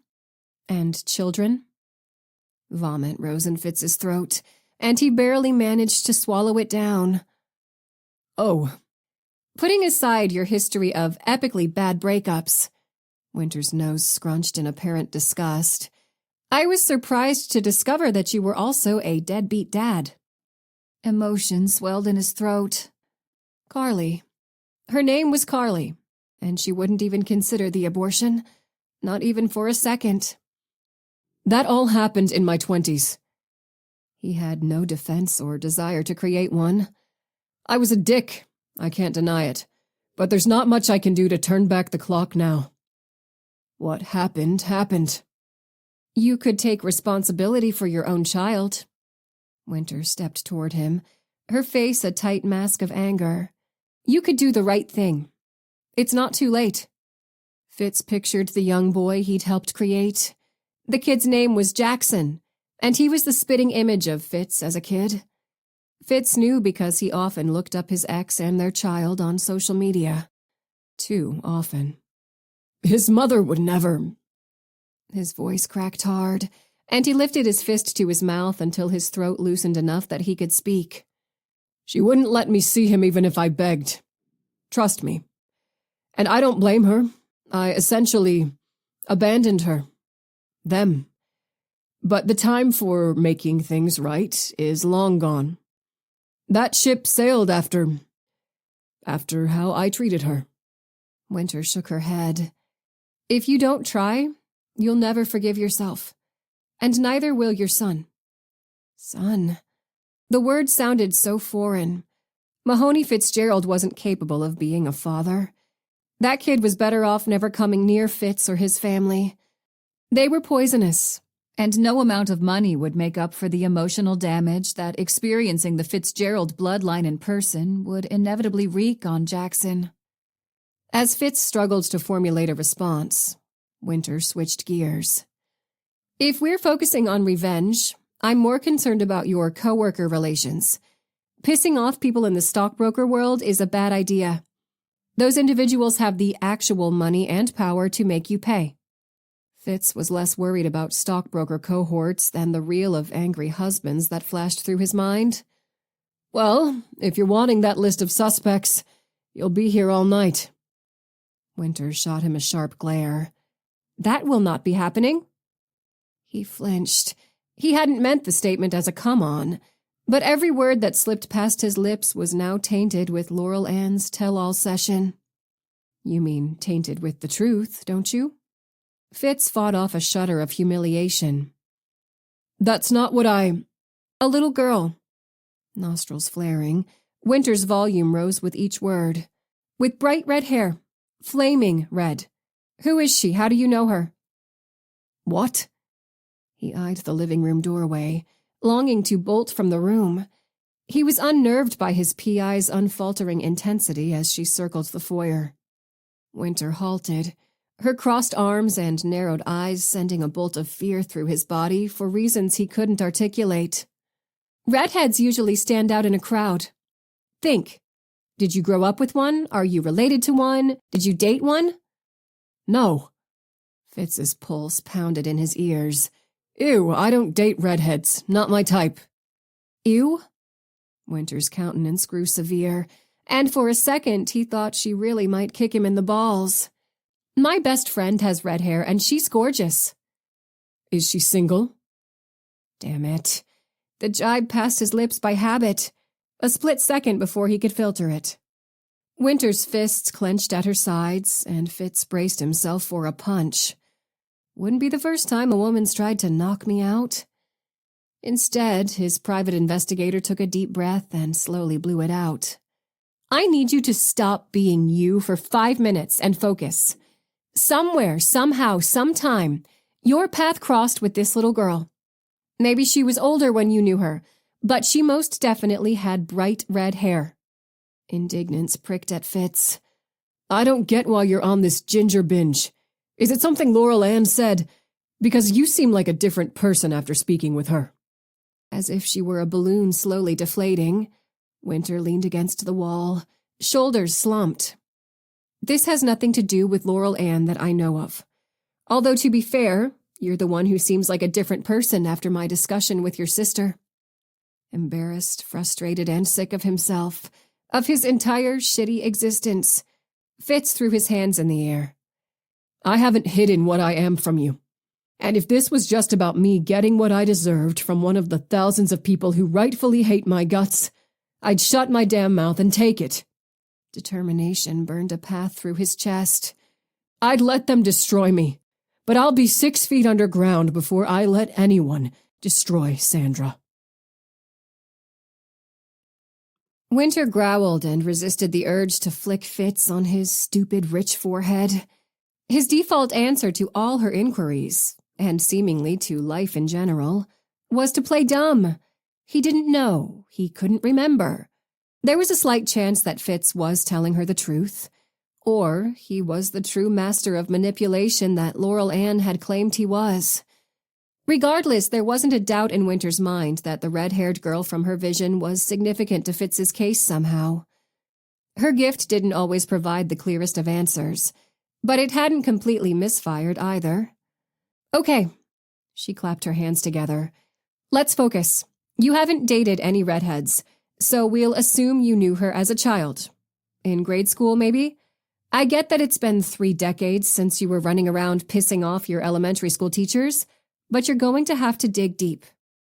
Fitz pressed 2 fingers to his temples.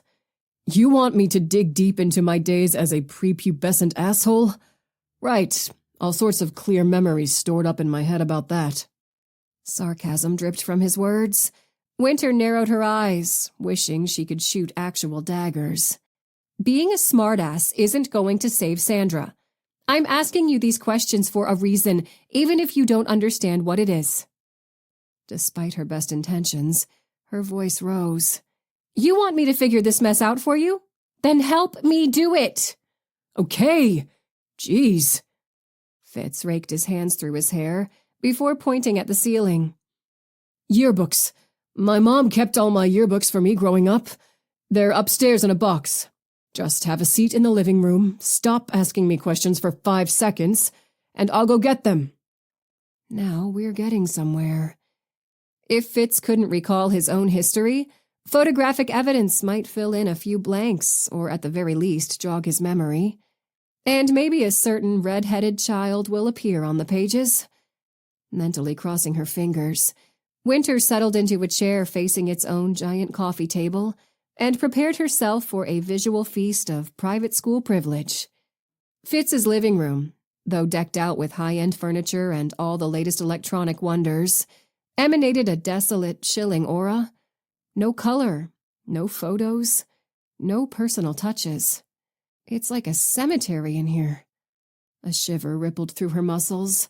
During a funeral, in the rain, at night. Wow, tell me how you really feel. Fitz rounded the corner, lugging a sizable box. Did you just compare my house to a cemetery? And do you always talk to yourself? As he plopped the container beside her chair, Winter lifted a shoulder. I call it like I see it. I'm aware. Fitz's forehead creased with wrinkles and apparent resignation. You have a good time with those. I'm going to take a shower. Then I can answer the 8 million questions you'll come up with in the next 10 minutes. For someone desperate to save his girlfriend, Fitz was shutting down fast. Winter had expected as much after bringing up his less-than-flattering past, especially the part about the abandoned child. Yet she still worried that her client might retreat too deeply into himself and leave her with an unsolvable case. Hopefully the shower would do him good. While Fitz withdrew to lick his wounds, Winter dug into the box like a treasure chest. Guessing at the age of the girl from her vision, she pulled out his kindergarten through 5th grade yearbooks and flipped to the page showcasing Fitz's final year of elementary school. Damn it. All the pictures of the children were in black and white. Not helpful. A half hour later, she shut the 4th grade yearbook and tossed it on top of the 5th grade volume. No little red-headed girl. Well, at least that she could tell based on the lack of color. She grabbed the next book, her pursed lips holding back a multitude of curse words as she flipped through the world of Fitz's 3rd grade academic experience. Maybe he couldn't remember the redhead because there truly hadn't been one, at least not at school. He was cute back then. Shaggy hair, twinkling eyes, a few freckles and crater-deep dimples, appearing as innocent and sweet as any other 8-year-old. Nothing could save him or his classmates from the outdated hairstyles and fashion trends they'd proudly displayed. But 3rd grade Fitz didn't appear to be the demon seed hellion his family had described.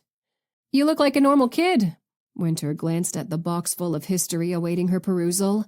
Or at least like a normal, snotty, spoiled brat rich kid. Re-entering the room with a wet head and fresh clothing, Fitz let out a mirthless chuckle. I really need to start announcing myself from down the hall. Maybe then I can avoid your snappy monologues. Snotty, spoiled brat. Did you ever consider going into the field of motivational speaking?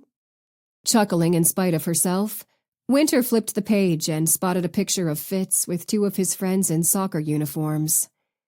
The boys all had their arms thrown around each other and were grinning from ear to ear. Were these your best friends? Fitz sauntered toward her and crouched to survey the image. Yeah, you could say that. Tears glimmered in his eyes. Actual tears. Did something happen to them? Winter tapped the photo. Why does this picture make you sad? Fitz shook his head. Not sad. Regretful, maybe? He straightened, backing away from the pages of memories as though they were laced with the plague. That's Bobby Burner and Roosevelt McGee. We were thick as thieves back then, but I kind of fell out of touch with them. Winter frowned. Bobby Burner, why does that name sound She shot up in the chair. Bobby Burner, as in the guy your mom was discussing this morning? The one who was assaulted? Yeah. A wistful half-smile played at his lips. I went to visit old Bob this afternoon. Hadn't seen him since his wedding, I guess. Jesus, isn't time the weirdest damn thing? Judging from his softened tone, Winter guessed that Fitz and Bobby had undergone something of a hatchet-burying session during their reunion. Didn't you say that Bobby was assaulted about 3 months ago? Yeah, Fitz's phone erupted into ear-splitting crow caws.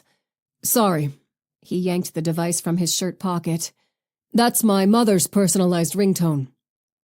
Winter bit her lip, refusing to break into the laughter that desperately wanted out. Asshole or not, Mahoney Fitzgerald's sense of humor was alive and well. She continued to flip through the yearbook pages as Fitz spoke to his mother, only looking up when he gasped. What? Fitz sank to his leather couch, the phone pressed to his ear. But I just saw him, are you sure? Internal alarms flared like lightning in a black sky. Winter rose, studying Fitz's ashen complexion, and the glistening tears returning to his eyes with growing trepidation. Fitz tapped at his screen and dropped the phone onto the couch. He stared at the floor. He's dead. Winter took slow, steady steps toward him. Who's dead? Bobby. Fitz lifted his gaze, tears now streaming down his cheeks. Some type of IV overdose. He's just gone. Gone. Fitz. Winter stood beside him and placed a hand on his shoulder. I'm so sorry. His brow furrowed. There's suspicion of foul play. They think someone may have killed him. Forget think. Winter was certain of foul play. It could have been the same person who tried to off him before. Maybe they came back to finish the job. Why? Fitz's hands balled into fists. Why would anyone want to kill Bobby? Twice. Dozens of questions swirled through Winter's skull. Fitz. She waited until he met her gaze. What time were you with Bobby Burner today? Swiping at his eyes, he glanced at his watch. I don't know exactly. Why? Winter ignored the question and asked another of her own. Did your mother know Bobby's time of death? Fitz shrugged. She didn't say. Why are you ask? The question died on his lips as realization lit his eyes. He raised his hands as if to ward off a blow. No. Just no, I never. Before he could run down the path of denial, Winter clapped her hands together. Listen to me. She counted the seconds until Fitz's breathing steadied. I need to know because, believe me, the police will want to know the answers to those questions too. You may be one of the last people to see Bobby Burner alive. That puts you on the suspect list. As if his bones had turned into sand, Fitz practically melted back into the couch. Are you serious? She didn't pull the punch. Very. I need you to look at the GPS in your car or on your phone and note down the exact times you arrived at and left that hospital. In the meantime, I'll try to learn more about your friend's death. If she were still a Fed, that information would be at her fingertips. Now she'd have to get creative. And she needed to get out of there. What if Mahoney Fitzgerald had offed his friend? Had he done the same thing to Sandra? And who was next? Not me. Returning to the yearbooks, she hefted the box onto her hip as another thought occurred to her. If Fitz was as innocent as his currently devastated-looking body seemed to suggest, then something bigger might be going on. The other boy in that picture, Roosevelt, you need to get in touch with him. Make sure he's doing okay. Just to be safe. You think he might not be? Fitz fumbled for his phone. I don't think I even have his number anymore. He's got a body shop in Austin, but nobody is going to be there this late. Leave a message. Winter hesitated, hating herself for the slither of empathy in her chest that made her question leaving Fitz alone in such a shaken state. I'm taking the yearbooks. You should stay put tonight. Lock up. Batten down the hatches. Fitz didn't move from his position on the couch. Bobby was a good guy. He didn't deserve this. The ghosts of every dead victim from Winter's past screamed through her brain as she made her way toward the front door. Of course he didn't, she hollered over her shoulder. But somebody else thinks he did. We have to find that somebody, Fitz, and soon. I'll call you in the morning. Remember to lock up and set the alarms. She stepped into the darkness with a shiver. Midnight approached, and Noah would likely be asleep by the time she arrived home. Winter imagined what it would be like to reach their house and find he'd dissipated into thin air. The love of her life, gone without a trace. Shuddering at the idea, she hurried toward her car. A tiny dark shape scurried behind the tires. She froze, her stomach clenching. No more rats. I'm done with the rats. Done, diddy, done. Goosebumps shot down her arms as she inched closer. The creature scurried out and glanced her way, its eyes reflecting the light from Fitz's windows. Cat. Her body went limp with relief. You're just a cat. The feline ran off, and Winter rushed to climb into her car and leave the Fitzgerald premises. Logic dictated that there probably wasn't another furry visitor waiting around to scare the living bejesus out of her, but she floored the gas through the front gate anyway.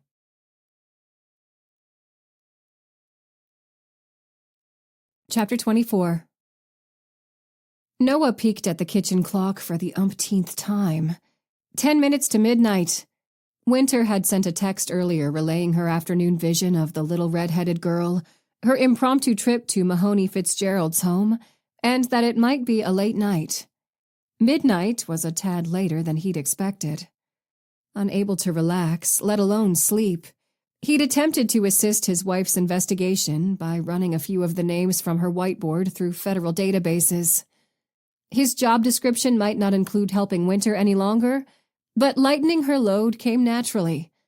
He'd uncovered next to nothing. The front door creaked open and shut. Is that my husband still awake at midnight on a weekday?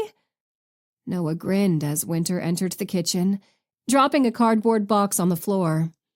I was trying to help you out, darling. I must admit, though, that all I've done is confirm the incredibly clean legal slates of a few Texan stockbrokers and CEOs that Mahoney rubbed shoulders with. Not so much as a single sealed file to throw some shade on one of these people. We should get some sleep. Winter squeezed his shoulder and immediately contradicted herself by leaning over to view his screen. Who are you running now? Dr. John Newberry. Noah's fingers flew across the keys. He's looking as squeaky clean as the rest of them. Wait. Winter pointed at a highlighted box in Newberry's work history. Click that. Noah obeyed, opening a vague addendum and reading it aloud.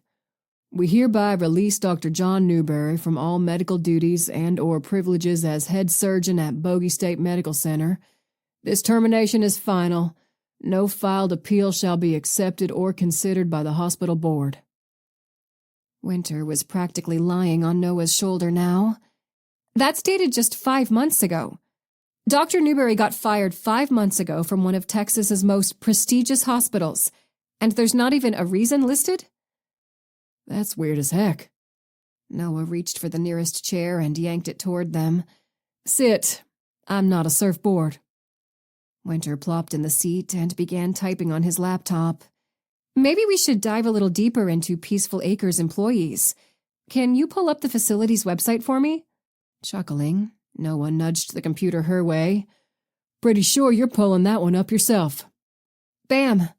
Winter threw her hands up in triumph. There they are. Peaceful Acres' Meet Our Medical Staff page displayed the typical group photo full of scrubs and smiles. Nothing about the staff screamed suspicious, odd, or even interesting. Winter scrolled down the page. The receptionist is new, and she isn't in that picture, which means it's old. But not over 5 months old because Newberry is front and center. Fitz couldn't remember any specific nurses' names due to his inability to care about anything but himself, and I haven't spoken with any nurses at all. This lists a Maud Little as head nurse, so let's start with her. I want to know when she got the position and where she came from. Noah raised an eyebrow. You really believe Fitz was there? You think he's telling the truth? Pausing for a moment, Winter chewed her lower lip. I just can't figure out any reason why Fitz would create such an elaborate lie. This goes beyond screwing with people for fun. The entire mess is too much work. The labor would cancel out the entertainment for someone like him. His fingers resumed their rapid key-clicking, and Noah watched, love-struck, as Winter ran Maud through the database. Nothing beat having a front-row seat to his wife in stealth mode. She had no clue as to how beautiful she was when she was on the hunt, which made her all the more attractive. Boom! Winter slapped the table in triumph. Maud Little's work history shows that she was let go from her position as head nurse at a Waco hospital just 4 months ago. Shortly after that, she started at Peaceful Acres. Any listed reason? Noah didn't particularly believe Mahoney's story, but the Peaceful Acres faculty was beginning to raise some flags. Winter shook her head, eyebrows arched with suspicion. Nope. That's 2 employees, the 2 highest-ranking employees at Peaceful Acres, that were fired for undocumented reasons immediately before joining the hospice facility staff. Noah released a giant yawn. Shady. Absolutely. Eyes flitting to the clock. Winter grabbed his hand. Something awful happened today to one of Fitz's old friends. Bobby Burner died and... Didn't he used to be in the minor leagues? Used to? Yes. Winter cringed, squeezing his fingers. He was assaulted a few months back by an unknown assailant and just woke up from his coma 2 days ago. This afternoon he had an IV overdose of some sort. Bobby's dead and they suspect foul play. Knots twisted tight in Noah's stomach. You think it's related? That whoever murdered Bobby has it out for Mahoney, too? Maybe they have something to do with Sandra's disappearance? It was Winter who yawned now. It's possible. Fitz and Bobby were tight with another guy, Roosevelt McGee, growing up. I told Fitz to get a hold of him. Warn him, but that doesn't seem like enough. Noah knew Winter's next step because it would have been his own. You think you need to go talk to this Roosevelt guy yourself? Yes. Closing Noah's laptop, Winter rose from the chair and stretched her arms high. He might not listen to Fitz, for one thing. They haven't spoken in years. And Roosevelt might have some insight into the red-haired girl's identity. It's worth a shot. Tapping his fingers against the tabletop, Noah couldn't ignore the unease stirring in his gut. Have you considered that this Roosevelt fella could be the killer? You might be walking right into a trap. Winter planted a kiss on Noah's forehead. I have, and I'm prepared for that scenario. I was a federal agent, you know. I have some skills. Yeah. Joking about danger wasn't about to appease him. You're also alone now. No partner, no backup. And if someone actually killed Bobby Burner, they might be interested in a lot more than messing with Mahoney, or anyone he's hired to work for him. Duly noted, Agent Dalton. Winter grabbed a water bottle from the counter. I'll probably make a stop at Peaceful Acres first. Poke around and see what reactions I can get out of the staff. If I'm lucky, Patricia Smith might even be awake and able to chat. That's a good place to start. Noah still didn't like it. Winter ran a hand through his hair, reading his mood as usual. I'll be fine. Promise. Now, come on. Let's go to bed. It's already tomorrow, and I've got investigative yearbook homework waiting for me after the workday ends. Sounds fun. Noah flipped the kitchen lights off and wove an arm around his wife's waist. If we're lucky, maybe we'll wake up in the morning to a driveway that hasn't been graced with a rat corpse. Reach for the sky, babe. Chortling at her own humor, Winter seemed unaware of just how concerned Noah truly was. She wasn't scared in the least, simply determined and fearless. That was why he loved her.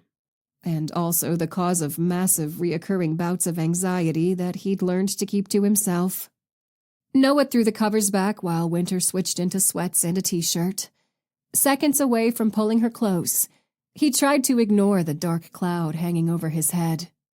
The general nature of her case, the idea that Sandra Smith had evaporated altogether, had triggered painful, disturbing flashbacks of Winter's own vanishing act when her damn brother took her hostage. Noah could leave the past in the past, but he wouldn't deny the emotional scars from that nightmare to anyone. And despite his general misgivings about Mahoney, if the man was telling the truth, it was safe to say that Noah understood his agony better than anyone.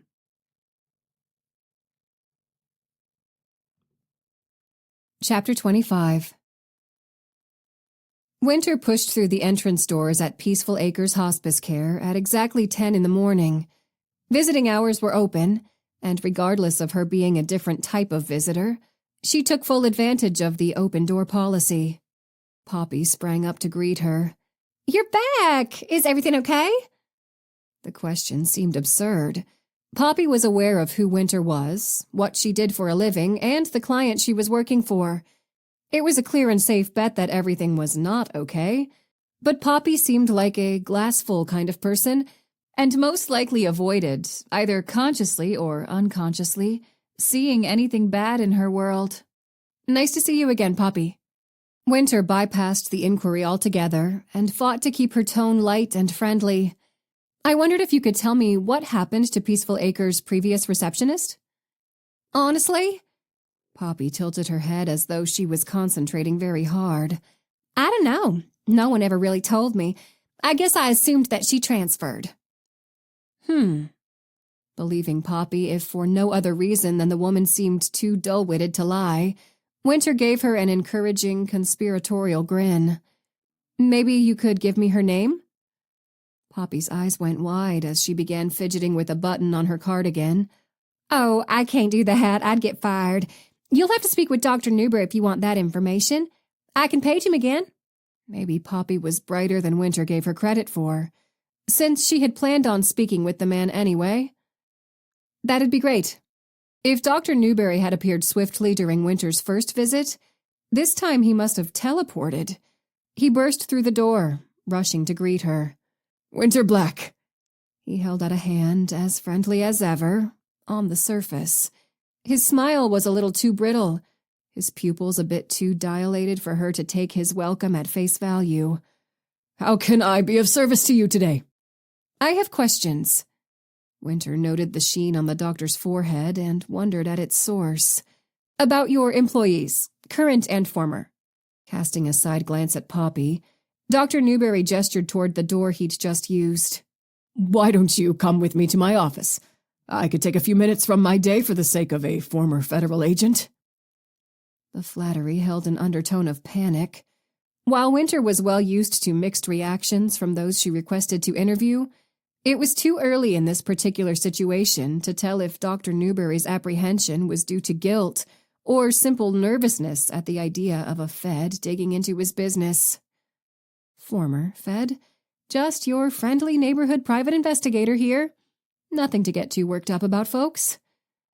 Ushering her into his office, Dr. Newberry took a seat behind his desk with a pleasant smile still in place. Yet all the feigned calm in the world couldn't hide the fact that many things about the doctor's private workspace were off. Wrong. Aside from a laptop, his desk surface was clear. Not a pen or stapler or family photo in sight. The beige walls were equally bare. No plaques or motivational quotes or landscapes. No certificates. Not even a high school diploma to boast its owner's name. Sliding her gaze around the room, Winter spotted a briefcase by the door with an overcoat resting on top. Beside it, a suitcase stood on its little whirly wheels. "Going somewhere?" Though his posture tensed, his smile widened by several degrees. "I have all the time in the world for you. I've done some research on you since we last saw each other. I didn't realize you were the Winter Black. You have a tremendous reputation that you should be quite proud of." The former damp shine on Dr. Newberry's brow had morphed into glistening beads that began a slow crawl down his temples. Winter considered sitting in one of the 2 chairs facing the doctor's desk and decided against it. She preferred the power position of standing in this instance. "Thank you for the compliment, but I'm no more impressive than any other former agent. Anyway, I wanted to ask you about your former job as the Bogey State Medical Center head surgeon. That's a very desirable position for any physician. What made you decide to come to such a small facility like Peaceful Acres?" Dr. Newberry's gulp echoed off the empty office walls. I was seeking a change of pace. I have a family, and this job allows me much more time to spend with them.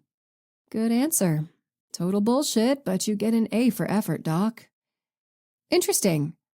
Winter tapped a finger on her chin. Because official records indicate that you were let go from Bogey State, not that you chose to leave. Those are 2 very different sets of circumstances, don't you think? Okay. His cheeks flushing, Dr. Newberry's smile disappeared. You've done your research. My former employers did what was best for me at the time. I needed to get myself in line. I had a very minor addiction issue that caused much more concern than necessary. The admission was the exact fuel for fire that Winter had hoped for. So, that minor addiction of yours, what was it? Drugs, alcohol, hookers, little girls? Dr. Newberry stood, slamming a hand on his desktop. It was nothing of that sort. How dare you suggest such atrocities? Yawning to show just how unfazed she was by his outburst, Winter lifted her shoulders. Just trying to get to the truth. Gambling. The doctor's jaw flexed with his growing anger. It was a simple matter of me gambling too much, and it's none of your damn business. You forget, she couldn't help grinning now, that I'm in the business of making things that are none of my business.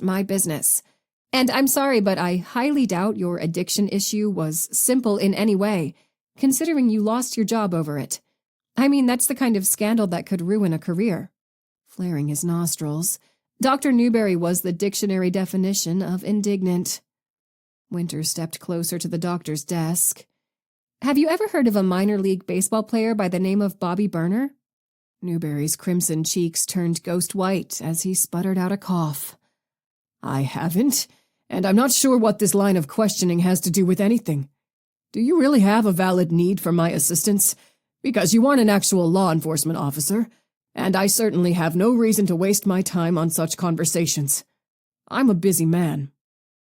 Well, Winter kept her tone amicable, you did say that you had all the time in the world for me. Let's talk about your head nurse, Maud Little. Were you acquainted with her before you began your job at Peaceful Acres? It seems you both started here around the same time. No. Dr. Newberry held her gaze steadily, his lip curling into the beginnings of a sneer. She'd be getting kicked out soon anyway, so there was no need to stop now. Are there any employees here today who I can speak with that were working at the facility before you came on as head physician? The doctor huffed, throwing his hands in the air. There are not. We've been experiencing a large amount of employee turnover recently. Now, I'm afraid I must end this meeting. I have an appointment to get to. Storming toward the office entrance, he waved Winter into the hallway and promptly shut the door behind her without so much as a bye. Of course, Newberry expected her to leave, but he hadn't given that specific suggestion, and Winter wasn't done just yet. Instead, she crept back to the reception area and headed for the hallway the doctor had taken upon her first visit when he went to check on Patricia Smith. The hall was doorless until it came to a T, with 4 doors down both the right and left sides. Winter went left, aware that her time was short, and no one in hospice care would likely appreciate a PI popping her nose into their rooms.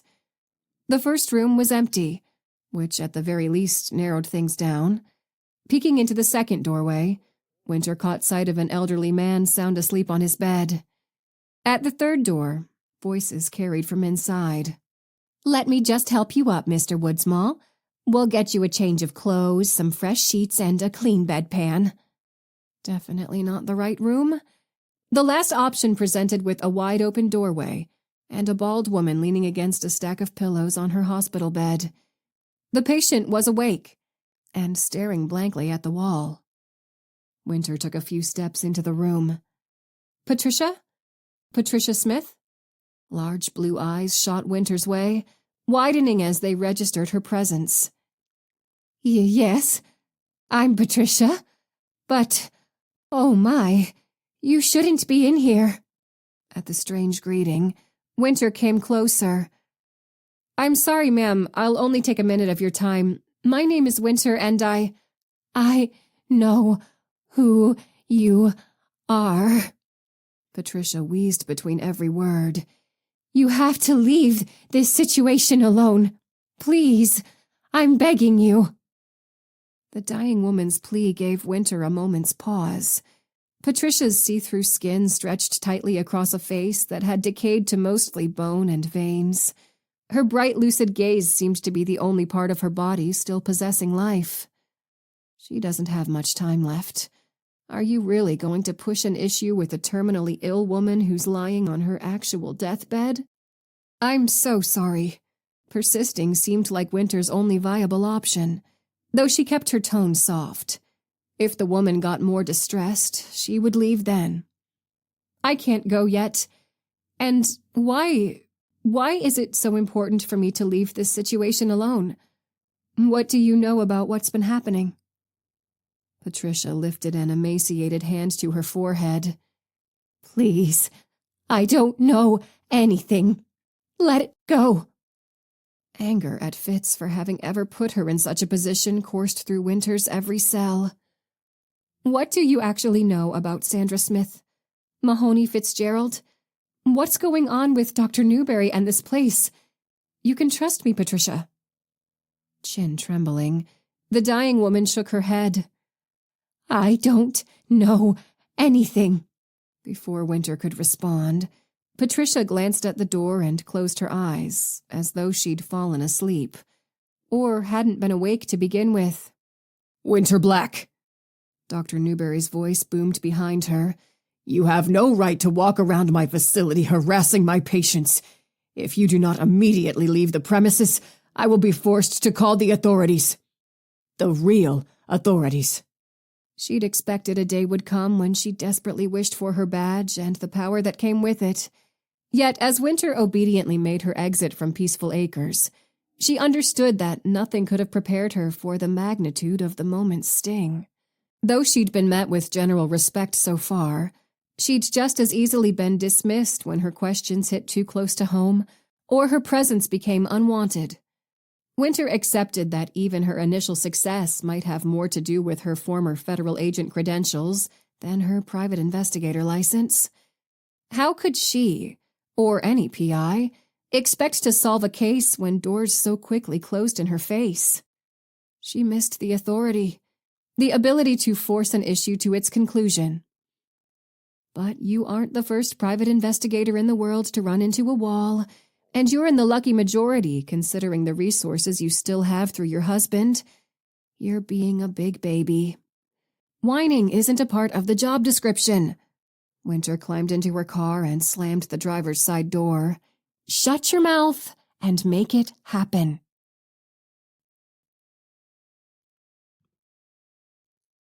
Chapter 26. Winter stomped the gas pedal as she flew down the highway. The visit to Peaceful Acres had stirred up a deep agitation in her chest. Patricia Smith had information she was too scared to share. Dr. John Newberry was flat out lying about possibly everything.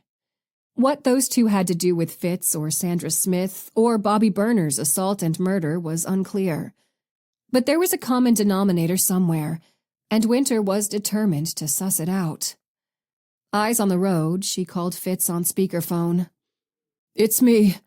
His voice was strained and exhausted. "Still alive over here." "Excellent." Winter's knuckles whitened as she clenched the steering wheel. "Let's try to keep you that way. Did you get a hold of Roosevelt?"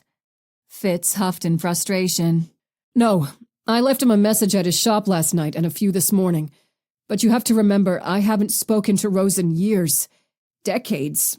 The version of me that he remembers isn't necessarily someone you rush to get back in touch with. Winter bit her lip, wanting to tell Fitz that the current version of himself wasn't much to write home about either. Keep trying, but stay put. Don't leave your house for anything. Doors locked, alarms on. Fitz wasn't a pro at hiding his fears. Is there something I should know? Another new development? 'Cause you sound extra stressed. Envisioning Dr. Newberry's wrath-filled glare, Winter still had no proof to back up what she now regarded as true. I believe you, okay?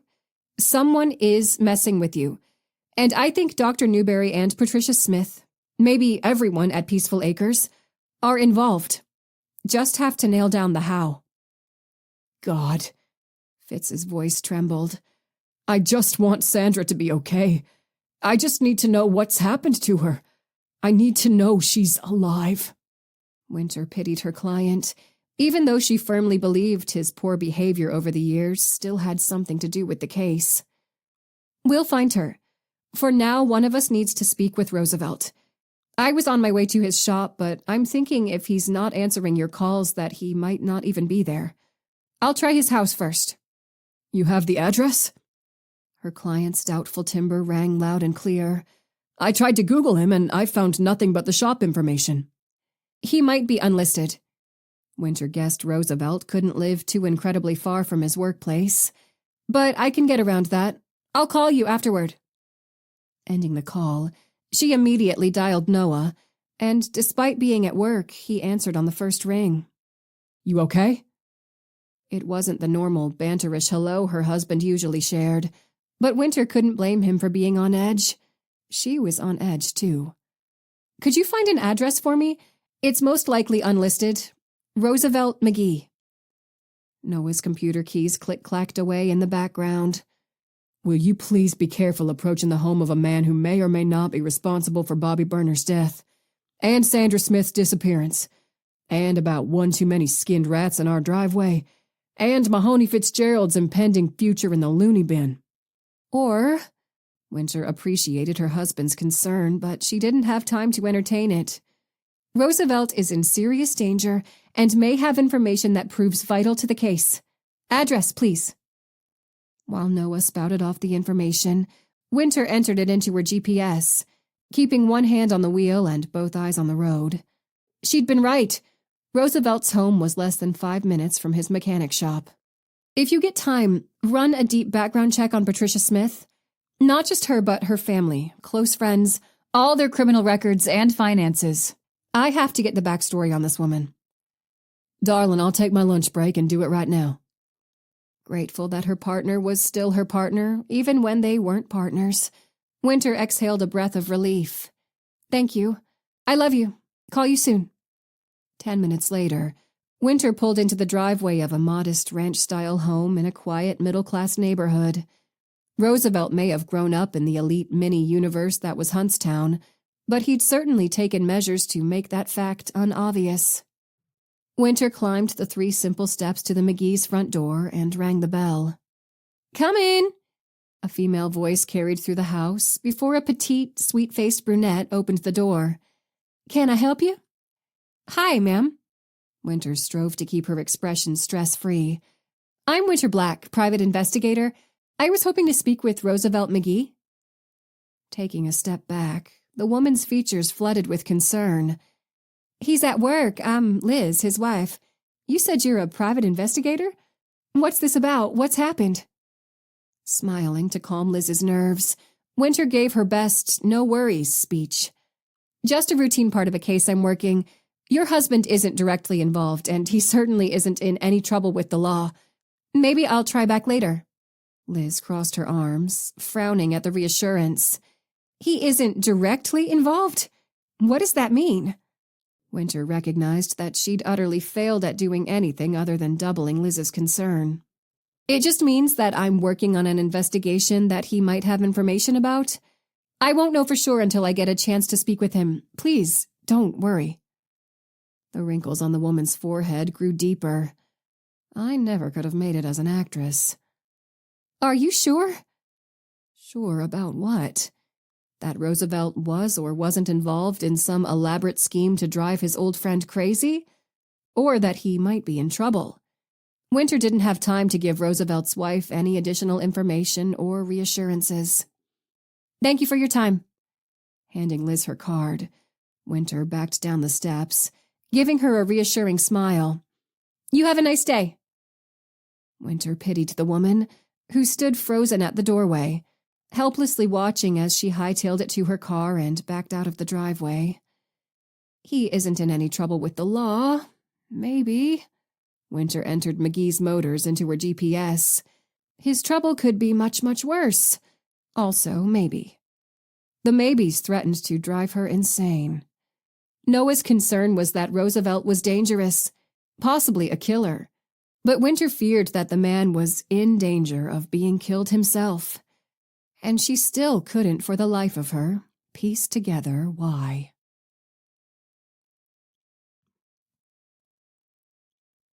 Chapter 27. Roosevelt McGee scrubbed at the black oil staining his fingers. After 15 years of working on cars, he'd come to accept that his hands would never be completely clean again. His wife seemed okay with that reality, and that was all that mattered at the end of the day. Keeping Liz and his 2 kids happy. He headed toward the front reception area and flipped the open sign to closed before grunting in approval at the tidy counter and neatly lined customer waiting chairs. Every wall in the building was lined in solid brick that he'd painted white with his own 2 hands. Simple, cost-effective, a nice place to have his quiet lunch. He'd started this business with his own money, and while there was a hell of a lot more of it at his disposal, he'd kept the shop efficient and flash-free. Proud of himself for having stuck to the goal, creating a modest world where he could live an honest life, Roosevelt allowed himself a pat on the back. Growing up, his parents had been a miserable, raging train wreck. His father was a coke-snorting philanderer, and his mother a full-blown alcoholic. Being filthy rich hadn't made a flip of difference in their familial hell. Roosevelt was certain that the money had actually made things worse. When you've got everything you could ever want, there's nothing left to do but be miserable. His mutters were heard by no one as he ran the shop alone. There was a priceless peace in not having to deal with another living soul while he fixed the automobile messes that people brought him. Roosevelt preferred the company of the local classic rock radio station over human interaction. He didn't even answer the shop's phone. If it was important, they'd leave a message. If they needed service, they'd leave a message. If they wanted a piece of his time, well, he had enough to go around, and they'd leave a message. Liz and the kids could get a hold of him on his mobile, and the rest of the planet just wasn't that incredibly important to Roosevelt. He kept his circle, his worries, to a minimum. Yet here comes good old Mahoney Fitzgerald, like a bullhorn in a nursery. His old friend had left at least 10 messages on the shop's phone in the last 12 hours. Roosevelt had stopped counting and listening to them altogether an hour or so ago. Liz kept up with the news, and she'd informed him that another old friend, Bobby Burner, had passed away in the Huntstown Hospital yesterday. Roosevelt hadn't been surprised. After Bobby's attack a few months back, which blew up the headlines for a bit due to his local celebrity status, Roosevelt had assumed that his old buddy had pissed the wrong person off. That's what money did to a man. Made him stupid and got him in deep shit. Fitz had to be calling about Bobby's death. The 3 of them had been tight growing up, their relationship getting even stronger as they made their way through college. That was roundabout when Roosevelt had the epiphany that he wanted to be a different man. A better man. He'd distanced himself from his buddies and all the rich assholes in the village of privileged idiots that was Huntstown. Shortly after, he'd met Liz, and they'd built a nice life together in Austin. Roosevelt trudged to his desk. All I want now is that tuna salad sandwich in the fridge and an ice-cold Pepsi. Damn you, Fitz. It was best to get the call out of the way. Collapsing in his beat-up office chair, Roosevelt reluctantly put the phone to his ear and dialed his old friend. Fitz picked up on the first ring. Rose? Oh my God, what took you so long? Listen, I think we're in trouble, man. I'm guessing you heard that Bobby died, but what you don't know is they're saying it was murder. Someone killed him, and I think that same person kidnapped my girlfriend. You might be in some serious danger, too." No hello, just a breathless Mahoney spewing out a crazy spiral of gibberish warnings. The guy sounded like he was 3 days into a bad acid trip. Nothing's changed at all for Fitz. "Hey." Roosevelt took advantage of Fitz's pause for oxygen to get in a word. "I did hear about Bobby, and it's really a bad deal. Bobby's always had a way of pissing off the wrong people. So, as much as I hate to say it, I wouldn't be surprised if someone did kill him. I don't know what that has to do with your girlfriend disappearing or why you think it has anything to do with me. I haven't talked to Bob in years." Something like a frustrated pig squeal emitted over the line. "That's what I'm talking about. I hadn't talked to him either, but this shit isn't about now. It's got something to do with the past, Rose. And we were the 3 friggin' musketeers for damn near 20 years. Something we did is catching up to us. I know I sound insane, but you do." Roosevelt didn't have the time or patience for this bullcrap anymore. "You sound 100% deranged, and I've got work to do. Do you know any redheads? A little girl, maybe?" Fitz wasn't done spitting nuts yet, and his line of inquiry gave Roosevelt pause. "Or anyone with red hair, but especially a little girl. Do you?" What in the actual hell? Roosevelt's nose crinkled with disgust. "That's one creepy freaking question, Fitz. I don't know what kind of mess you're in or what drug bender you're on, but my best advice would be to get some help and call me when you're sober. They have doctors for this kind of thing." Ending the call, Roosevelt ran a hand through his thinning brown hair. Here they were, facing their 40s, and Mahoney was still acting like he'd never made it past his junior year in college. Something we did is catching up to us. Yet Fitz hadn't said what, or who, or why. Mahoney wasn't a bad guy, per se. He'd grown up with an absolute dickhead for a dad, but he'd always been a sucker for party drugs, particularly hallucinogens. He was either hitting rock bottom or suffering brain damage from having already hit his lowest point. And the little girl shit? Roosevelt wasn't touching those questions with a 10-foot pole. He only hoped the redhead was part of Fitz's delusional trip, and that his old friend hadn't delved into darker hobbies since they last spoke. Processing back through the disturbing call, Roosevelt headed for the mini-fridge in the garage where his tuna and sent-from-heaven soda were waiting. With his hand on the door, he came to a conclusion. "Fitz always has and always will be a mess. The dude sounded like a certifiable lunatic. I'll never—" "You're right. He is." Startled to his core by the voice behind him, Roosevelt whirled just in time to see the baseball bat coming at his head. One hard crack dropped him on the concrete floor, where he struggled to stay conscious, even as warm blood gushed down his face. Fitz was telling the truth. "You're right." The cold edge to the laughter that followed nearly loosened his bowels. "You're absolutely right." Roosevelt blinked, trying to focus on his assailant, his hands raised to ward off another blow. "Why?" The laughter stopped, replaced by a triumphant voice. "Mahoney Fitzgerald sounds like a lunatic. Everything is working out perfectly. I knew I could do this." The bat raised over his assailant's head. "I knew it." Wondering if he would ever get a chance to apologize to his old friend for brushing him off like a bug, Roosevelt decided he already knew the answer to that question before the bat landed another blow.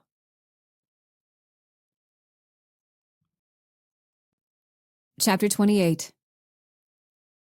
Justice had been served. Well, almost.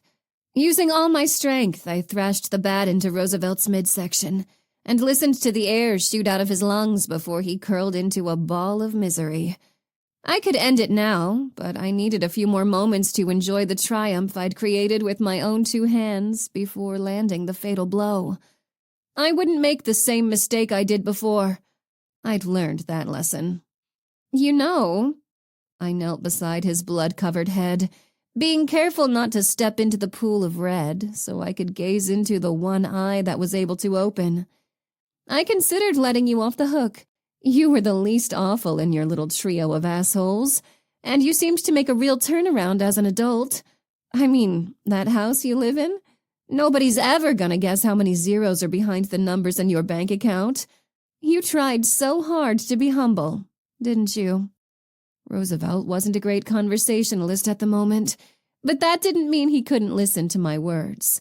He still had ears, and for now they could still hear. The problem is, humble doesn't fix anything. It doesn't undo the hands, all the sick, demented hands that hurt me, groped me, invaded me. I closed my eyes against the memories of the assaults. How did something that happened so long ago still hurt so badly? I cleared my throat, swallowing the misery of the past and refocused on the present. Humble doesn't undo the fact that your hands pummeled me with dodgeballs and beat me into the godforsaken fury that was the beginning of the end. A pathetic groan was the best response he could offer. I was sure that, given the chance, Roosevelt would have apologized. I should have waited to kill him until after he groveled. Until now, I didn't know how badly I needed to hear his expressed regret. That wouldn't happen now. Another lesson learned. My father's hands threw my mother to her death that day. You have no idea what it's like to watch your own mother die. To watch one of your parents kill the other. You don't know what the end really looks like, but you're about to find out. Mumbles escaped Roosevelt's mouth, accompanied by little bubbles of blood. Internal damage. Good. I was internally damaged, too. Peace. Don't. Please. It said a lot about me and my situation that I was able to understand his gibberish. It made me think of Wally and his coups that had become a language all their own. What would Wally think of me right now? What would my baby boy say about the bloody bat in my hands? I closed my eyes and exhaled the guilt away, purposely stealing my heart over. Wally can't talk. He wouldn't say a damn word because he doesn't have the capacity to do so. But your kids? I nudged Roosevelt's limp arm with the bat. I bet they talk up a storm, don't they? Your perfect, healthy little children. So beautiful. I bet they're incessant babblers. That had been the tipping point, actually, as far as Roosevelt's fate was concerned. I'd stumbled across pictures of his family on the internet. His wife was unimpressive at best, but those kids, a happy as can be little boy and girl, laughed while they played with bubbles. Just like Bobby, Roosevelt's good fortune had passed seamlessly to the next generation. Meanwhile, my child had inherited the curse I'd incurred that day on the playground. My child had never even been to a playground. The world was a cruel, unfair hell, and letting Roosevelt get away with what he'd done to me would be wrong. He was a rat. A fucking little rat. He was vermin, no matter what he'd tried to pretend to be as a grown man. I was taking my well-deserved justice and doing the human race a favor by wiping him from the earth. Another moan from the mostly dead bastard on the floor brought my straying attention back to the man. He wanted to speak so badly and couldn't. I'd felt that way many, many times throughout my life. Trapped, horrified, wishing I could die. I'm going to do you a favor and not drag this out any longer. Just know I do appreciate that you at least recognized what a horrible piece of shit you were. I lifted the bat high, tightening my hands on the grip. But it's time to pay your dues. With a whistle of wind, I brought the bat down on Roosevelt's head. Over and over and over until there was nothing left but a pool of blood, mush, and bone where his face had once been. I was out of breath and crying from exertion by the time I made myself stop. He definitely wouldn't be making a miraculous comeback in a hospital bed. I refused to make that mistake again. Roosevelt McGee was dead as dead could get. Sweaty and breathing hard from the physical effort, I managed a smile. The scales of justice had been righted just a bit more today. I'd done what I'd set out to do. Smashed my goals. I giggled, loudly enough to alarm myself, and attempted to focus. Someone would eventually find Roosevelt's body, and I certainly didn't need to be here when they did. I had Wally to get home to. He needed his mommy. Vibration against my hip alerted me to an incoming call. I yanked the phone from my pocket and grunted in annoyance at the name on the screen. "How can I help you, John?" She's figuring it out. He panted the words like a rabid dog. I'm not sure exactly how much she knows, but she's putting it together. For shit's sake, she was a former federal agent. Of course she's seeing through this. We're in over our heads, and I'm resorting to Plan B. Plan B? I wasn't aware that Dr. John Newberry had any alternate plans. He'd been screwed when he came to me and my husband, begging for money to bail himself out of an ungodly amount of gambling debt. The man had even lost his job because of his addiction, not showing up for surgeries, and even risking a few people's lives after gambling for too many hours and not getting any sleep. The hospital he'd worked for was probably still dealing with the legal issues associated with their former head surgeon. My Hank was a softy, though, and had given in to his friend's pleas without a moment's hesitation. Later, with Hank's blessing, I'd gone so far as to offer jobless John a desirable position at the hospice facility Hank owned. All he had to do was help me out with a little mission I needed to pull off in the background, and never speak a word of it to my husband. Did you really think I wouldn't have a backup if this all went south? John's scoffing tone was highly offensive. I've handled Maud and taken care of a few loose ends. You won't be hearing from me again, and I promise you that all the money in the world isn't going to find me and my family. I watched a fly crawl across Roosevelt's smooshed brains, probably searching for the best parts. "You're being overdramatic and making hasty decisions you'll regret. I want you to—" I don't give a damn what you want anymore. He screamed, actually screamed at me. That PI won't stop until someone answers for something, and I will not be that person. I recommend that you offer her money, and soon. When the line went dead, my jaw dropped even as I nodded in understanding. Men like John Newberry were weak. Cowards. I should have expected him to bail when the shit got sticky. Taking one last triumphant gaze at the dead rat on the floor, I sprang into action. I'll take care of the private investigator, but it won't be with fucking money. Money just meant that people I thought I could trust could create a plan B. Another lesson learned.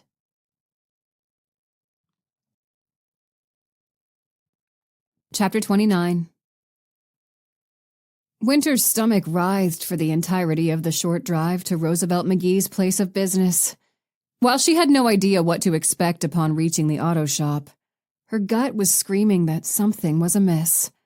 Part of her still believed the man was in danger, but as she gunned the car through the last yellow light, Noah's warnings reached a crescendo in her head.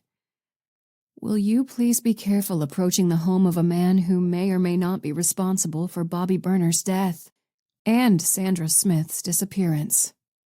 Speeding into a left turn, Winter braked to a stop in an empty parking lot surrounded by field grass. The low-slung industrial structure hosting McGee's Motors squatted ahead on a patch of concrete. A bright red closed sign hung in the entrance window, despite the sunny weekday afternoon, and Liz McGee's certainty that her husband was at work. Her heartbeat quickened as she envisioned Roosevelt committing heinous crimes. Where are you, Roosevelt? Off kidnapping women? Killing old friends? Skinning your next gift? Fighting for your life?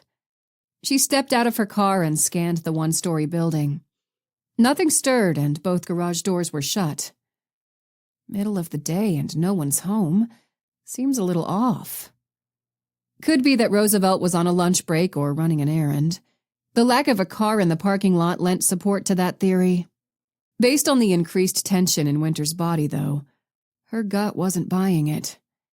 Keeping her ears and eyes peeled for any signs of danger, she crossed the short distance to the front door and turned the handle. The door swung open. So much for her meal run theory. She could believe Roosevelt might shut down his garage to grab a bite to eat, but leave the place open for thieves to steal his expensive tools? Not a chance. Not unless he'd left in a big hurry. Winter unholstered her revolver and cleared the reception area, her dread skyrocketing. A doorway branched off to an office space, and beyond that, the garage itself. There was still a chance she'd find Roosevelt beneath a car. Maybe he'd closed all the doors to grab a quick break from an annoying customer, or as a private spot to smoke a quick joint and forgotten to lock the door. If so, he was about to experience the shock of his life when she walked back there with her weapon drawn. The darkness looming from that direction didn't bode well, though. She tightened her grip on the gun and inched her way toward the garage. Before she could get there, something scurried across her foot. Swallowing a scream, she spun in a circle. No one else was in the room. Please, please, don't be a... High-pitched squeaking cut her off. She jumped before completing the rest of the thought aloud. Rat! Though not as thunderous or deafening as the horde from her dream, the sheer volume of animalistic sounds assured her that far more than one of the rodents awaited her in the garage. You know exactly what we did. You know what we are. A shudder racked her body, and cold sweat trickled down her back. Would they be ready for her with red eyes glowing and bloody teeth bared? Had she fallen into a vision without realizing it? A dream? A nightmare? The point was moot. Whether awake or asleep, Winter had to face the rats. She took a deep breath and edged closer to the scuffling, shrill din. At first, she didn't notice anything amiss as she stepped into Roosevelt's workspace and scanned the stained concrete. Just the usual oil stains, jacks, and scattered tools. When her inspection reached the far side of the room, her skin turned icy. The floor was moving. Be a PI, they said. It will be fun, they said. Her legs tried to lock in place, but she forced them to move in that direction. The mob of rodents slowly took shape. 50, maybe more, furry little bodies with fleshy pink tails wiggled and bulldozed each other, all of them concentrated on a single spot. A sick premonition crept down her spine as she approached. They're feeding on something. She took a few more steps and stopped again. Work boots jutted out from the pile. Her stomach dipped. The rats were eating, but their meal wasn't a something. They were feasting on someone. And she was afraid she knew exactly who that someone was. Her pulse pounding through her skull, Winter searched the room and laid eyes on a crowbar. Seizing it, she lunged into the pack and swiped at the ravenous beasts. As they skittered away, the rest of a human body was gradually revealed. Most of a body, anyway. No head. Well, not anymore. Someone beat this person's head so hard that it's just one big pile of goo. Stomach acid scalded her throat. No matter how many times she experienced the distinct horror of viewing splattered brain matter, the atrocity never became easier to process. Taking another swing at a few of the bolder rodents that were starting to return, Winter crouched by the body. The victim's clothes were ripped and covered in blood. Big chunks of fabric and skin both were missing in spots where the rat's sharp teeth had sliced into flesh, likely corresponding with the body parts they considered especially delicious. Shoving that horrifying thought away, Winter peered at the victim's chest. She could still make out the name patch sewn onto the shirt. Roosevelt.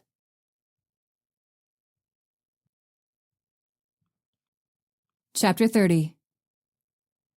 Noah drove like a bat out of hell toward McGee's Motors, while Eve gripped the oh shit handle and repeatedly checked her seatbelt.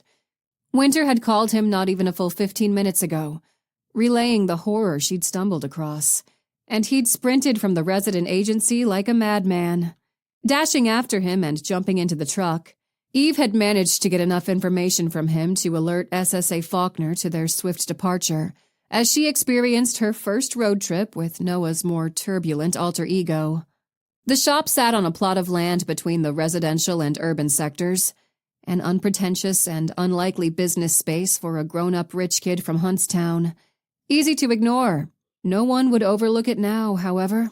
Swarming with cop cars, 2 responding ambulances, and an animal control van, the establishment was a veritable circus show. As Noah steered into the lot, a pair of SUVs labeled with Texas Parks and Wildlife insignias passed him heading out to the street, followed by a large van. At least we missed the rats. Shaking off a crawling sensation along his skin, he navigated around the Leo vehicles and parked as out of the way as possible. Eve let out a low whistle. "Crime scene techs are already here. A whole gaggle of them." Climbing from his truck, Noah was much more interested in locating his wife. He scanned the sea of officers until he spotted her, the lone person in street clothes, speaking to a cop who appeared to be writing down every word on his clipboard. Winter's porcelain complexion had taken on a greenish hue. Noah charged toward his wife, forgetting for a moment that he was an on-duty federal agent in his rush to embrace her. Vivid blue eyes met his, and seconds later, Winter threw her arms around his waist, squeezing his ribs tight before releasing him. "I guess we can officially take Roosevelt McGee off of the suspect list, huh?" Noah understood that dark humor was Winter's prime coping mechanism. "Hope nobody tells my new boss how wrong I was about the guy. I might get my badge revoked." Winter's lips curved slightly upward, but never made it to a full smile. "You gonna introduce me to your partner, or what, Agent Dalton?" Smacking his forehead and feeling like an ass, Noah slid apologetic eyes toward the woman standing patiently at his side. "Special Agent Eve Taggart, meet my wife, Winter Black Dalton, private investigator." Eve jutted out a hand. A warm smile stretched across her face. "It's a pleasure to meet you." Her gaze shifting toward the shop, Eve's expression sobered. "Although I wish it were under different circumstances." Winter accepted the handshake and craned her head in the same direction. "You and me both. I've heard good things about you. Likewise." "You think this is the same culprit?" Noah kept his voice low. "The same person who killed Bobby and took Sandra?" A tremble coursed through his wife's body. "Yes, and I'm 1000% sure it's the same person who's been leaving the rats. I'll take you to the scene." Noah gave Eve a nod, and they both trailed closely behind Winter as she led them past the yellow tape and deep into the shop. There was no question as to where the murder had taken place. Techs and cops alike huddled near a bloodied form near the back of the garage. A headless human form. Their jackets making a silent announcement of who they were. Officers moved aside as Noah and his partner approached. Eve's sharp intake of breath at the brutal tragedy on the floor matched his own. Murder was never a pretty sight, but this killer had left a scene that incited a special shade of vomit. Noah winced, imagining Winter's horror at having found the corpse. "Holy hell." "Yup." A tall, built-like-an-ox officer, the only one who hadn't moved upon their arrival, met his stare. "I'm Detective Darnell Davenport, and you must be Agents Taggart and Dalton. Your wife said you'd be showing up. This is my scene, but I wouldn't mind some federal insight as long as you stay out of the way." "Of course, only here to help." Noah had already accepted that he wasn't present in an official capacity, and also that local law enforcement would be marking their territory at some point. Best to get that part out of the way. After uttering a grunt of what Noah took for approval, Detective Davenport studied him and Taggart with dark brown eyes. "The victim died from blunt force trauma to the head, but I think that goes without saying." Winter knelt on a plastic sheet beside Roosevelt's body. This murder was so messy. Rage, excitement, probably a combination of the two, but messy as hell. There's gotta be some of the unsub's DNA here. Noah agreed. From what he knew of Bobby Berner's assault, the assailant had delivered just enough blows to assume that Bobby was dead, leaving without so much as a fingerprint in their wake. This time, they hadn't left any room for guesswork. They'd beaten Roosevelt McGee's head to a verifiable pulp, and that took effort, dedication, rage. Whatever the killer's motivations, the amount of damage they'd inflicted on the body could lead to a break in the case. The longer any murderer spent taking out their victim, the better the chances they'd leave behind a tidbit of evidence for law enforcement to work with. Detective Davenport gestured toward the crowd of techs around them. The rats didn't help our cause. The little vermin contaminated the scene before we even knew it existed. But if there's any DNA to find, my team will find it. I just hope we find this psychopath before another victim gets their head bashed in. Standing, Winter ushered Noah to the side. I have to go. I can't say for sure who's in danger versus who's dangerous right now, but there are so many people involved in this nightmare. She blew out a long breath. I just can't hang around and wait for something else to happen. Fighting his natural inclination to go with her, Noah tried to offer genuine encouragement. You go do what you gotta do, darling. Agent Taggart and I can stay put for a while and gather whatever information comes from this. He didn't say it out loud, but if Winter was right and the murders were connected, the FBI would probably get a call to assist on a serial killer case anyway. Winter's posture relaxed an infinitesimal bit. Thank you. Noah and Eve followed Winter out of the shop. He struggled to take his eyes off her, even as she drove away. She'll be all right. Eve's soft, comforting tone betrayed her mothering instincts. Your wife is a tough cookie if I ever met one. He couldn't argue with that. Seconds after Winter drove away, another civilian car came to a stop on the street in front of the shop. Noah's stomach sank as a petite woman shot from the vehicle, frantically scanning the scene before her. What's going on? She made the demand of everyone present. Where's my husband? Where's Roosevelt? Two officers immediately rushed over to the woman and spoke to her in hushed voices. Moments later, Roosevelt McGee's wife broke into inconsolable screams.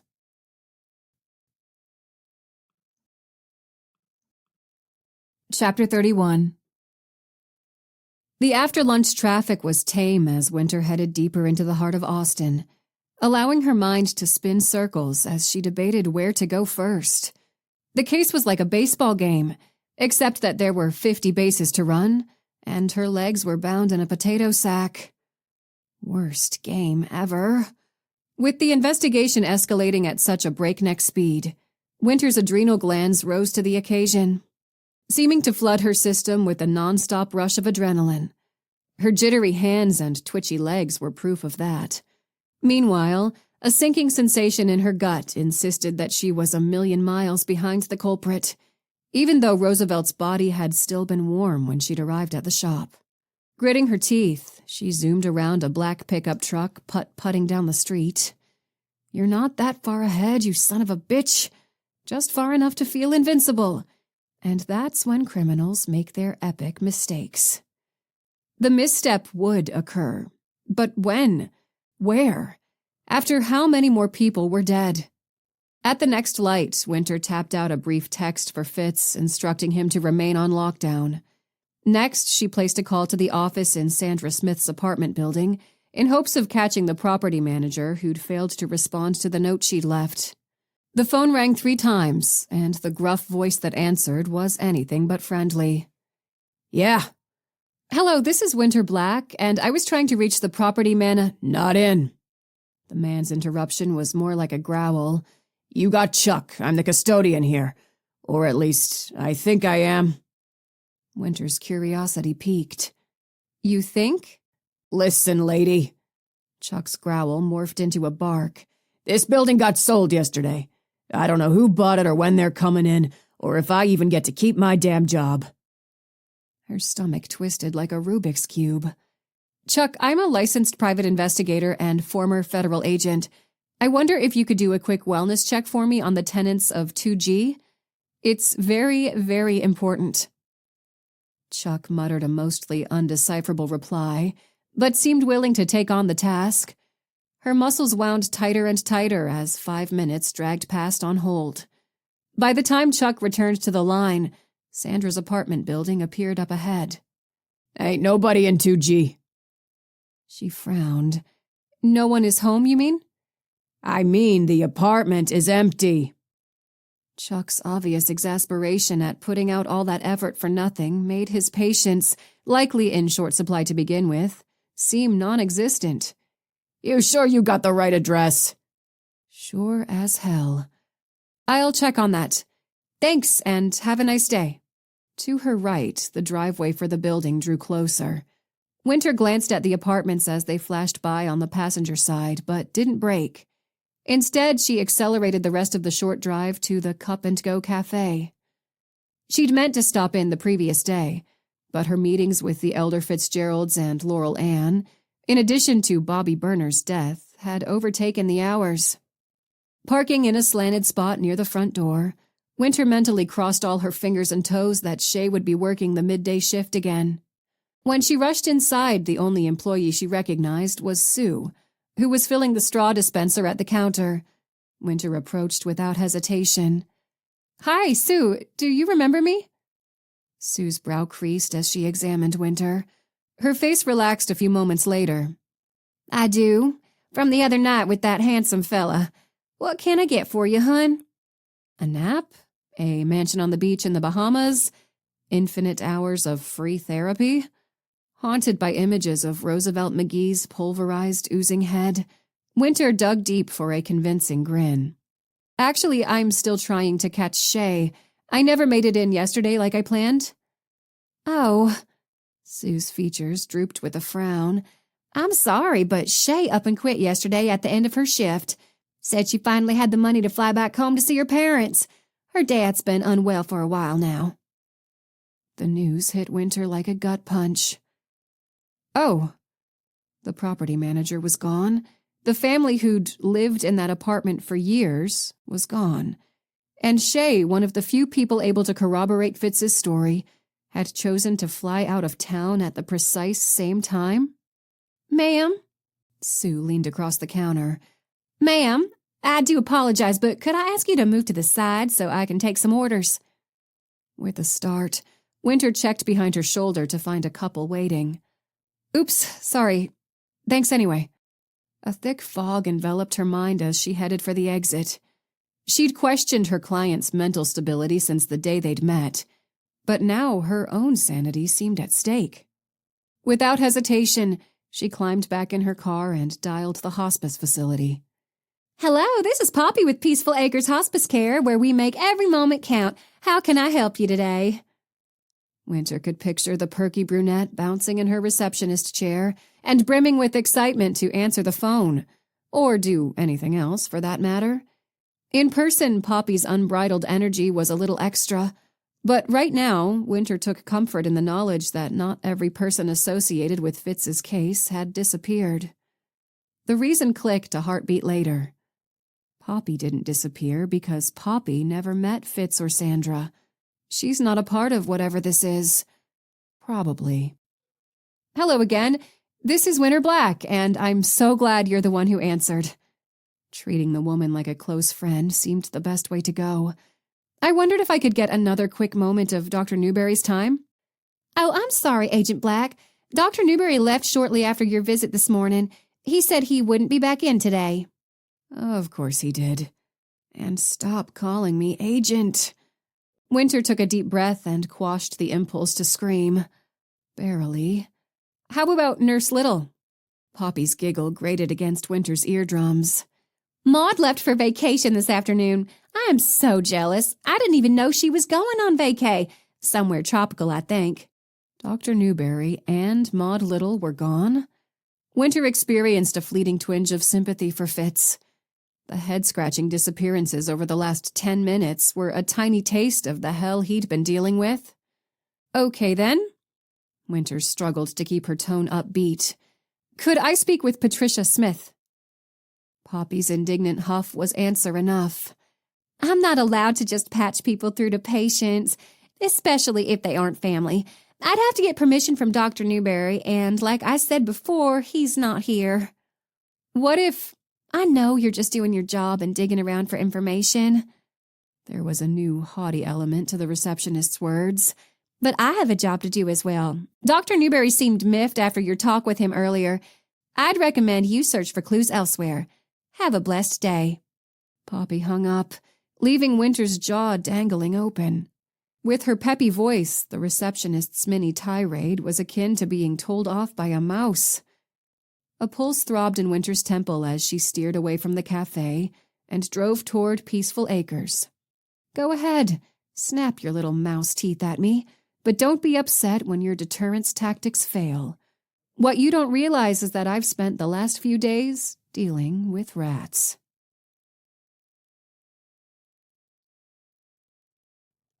Chapter 32. I stood outside Wally's quarters during the tail end of his daily tutoring, unnoticed by both my son and Miss Anthony as she signed questions about the Harry Potter book he'd been reading. His radiant smile as he signed back punched the oxygen from my chest. I froze in the doorway, indecision momentarily zapping my ability to leave. Regardless of the many tasks awaiting me and my blazing desire to complete them, I considered staying.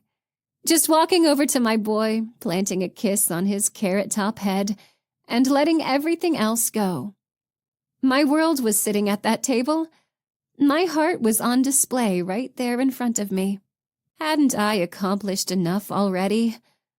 Why can't you just walk away? My whisper held logic. Reason. Bobby was dead.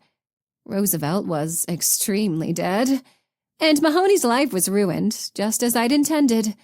I'd taken away his girlfriend. Sandra was dead and gone and never coming back. His credibility and soon, his freedom.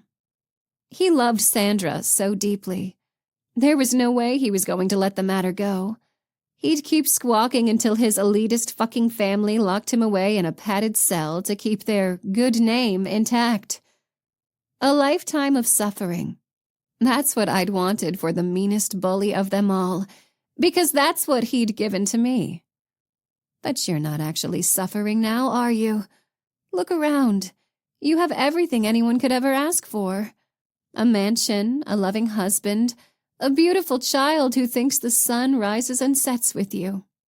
A lone tear trailed down my cheek as an unfamiliar sensation spread through my chest. Tingles raced up my arms. My insides radiated with warmth. With hope. The sound that I knew was Wally's version of an uninhibited laugh intensified that alien warmth and caused my heart to flutter beat. I wrapped my fingers around the door jamb, contemplating crossing the threshold. We could be happy. Hank, Wally, and I could... The crystal-clear image of my mother's lifeless body at the foot of the staircase flashed through my mind. I stepped away from the door, leaning against the outside wall and closing my eyes. Please, just let me live my life now. Please stop tormenting me. My mother stared up at me with that same vacant, wide-eyed expression. This time, though, her lips moved and words spewed out. You killed me, little rat. You started this and you will finish it. Icy hands wrapped around my neck and began squeezing. Gasping for air, I clawed at my throat and opened my eyes, sure that I'd catch my dead mother choking the life from me. I was alone in the hall. My mother wasn't there, and yet, somehow, she was always present. Shaken, I rubbed my arms and tried to calm my thundering pulse. What was that all about? Not once before today had Mom ever called me a little rat. Not in my memories, dreams, or nightmares. Those were my father's words, and he was rotting in a prison cell right where he belonged, serving out a life sentence for the murder of my mother, along with other numerous charges for the beating he'd given me that day. The rules must have changed, though, if my mother was now delivering that hateful message. My mother, who'd always loved me, who'd rushed over to protect me that day, who'd died for my sake. Purpose solidified inside me. I'll finish it for you. You'll have your vengeance, I promise, Mommy. I wasted no time clearing the hallway and shooting down the back stairs toward a seldom-used side door. This exit followed a cobblestone path that wound deeper into our property, leading toward the gardens and my rat shed. Hank referred to them as my hobby rats. My husband assumed that I bred them to sell, and though I'd never confirmed that assumption, I hated lying to him. I'd also never told him he was wrong. Believing that my rats were something of a therapeutic pastime, Hank fully supported the activity.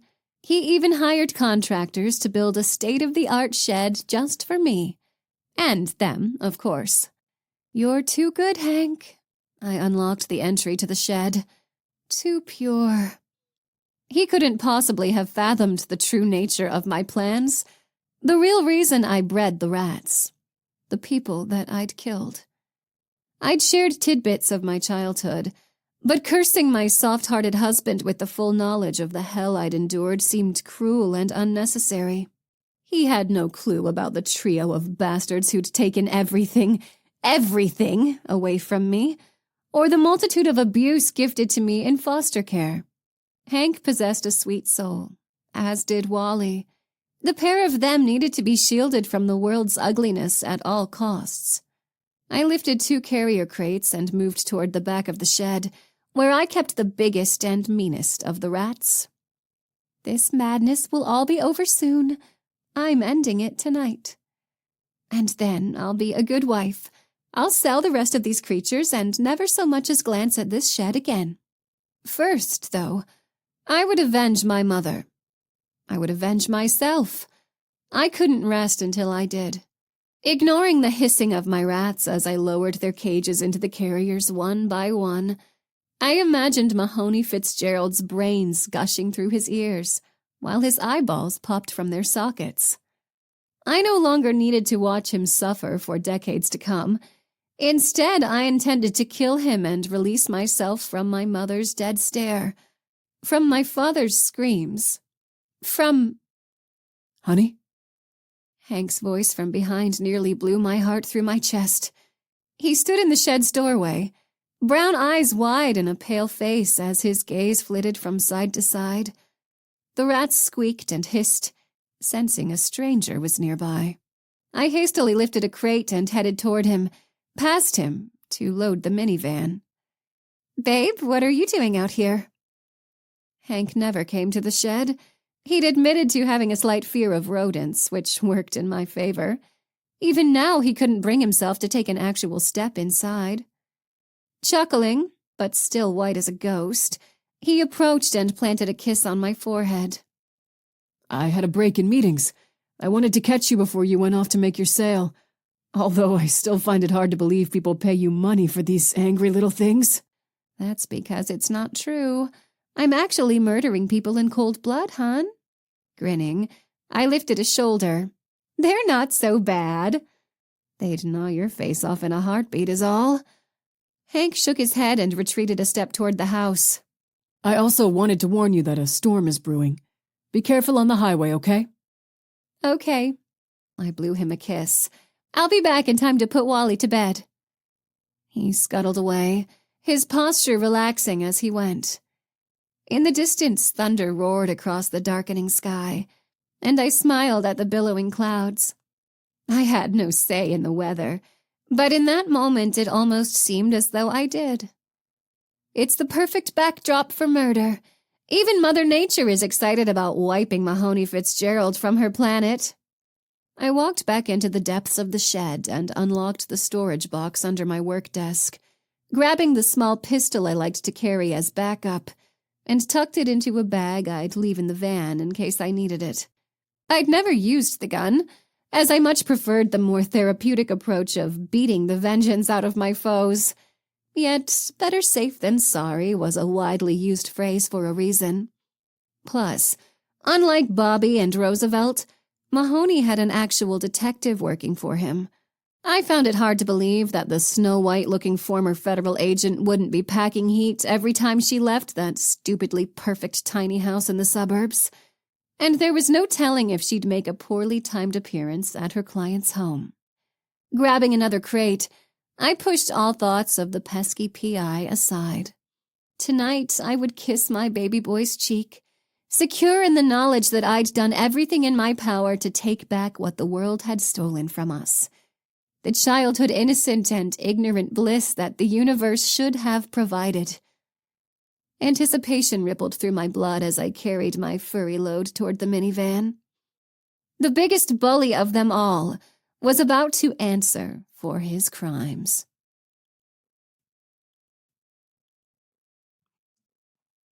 Chapter 33. Winter fidgeted with the radio buttons, trying to find a weather report. The Texas sky loomed bleak overhead, its inky hues inspiring an uneasy whirling in her chest. Hold off, just hold off for a few hours, pretty please. Another 10 minutes and she'd arrive at Peaceful Acres. The phone call with Poppy made it clear that Winter shouldn't expect a warm welcome, so her plan was to sneak past the peppy receptionist to Patricia Smith's room. She preferred to perform that task, and any tasks that followed her conversation with Patricia, in dry, warm clothes. If only the weather would cooperate. It's not a good time to prove your lightning is bigger than everybody else's, okay? A peal of crackling thunder answered from above. Smartass. Her phone buzzed, interrupting her standoff with the storm. Winter's stomach clenched as she prepared for whatever crazy update awaited her, and snatched the phone from the console. Autumn Trent. 2 times in 3 days? Winter's muscles relaxed. To what do I owe this honor? Autumn's giggle was like free therapy. Would it offend you too deeply if I said that I was bored? Laughter sputtered past Winter's lips. Not enough deranged serial killer action in Richmond, or what? Oh, you know. Autumn's words took on a sing-song tone. They come and they go. Today's been a paperwork day. We just sent Keaton off for coffees, 'cause apparently it's a paperwork evening as well. Winter envisioned Special Agent Keaton Holland, who'd transferred to Richmond from D.C. at the beginning of the year. A nice guy and super intelligent, but one of the most awkward human beings Winter recalled ever meeting. Giving the new guy coffee duty? Winter tisked her best schoolmarm impression as she changed lanes to veer around a semi-truck. I thought you were above such snobbery. Autumn chuckled at the chiding. You misunderstood. Keaton volunteered himself to make the run, wrote everyone's order down word for word, and reread each order twice to make sure he'd gotten them correct. Oh boy. Winter could only imagine the struggle of keeping a straight face. Sounds like a good time, but if you're really bored, maybe I could trouble you for a little behavioral profiler insight? Hit me. Winter spit out the ins and outs of her case without a moment's hesitation. If aid was available, she would take it.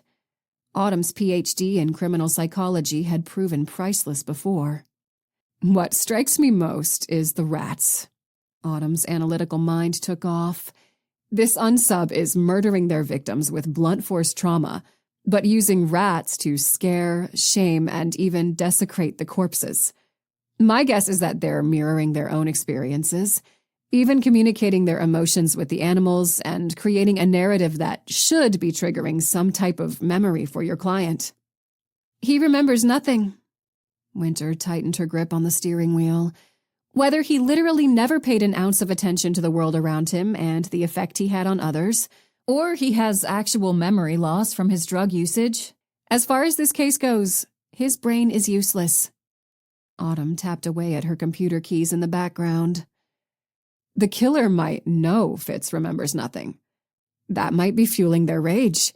He had something to do with traumatizing this person and is too self-involved to even recall a red flag memory. That could push a fractured person over the edge. Winter pictured the fleshy rat at the end of her driveway. And the broken necks? That could go 2 ways. Autumn seemed to have already analyzed the matter. Either it's an attempt to ramp up the fear and level of threat posed to the victims because, simply put, rats are scary and gross, or the broken neck is another significant detail of the killer's past trauma. Maybe someone they loved died in that way. It's even possible that they had their own neck broken but survived. Spotting the Peaceful Acres business sign up ahead, Winter tapped on the brakes. Sorry, Dr. Trent, but I've got to go covert ops now. You're going to have to fill that boredom hole in your soul with somebody else's problems. Fine. Autumn's sigh of resignation floated through the airwaves. But just to be clear, I prefer your problems to the rest of the world's. Winter snort laughed at the sentimentality. You're an odd duck, but I love you too. I'll talk to you soon. She ended the call and parked on the far side of the hospice facility's lot, out of Poppy's direct line of view. With a little luck, the receptionist would never know she was there. No matter the hassle of getting to Patricia's room, speaking with the woman was non-negotiable. The dying woman knew something, and unlike the others involved in Fitz's case, she seemed on the verge of breaking and spilling the beans. She also happened to be the only one who hadn't skipped town. Now that 2 men had been murdered, both with strong connections to Mahoney, Winter didn't doubt that her client might be next. The goal was no longer simply proving Fitz's sanity. Someone was killing people, and any details garnered from Patricia would be invaluable. Winter crept up to the Peaceful Acres entrance and peeked through the window. Poppy sat behind the desk, talking on the phone. Great. Now what? Ducking back out of view, Winter chewed the inside of her cheek and tried to come up with a plan. She could check for a door around the back, but guidelines required them to remain locked from the outside, and even if she did manage to get one open, the risk was too high that she'd trigger an alarm. No, the front door was her best bet. She needed Poppy to leave the room or at least turn away. Unless she wanted to stand outside like a peeping Tom until the next time the receptionist left to use the bathroom, though, she'd better come up with a distraction. Autumn. Maybe Autumn can call and use her medical mumbo-jumbo to ask Poppy to go check on a patient. Digging in her pocket for her phone, Winter leaned forward to sneak another look. Poppy rose from her desk holding a stack of papers and turned away to head toward the back. A moment later, she bent over the copy machine. After a moment of hesitation, Winter raced for the door, blood pounding in her ears. She eased the door open and made a silent entrance. Please don't turn around. Not wasting a second of her good luck, Winter dropped to the carpet and army-crawled past the reception desk toward the doorway leading to the patient rooms. You've really lost it this time. This is nuts. Although, if she were being honest, her current escapade probably didn't rank in her top 10 batshit choices of all time. She fully expected to ram right into the legs of a nurse or orderly at any given moment, but made it into the hallway and out of Poppy's sight without encountering a single employee. Who's running this place? It's like a damn ghost town in here. Heaving a sigh of relief, she jumped to her feet and speed-walked the rest of the way to Patricia's room. When she cracked the door open, Patricia lay still in her bed, eyes closed. Waking up a dying woman from her peaceful sleep. Who's the world's biggest jerk? Me. It's me, folks. With no other options, she nudged the doorstop to keep the space wide open and allow the security camera a clear view into Patricia's room. If caught, she might need the footage to prove that she hadn't harmed Patricia or damaged anything. Hopefully she'd be in and out before anyone was the wiser, though. She'd simply ask a few important questions to get to the bottom of Fitz's case and bolt, ideally with enough information to prevent more bloodshed. Winter padded toward the bed, Patricia's poor state of health pricking at her heart once again. The cancer had eaten away at the woman until she was nothing more than a waif of humanity under a blanket. A small pile of bones, waiting to die. I'm sorry that this is happening to you. Winter bit her lip to stave off any rebellious emotions breaking through. It isn't fair. It's never fair. Curling a hand around Patricia's frail shoulder, Winter gave the gentlest of squeezes. Nothing. She prepared to follow up with a light shake to Patricia's frame when the truth of the matter smacked her in the face like a cold blast of hurricane wind. The woman's chest wasn't rising and falling as it should. No. Please, no. Winter pressed 2 fingers to Patricia's carotid artery with one hand, grabbing her wrist with the other. Holding her breath, she remained motionless and waited for the steady throb of a heartbeat to put her fears to rest.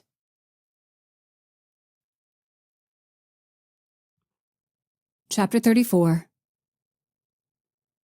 Fitz focused on the ceramic tiles as he paced across the kitchen floor. 11, 12, 13.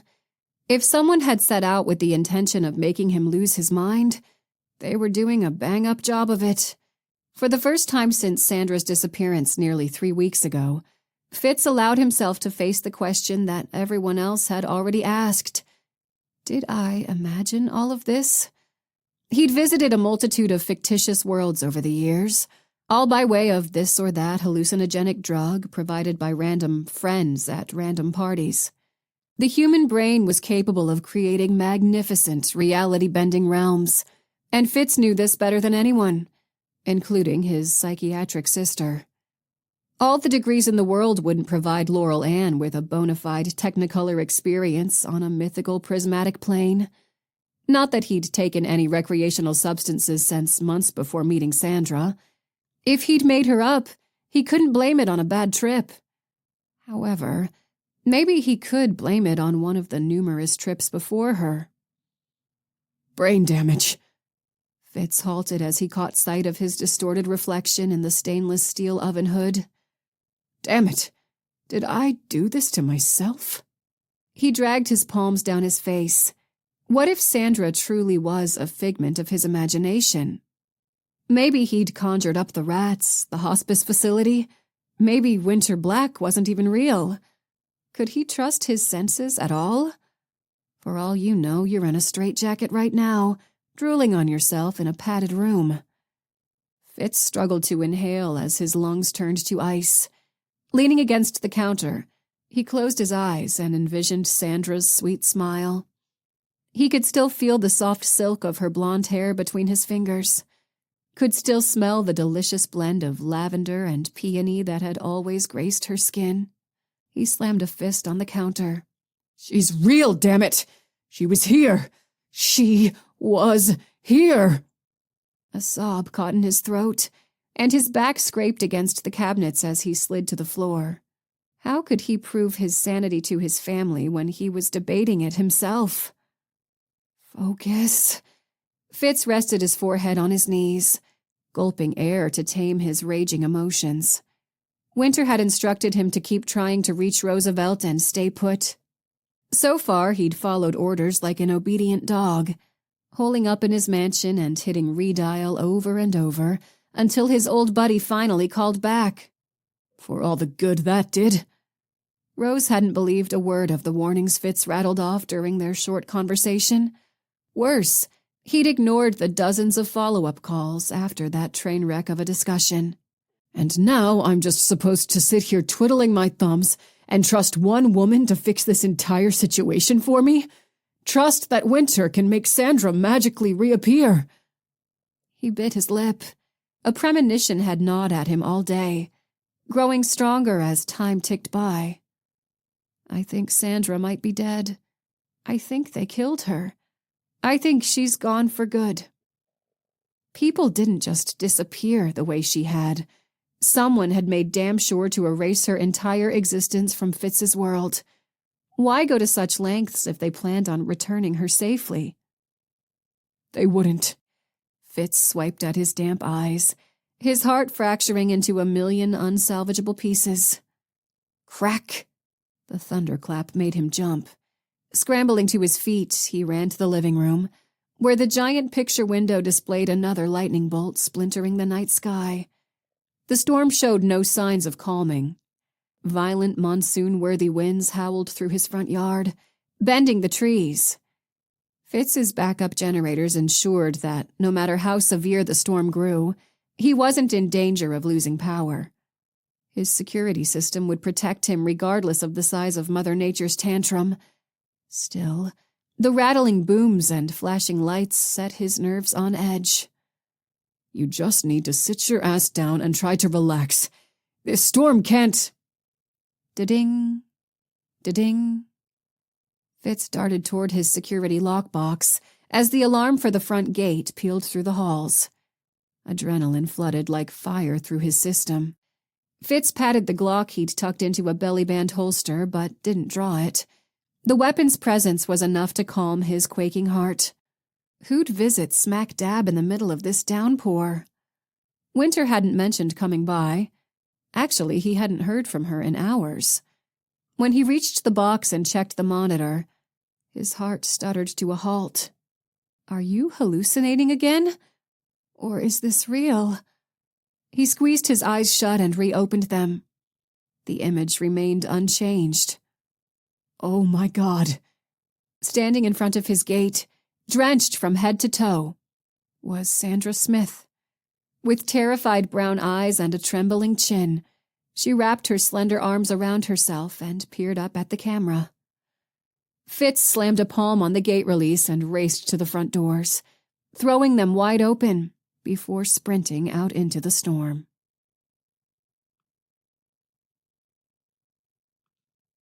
Chapter 35. No, no, no. You can't be dead. Winter's voice trembled with panic. I just spoke to you this morning. Please don't be dead. Despite her pleas, Patricia Smith didn't reply. People without a pulse rarely did. Shit! Winter backed away from Patricia's bed. Shit, shit, shit! Turning, she raced to the front desk, slapping a hand on the counter to get Poppy's attention. The woman nearly fell out of her rolling chair. Excuse me? Patricia Smith is dead. Poppy clambered to her feet. Dead?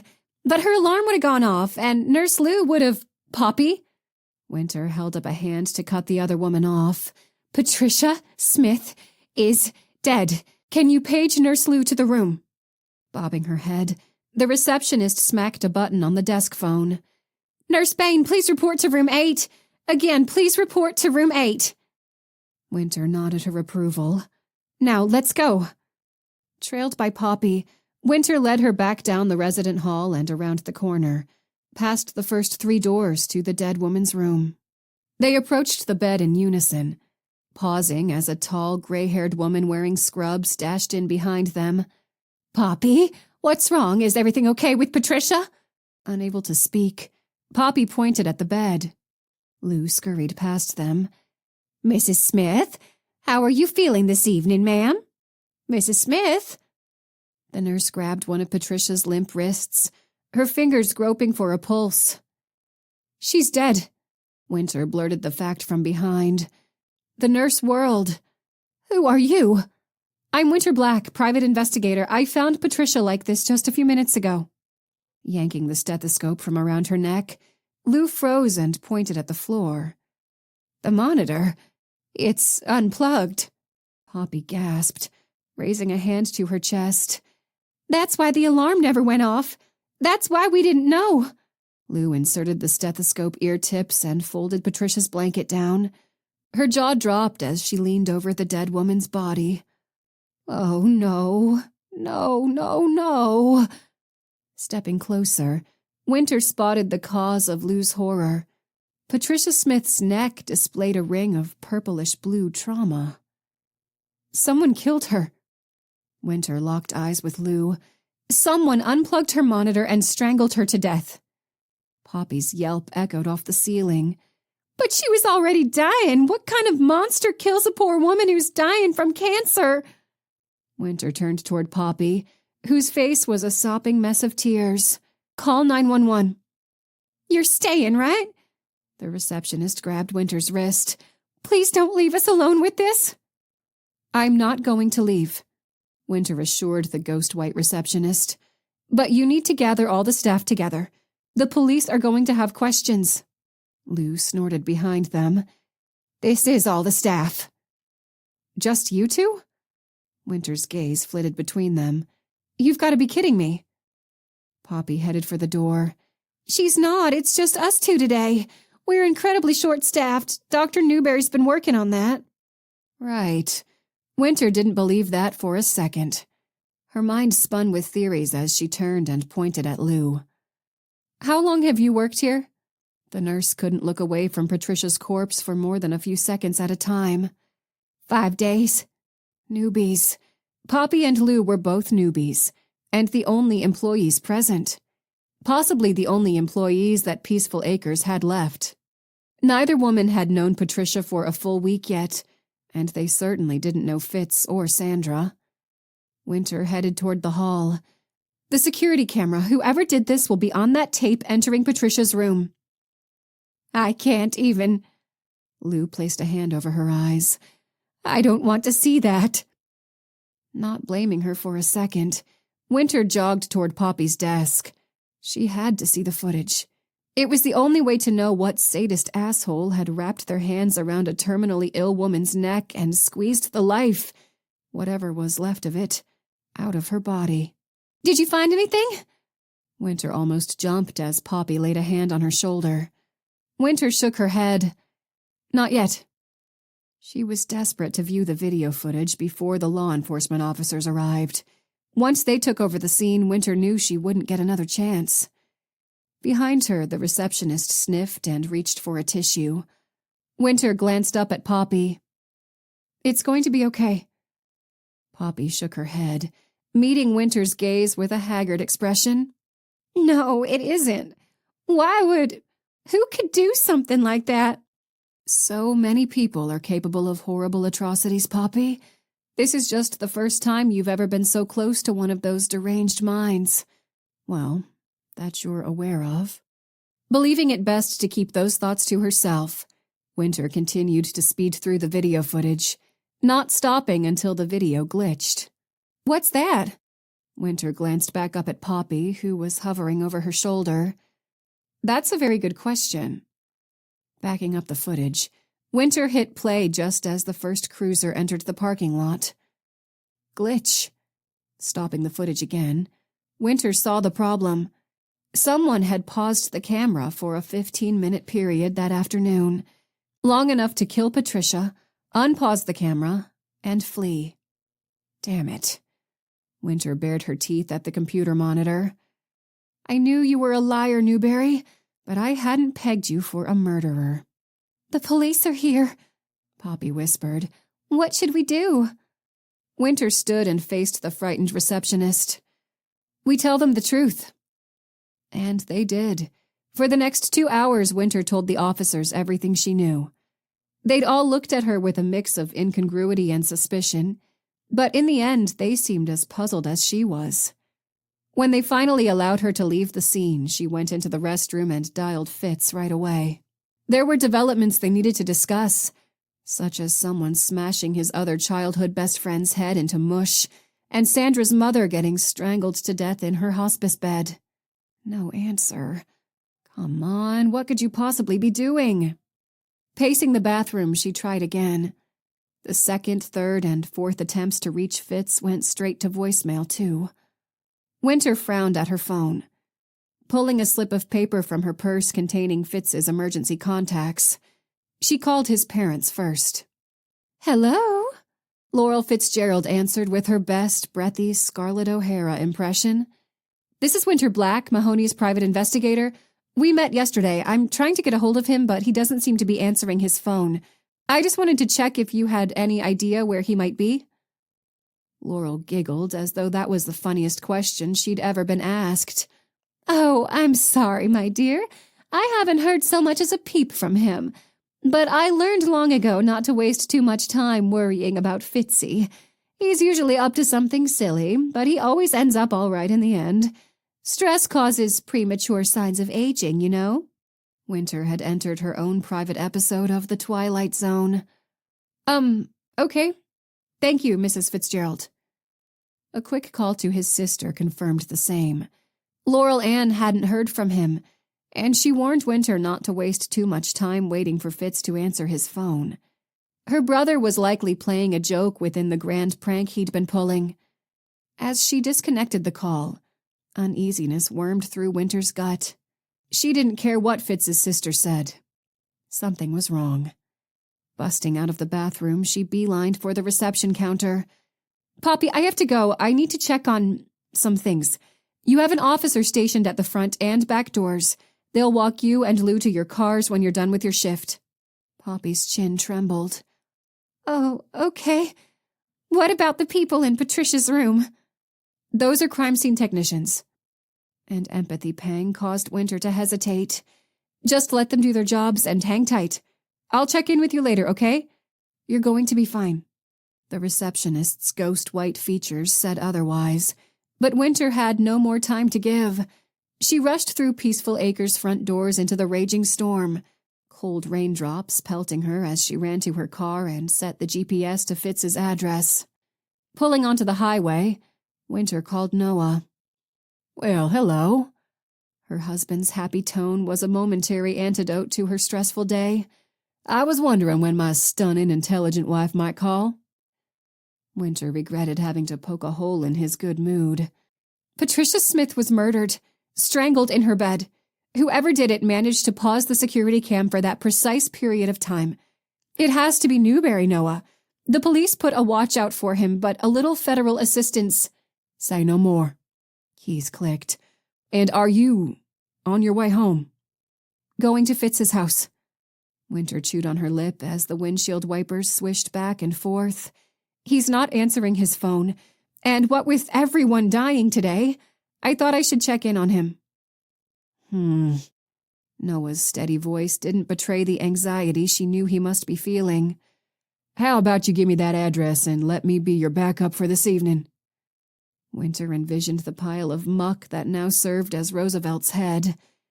Deal. Sharing the address, she ended the call and continued speeding down the road.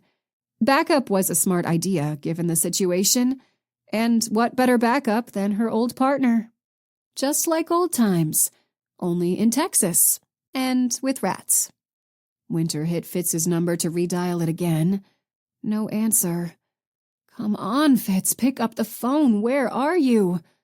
Keeping her eyes glued to the road through the rain-streaked windshield, Winter clenched the steering wheel in a death grip and pressed harder on the gas.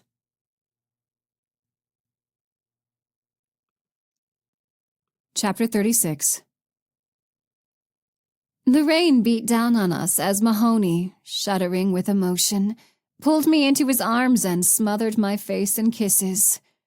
You're not a figment of my imagination. His breath was warm on my skin. You're real. You're real. I placed my hand to his cheek, gazing into his eyes with all the love I could force myself to emit. Yes, I am, and I've missed you so very much. Rain sluicing down his face, he glanced around. How did you get here?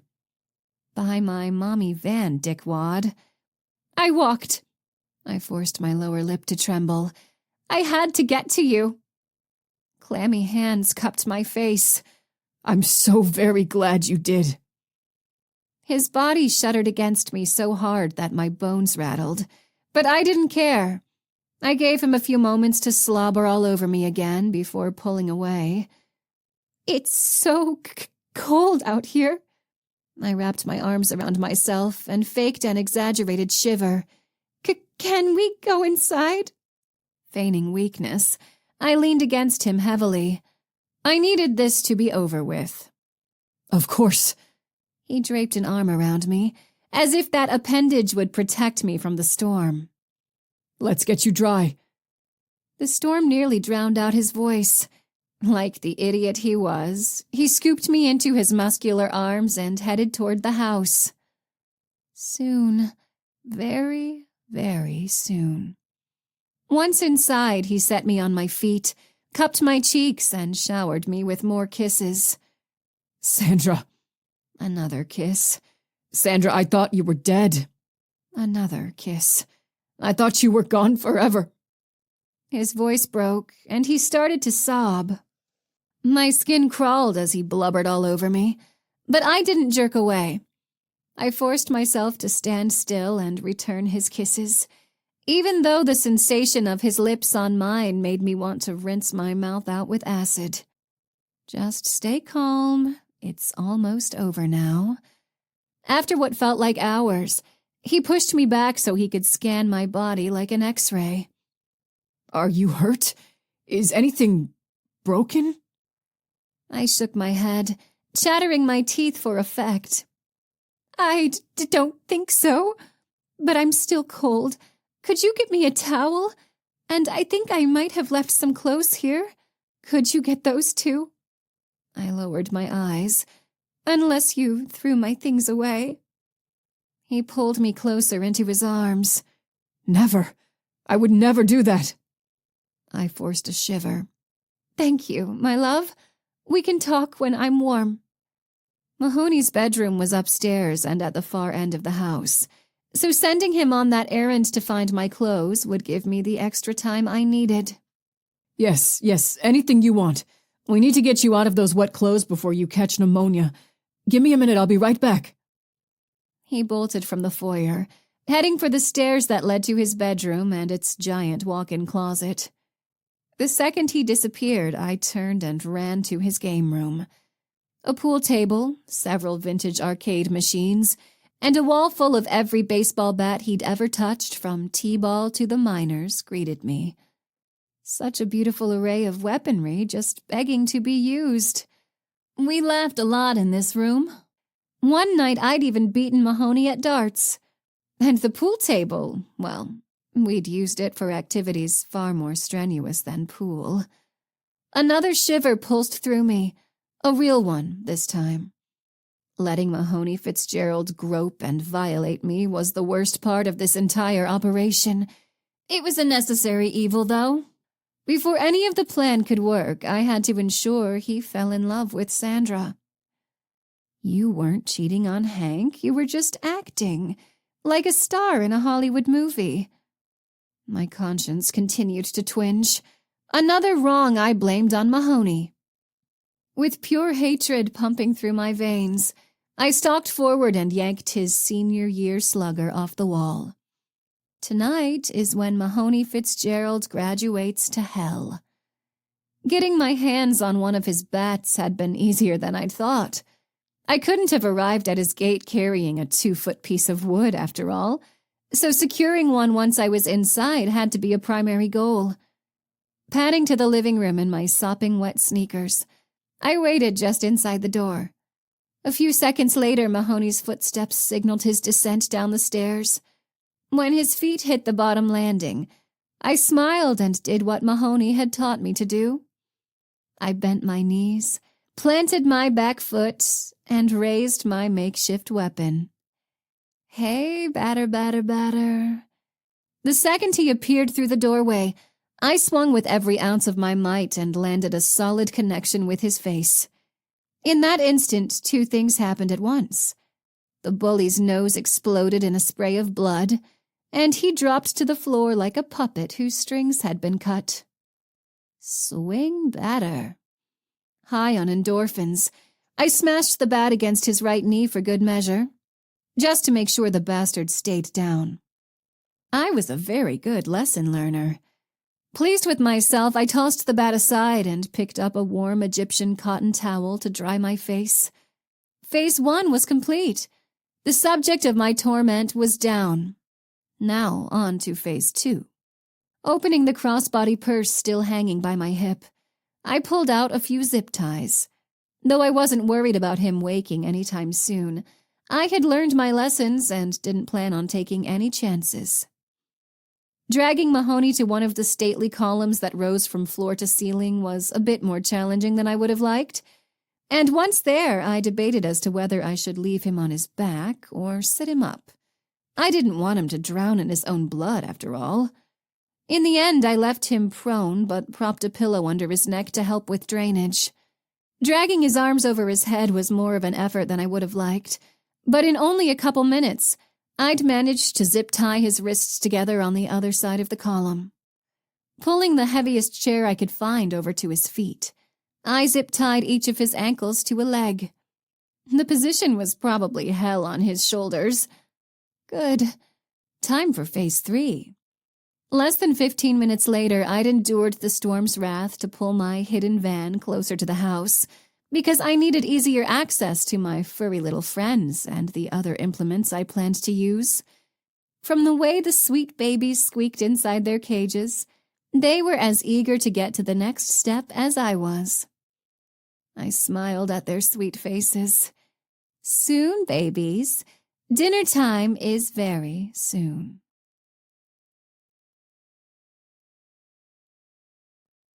Chapter 37.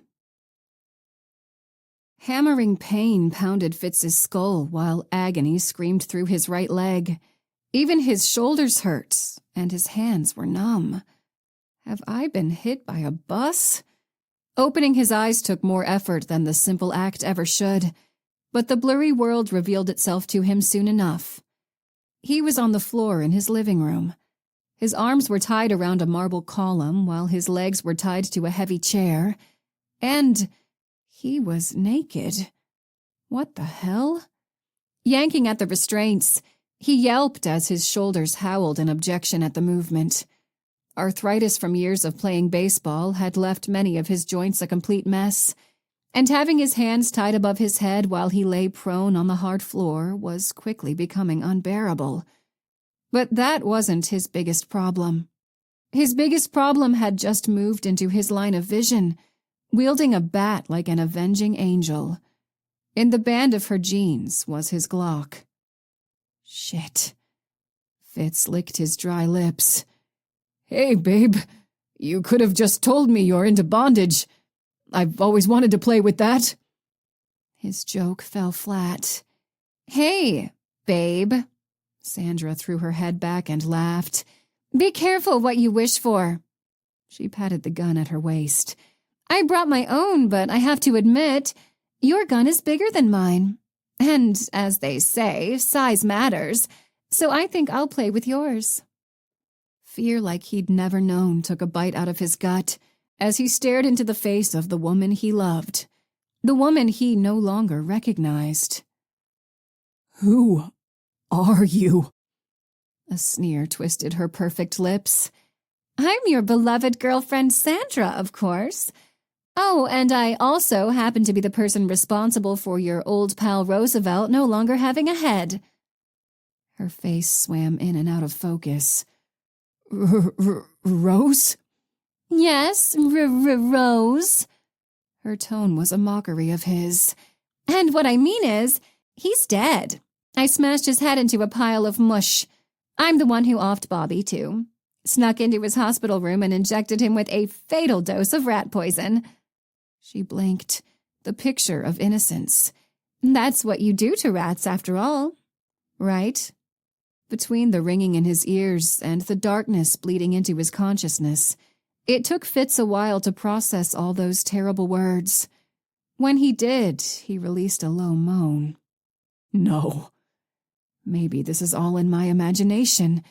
If Sandra doesn't exist, then none of this is real. It's all a terrible, vivid nightmare. Only he'd never experienced a nightmare that hurt so damn much. Sandra, not Sandra's lips, curved into an obscene grin. Honestly, I did Roosevelt's wife a favor. She'll save at least a few $100 on his funeral. Short coffins are cheaper. When Fitz tried to speak, liquid bubbled from his mouth. Blood. You're not Sandra. No shit, Sherlock. She sighed.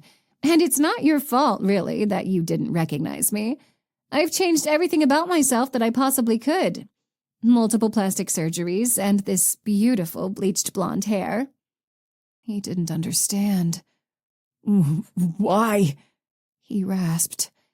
After the horrors of my childhood, I wanted very much to be a different person. No more red hair. Why not get a new nose? A chin implant did wonders for erasing a past full of abuse. Sandra, not Sandra, dropped to her knees beside him, hovering her face just a foot over his. Still, a little piece of me hoped you'd recognize me. It seems only fitting that the person who stole everything from me as a child should remember who I am. Darkness crashed over Fitz in waves as she spoke, trying to drag him under. He struggled to stay afloat, dredging through his memories like a child digging in the sand. Whose life did you ruin, Fitz? Who did you steal everything from? He didn't know. He couldn't think. His brain felt like a demolition zone, his leg like a block of splintered ice. Through the agonized haze, a musical sound floated to his ears. Giggling. Sandra, not Sandra, was giggling. And there was another sound nearby. What was it? Let's see if this rings any bells, you narcissistic dick. The bat blurred as she twirled it. Gaggy Von Dork. Remember her? You must. No one forgets a name like that. Gaggy Von Dork. The name floated through his consciousness, and a scrawny little girl with bright red hair and pasty skin surfaced. He struggled to reconcile that image with the one of his Sandra. Gaggy Von Dork and the love of his life were the same person? How? I remember. Maggie, your hair was red.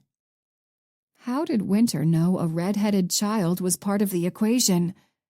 That was a question for later, if there was a later for him. See?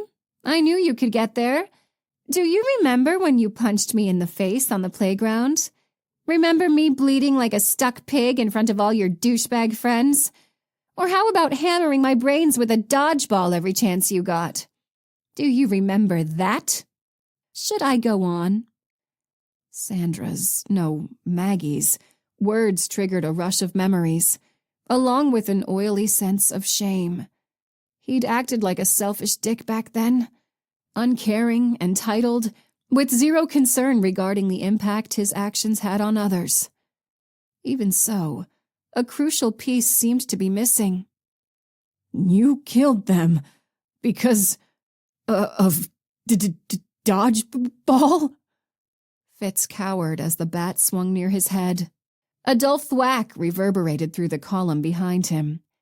Sandra's surprise attack on the custom marble made him jump, causing a new course of misery to shoot through him. The sound he couldn't recognize grew louder, too. He turned his head to find the source, and his heart sank when his gaze landed on a cage filled with rats. No, not just one cage. 3. No, I didn't kill them because of dodgeball, you moron! Her voice rose to a shout, and for the first time ever, Fitz wished he had neighbors. Someone close enough to hear him scream. That day was the end of my life. Do you understand me, asshole? My father beat the living shit out of me when I finally, punched you back. And when my mother tried to protect me, he killed her. Pulling his attention away from the cages, he tried to implore the deranged woman with his eyes. I don't understand. Nothing made sense anymore. Too many facts. Too much pain. Exhaustion was closing in, tugging Fitz closer to oblivion with every breath. Warm liquid tickled his left ear, and if his hands hadn't been bound, he didn't think he would have been able to summon enough energy to lift a single finger to check. Not that he needed to. He knew what the fluid was. Blood. Concussion, brain injury, internal hemorrhaging. Fitz was no doctor, but even he knew that without medical attention, he could die, if she didn't kill him first. The world seesawed again when a rough hand grabbed his hair and yanked his head back. The bat was gone, and she was pressing his Glock to his temple. He hadn't realized his eyes were closed until he opened them to find Sandra's nose inches away. As he stared into her face, her beautiful features leered at him, distorting into a rat's long teeth and twitching nose as they pulsed in time with his throbbing skull. He spit out a sob. Stop, please. The fingers tightened in his hair before releasing him. I entered hell that day, while you and your fuckstick friends went on to be spoiled rich bastards without a care in the world. I'm sorry. I'm sorry, she mocked, tucking the gun into her pants again. You make me sick. In a rush, Maggie stood and strode over to one of the cages, lifting a much smaller one he hadn't noticed at first glance. Fitz watched in horror as she opened the door, and a rat nearly the size of a cat ran up her arm and onto her shoulder. From its perch, it stared down at him with beady red eyes. No. I didn't mean... Shut your stupid lying mouth. Maggie picked something up from a bag and turned to him. Do you know what this is? Blinking to clear his vision, Fitz tried to make the lines of metal with straps attached make sense. No.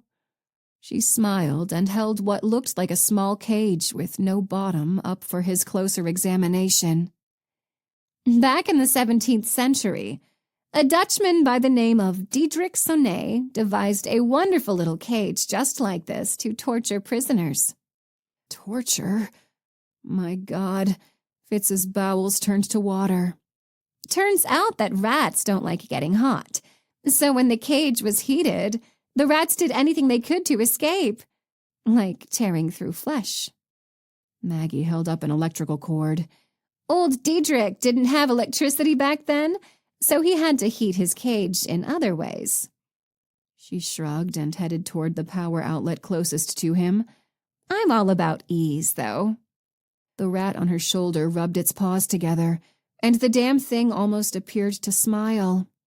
Don't, please. To his horror, Fitz started to cry. I was just a kid. So was I! Her furious shriek jerked Fitz back from the edge of delirium. He opened his eyes in time to watch her lower the half-cage over his naked crotch. No. As the horror of what she was planning registered in his brain, Fitz bucked the cage off his pelvis. Before the metal even clattered to the floor, Maggie kicked him. Then she kicked him again, and again, and again. Unable to roll into a ball or protect himself in any way, he could do nothing but beg for mercy until she wore herself out. That didn't come soon enough. When she was panting for breath, Fitz was sure that at least several of his ribs were broken. Every breath was like inhaling needles. As he writhed in pain, he was coherent enough to learn what the straps on the bottomless cage were for. After setting the metal device over his crotch a second time, she used the ties to secure it firmly to his body. The cage was warm and getting hotter as it grew tighter against his skin. Hungry, baby? Maggie stroked the rodent's fur as it crawled down her arm. When she lifted the little door at the top of the cage and dropped what might have been a piece of cheese inside, the rat followed its tasty treat. Sharp claws landed on his most delicate skin. As the beast took its first bite, Fitz couldn't even manage another scream.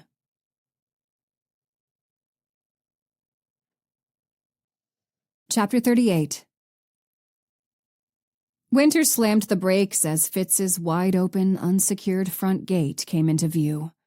On top of her ordering him to batten down the hatches, Fitz's current state of paranoia and fear meant he'd never forget to lock his gate.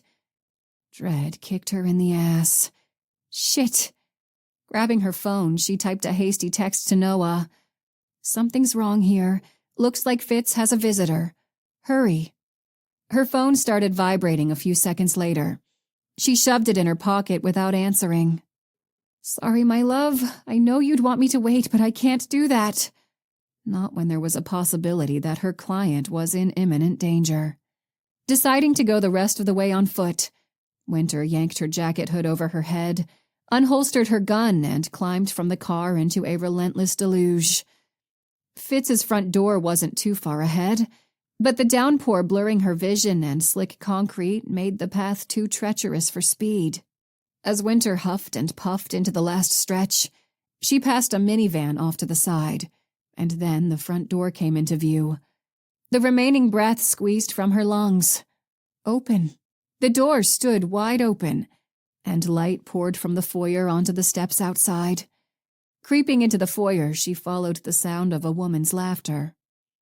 Winter tightened her grip on the gun as she slid through the entrance and down a long hallway. The laughter was coming from the direction of his living room.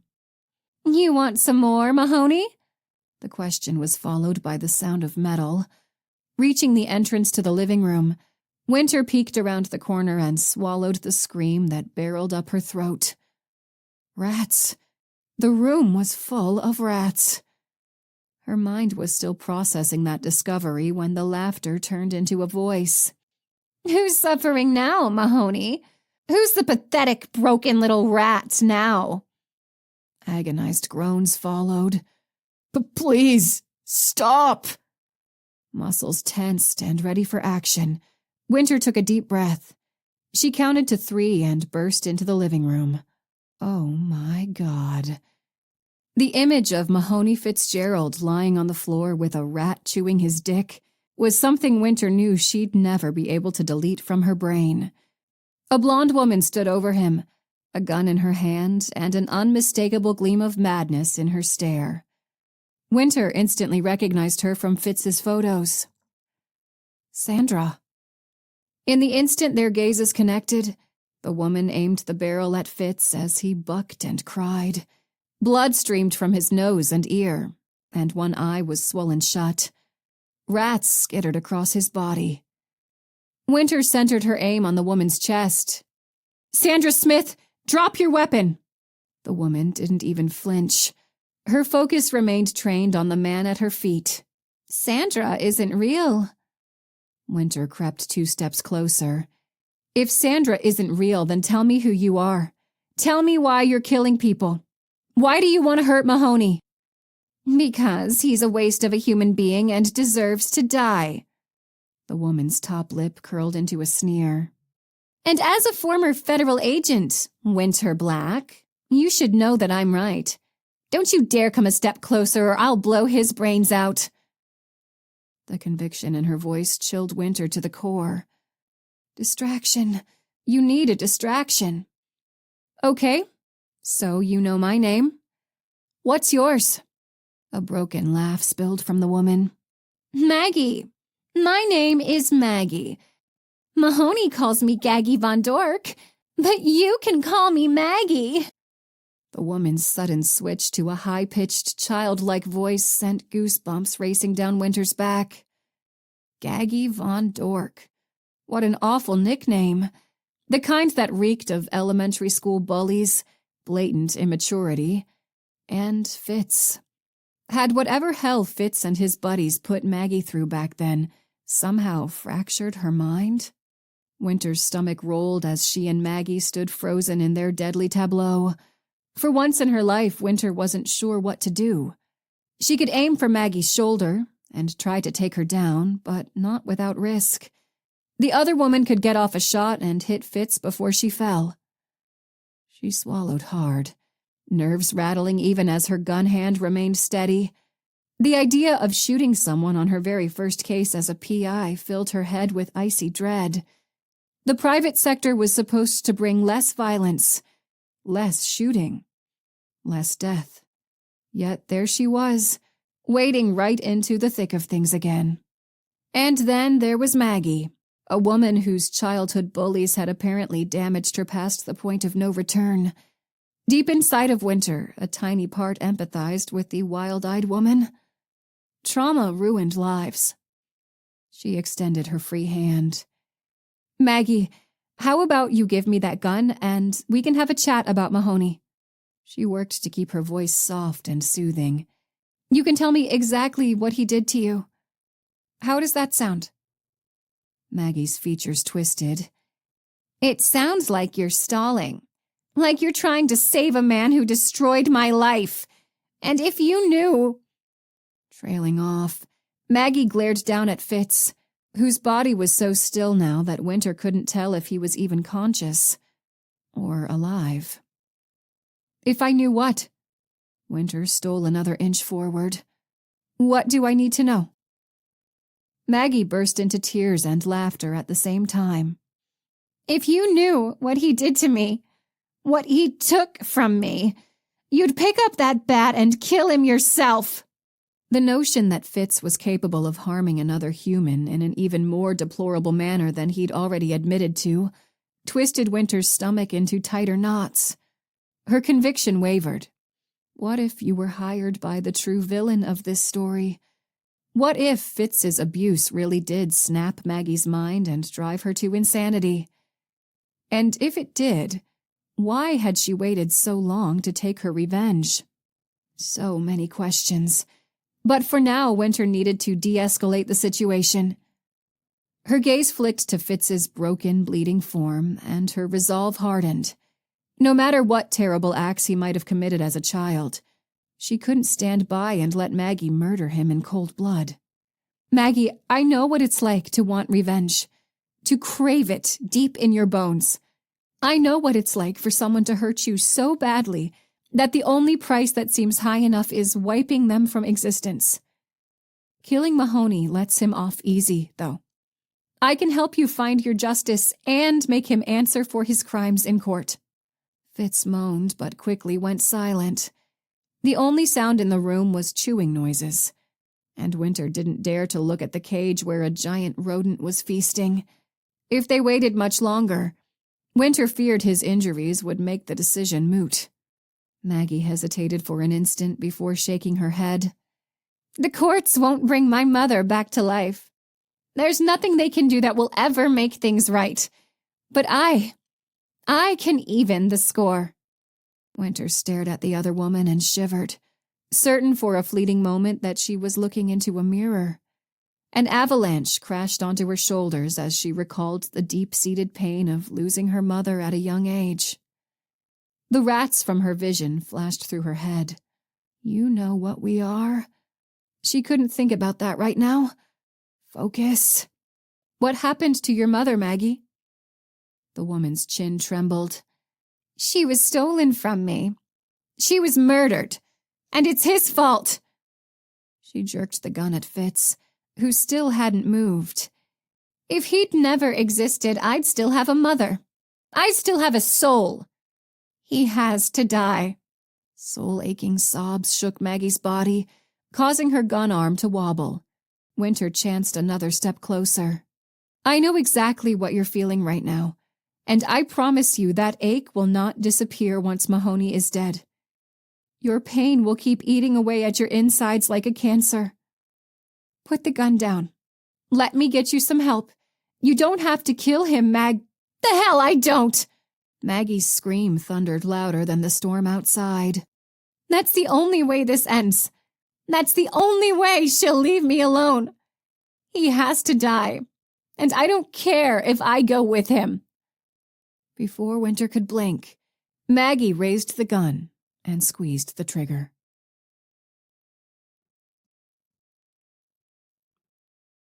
Chapter 39. Noah shouted a string of profanities as he hurtled down the highway amid an absolute beast of a thunderstorm. "She should have waited." He slammed a fist on the dashboard. "She knows damn well she should have waited for backup." He'd attempted to call Winter multiple times after receiving and reading her text. She hadn't answered, probably because she was too hell-bent on plunging knee-deep into trouble. Or she's dead. Maybe she used up her 9 lives. Maybe you're a widower, and you don't even know it yet. Noah hit the speed dial for Agent Taggart. She answered on the first ring. "Howdy, partner. Thought you clocked out hours ago." "I'm giving you an address." Noah didn't have a bantering bone in his body at the moment. "Send the cops, paramedics. Something bad is going down at my wife's client's house in Lakeview Hills." He rattled off the street name and number. "On it." Eve immediately switched gears. "Is she okay?" Noah gulped down the stone in his throat. "I don't know." His partner asked no more. Her keys jangled in the background. "I'm coming too. It's about an hour and 15 minutes from my house. I'll see you there." Eve ended the call before he could protest, but Noah didn't care. It couldn't hurt to have her assistance on the scene. The devil on Noah's shoulder progressed from whispers to shrieks. "What kind of scene do you think you're in for? Remember Roosevelt's smashed-in brains, do you? Do you remember what kind of psychopath your wife is dealing with?" Winter's return to the land of sociopaths appeared to be in full swing. Would this one kill? "No." The word wrenched from his lungs. "My wife is alive. Winter is alive. And if she isn't, they can put me 6 feet under, right beside her." Winter squeezed the trigger fractions of a second before Maggie, sending the woman's pistol flying across the room. Maggie whirled on her, snarling and hissing like the carpet of rats swarming around them. Winter was ready. She charged, tackling the other woman to the floor and pinning her arms behind her. Rodents scattered like roaches in the light. squealing at the commotion as Winter fought their kicking and screaming owner. I know what you are! Maggie's vicious shriek stabbed at Winter's eardrums. I know what you did! I know what you took from that little boy! Visions of Timothy Stewart bound and gagged on a brain-splattered RV floor assaulted Winter. She could still count the glistening tears that had rolled across his duct-taped mouth while he stared at his dead parents. Stop. You did what you had to do. She swallowed down a mixture of rage and sorrow. You don't know anything about me. Drool slid from one corner of Maggie's mouth as she sneered. I know you're a murderer. Flipping Maggie onto her stomach, Winter zip-tied the woman's hands together before dialing 911. Noah had probably already done that, but she needed to add another type of emergency services to the list. Animal control. Though Winter wanted to run screaming from the house, she kept her voice calm as she explained the situation. Even as she did, Maggie's words echoed with a terrible finality in her head. I know you're a murderer. The worst part? Maggie wasn't wrong.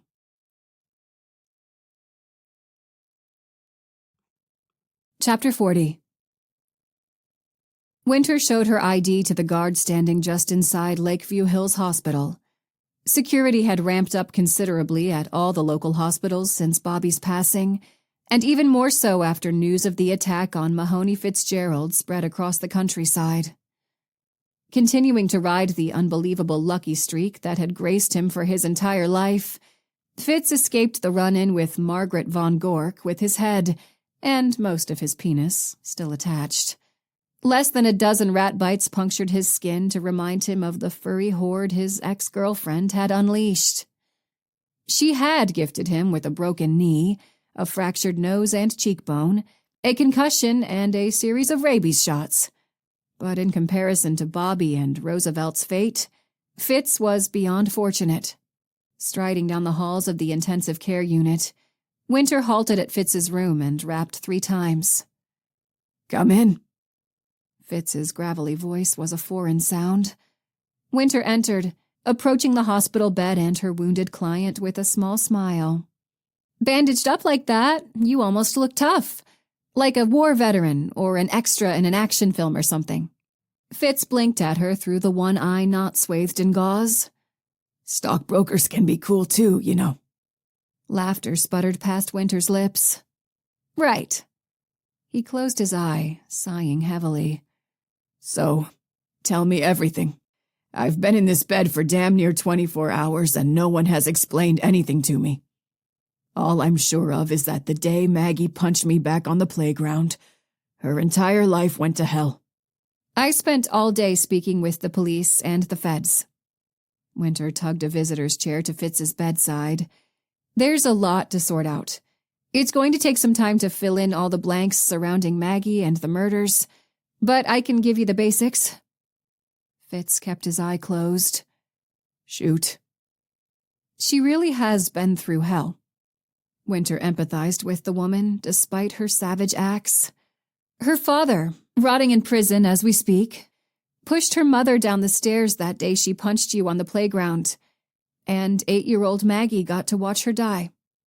Then it was foster care and years of abuse, both physical and sexual. Bobby and Rose and we didn't know. Fitz moaned the statement. Everyone thought she and her family had moved away. And after a while, I guess we forgot about her altogether. She certainly didn't forget about you. Winter shifted against the hard plastic seat. She married well, but her first and only child, a boy, was born deaf and nearly mute. Raising him for the last 13 years took a toll on her, and I honestly don't think she had anything left to be told. I feel awful. Fitz ran a finger across his swollen jawline. I caused all of this. Placing a hand on his arm, Winter gave a compassionate squeeze. You listen to me. Yes, you were a little asshole bully, and you should feel shitty about that fact. But it stops there, Fitz. Nothing that happened to Maggie after she went home that day was your fault." He grunted and rolled his head to the side. She had a feeling that Mahoney Fitzgerald's mental recovery would take much longer than healing from his physical wounds. Why now? Why wait so many years to get her revenge?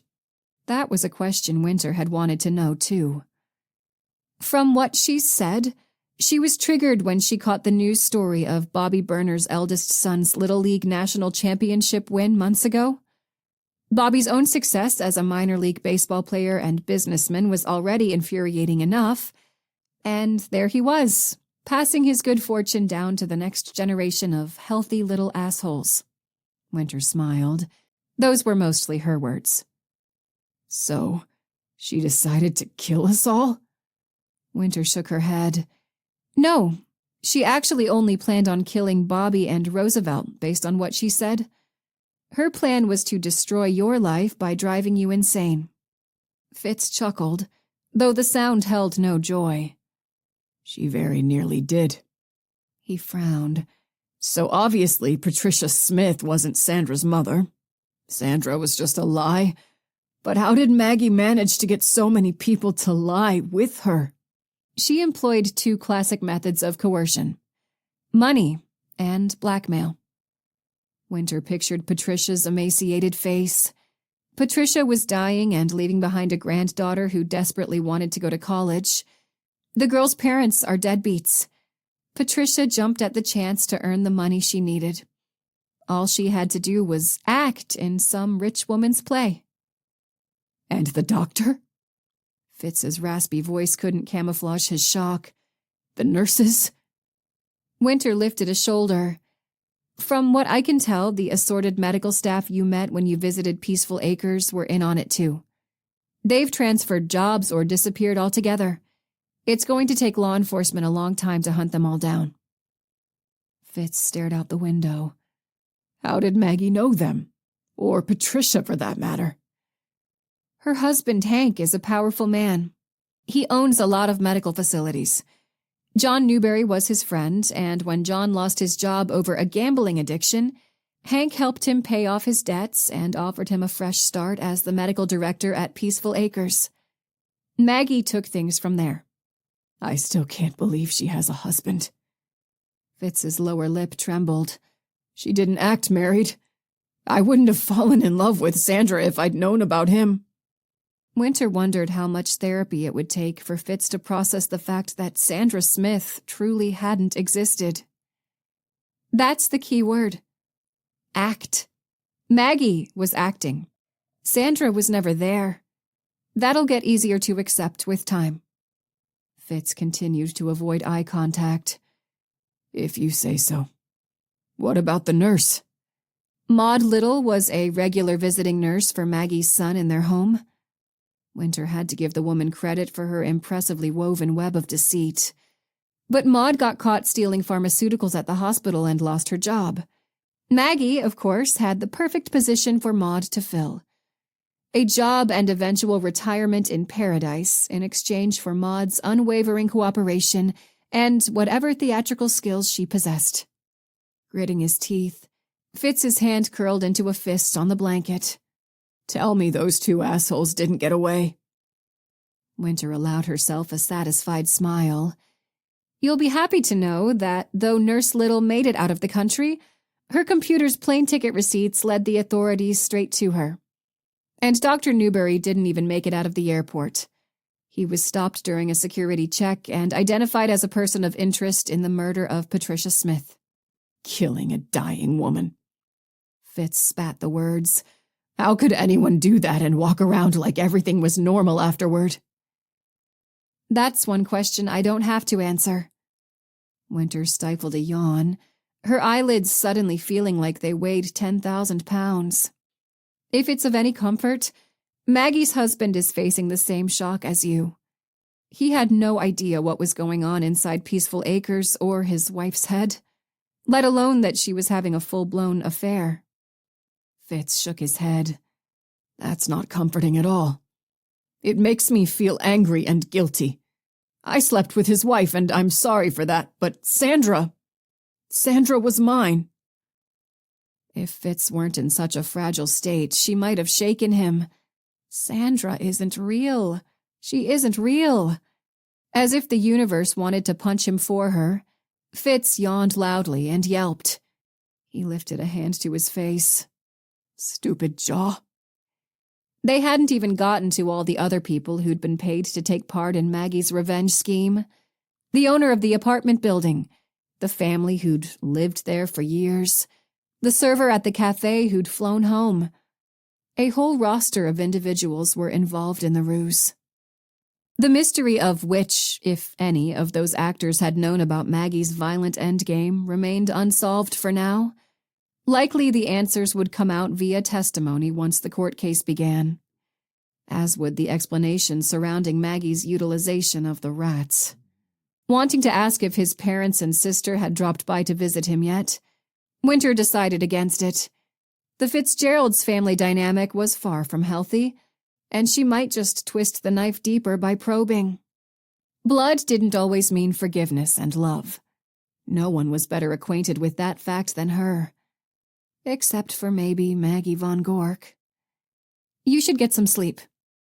Winter rose from the chair and stretched her arms high above her head. I'll check in on you again soon. Fitz nodded, but as Winter walked toward the door, he called out one last bit of information. I thought you should know that I'm going to do everything in my power to get in touch with my son. I'm going to be there for him as much as I possibly can, if he'll let me. Winter's heart squeezed, in a good way. He'll let you. A solitary tear rolled down Fitz's battered cheek. You think there's still time for me to be a better man? Biting her tongue until it bled to stave off her own emotions, Winter tossed one more comment at her very first client before exiting the room. Are you still breathing? Noah set Winter's microwaved macaroni and cheese on the kitchen table with a flourish. Voila, madame. Merci, monsieur. Winter jabbed her fork at the pasta. Behind her, the half-eaten blueberry pie that Artis Ogilvy had so kindly bestowed upon them mocked his pathetic culinary attempts. Winter seemed incredibly quiet this evening, but considering that not even a full day had passed since Maggie's capture, Noah figured the mood was to be expected. He wasn't processing the events all that well himself. Switching careers was solely Winter's idea, and Noah supported her decision in full. Yet he'd anticipated, and been quietly grateful for, the new profession offering his wife a substantial shift from serial killers and gore to mystery and classic hard-nosed detective work. Mahoney Fitzgerald's case had thrown his wife right back into the violent, unhinged psychopath arena she'd so often dealt with as a federal agent. To Noah, it seemed as if she'd never left the bureau at all. The one glaringly painful difference was that Noah now couldn't offer her the same level of immediate backup that accompanied her role as a Fed. By the time he'd appeared on the scene in the Fitzgerald mansion, Winter had command of the situation. If events had gone sideways, though, he might have arrived too late. He squirmed in his chair, antsy as hell and losing his appetite by the second. You'll go insane if she keeps taking clients like Mahoney. A universe where he asked his wife to take on less dangerous cases, however, did not exist. Winter would interpret the plea as an insult, and he wouldn't even blame her. Babe? Winter continued poking at her food. Do you ever think we should do something for Timothy Stewart? Just, help him somehow? Make sure he's okay? He stiffened. Where did that come from? I think about Timmy sometimes, but from the sound of it, he's in good hands. He's with his uncle and has a bright future ahead of him. And I figure that, for us, it's better to leave all of that in the past. No looking back. If he could forget all about the night the boy had stabbed him while aiming for Winter, Noah would be thrilled. Winter remained silent, pushing pasta across her plate while she stared out the window. Reading his wife like a book, his very favorite book, Noah knew she wasn't entirely ready to leave Timmy behind. Part of her remained in the Stewarts' RV. forever reliving the terrible events embedded upon her psyche. Noah intended to assist in freeing her from those mental chains, no matter how long the process took. Timothy Stewart wasn't her burden to carry. Not anymore. Hey. He grabbed the pepper shaker and doused his own pasta. Grandma Beth stopped by earlier. She told me to tell you that skipping Sunday dinner is not an option. Winter laughed. I'm aware. She left me 3 voicemails. I guess we did promise dinner would be a weekly event if they moved to Austin with us. Did you invite Lucy? Just an hour ago, Noah's sister had adamantly agreed to the invitation over the phone before he'd even finished saying home-cooked meal. Oh, she'll be there. Noah placed a hand on top of Winter's. Grandpa Jack is apparently going on a fishing excursion with Abe Ogilvy next week, too. I think those old-timers are going to be best friends. I like that idea. She glanced at the counter. Almost as much as I like the idea of eating pie for dinner. Do we dare? Noah jumped from his chair like his ass was on fire. No one had to tell him twice to switch out dinner for baked goods. We're adults, damn it. We can do what we want. As long as your grandparents don't find out. Breaking into a deep belly laugh, Winter glanced around the kitchen, making sure the coast was clear. Roger that. Pie dinner stays between us. Her laughter was genuine. Noah always knew when Winter was faking, and he allowed himself a sigh of relief as he cut 2 giant slices. We've got a lot of great times waiting for us in Austin. I know it's been a rough first week for you, but I'm still excited that we did this.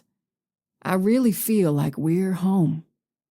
Winter lifted her water glass, lips curving upward into the bewitching smile he'd fallen in love with. Cheers to that, Agent Dalton. Massive amount of good days ahead. You know what they say. Noah shot her a wink and added a double eyebrow wiggle just to watch her smile again. Everything's bigger in Texas.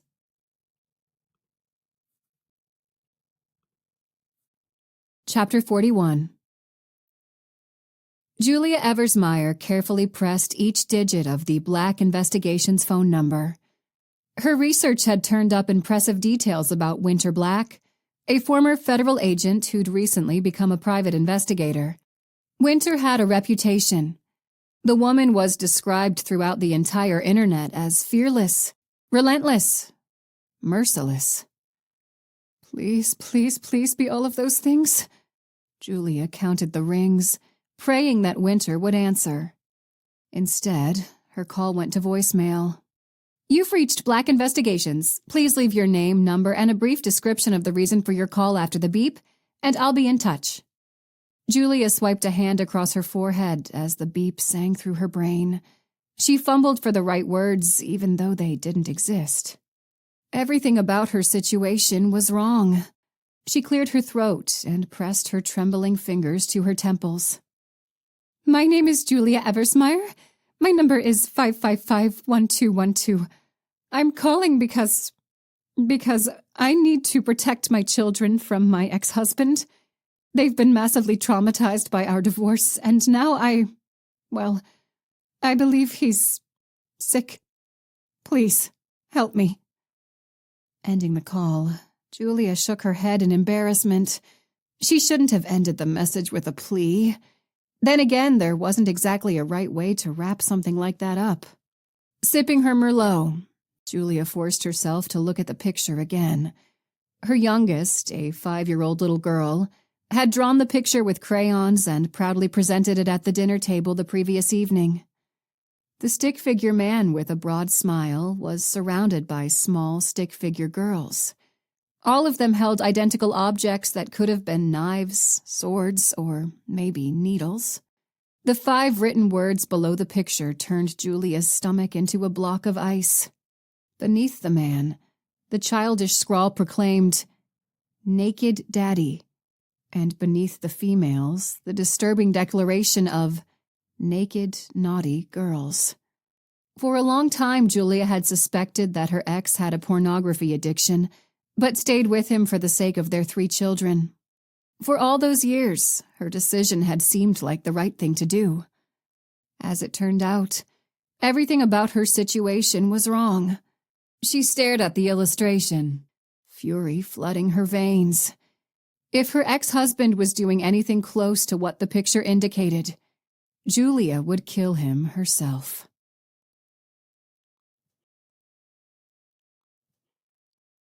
Chapter 42.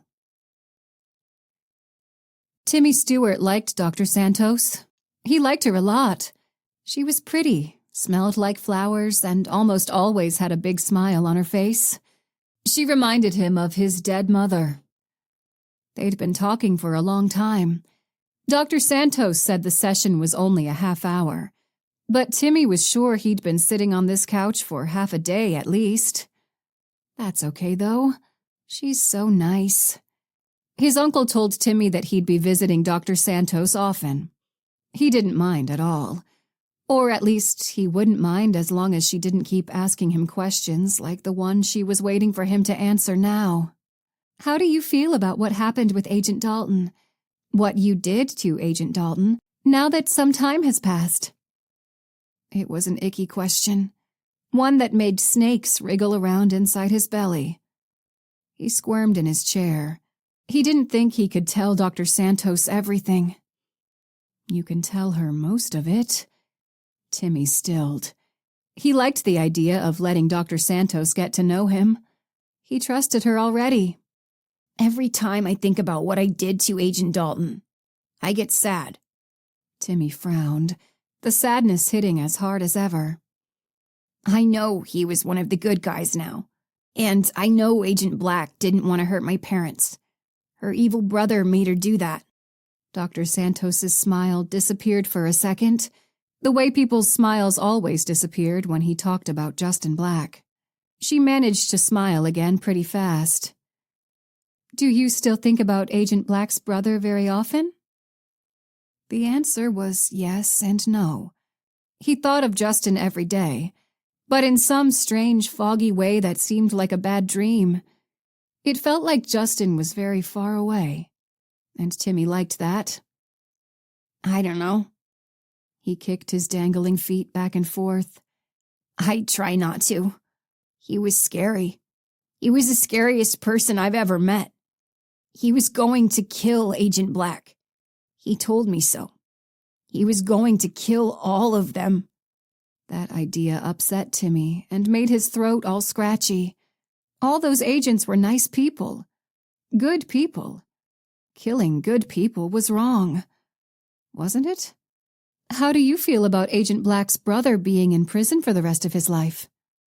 Dr. Santos had really pretty brown eyes. Does that make you feel safe? Timmy's tummy said no, but his head nodded yes. People liked it when he told them he felt safe and happy. I'm glad he's in prison. Real glad. That was the right answer, because Dr. Santos gave him her widest smile yet. Timmy wished he could share the rest of his feelings, but that was a bad idea.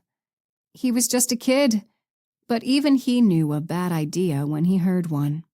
How could he tell the nice, pretty doctor the truth? That when he'd stabbed Agent Dalton and believed he was killing a bad guy, he'd felt powerful, like he was doing something important, like a superhero. His chin drooped to his chest. Why did bad people have to exist? They just hurt good people and made the world a sad place. Timmy didn't understand why they couldn't all just die, but he knew better than to share those thoughts with Dr. Santos or anyone else. Ever. The end. To be continued.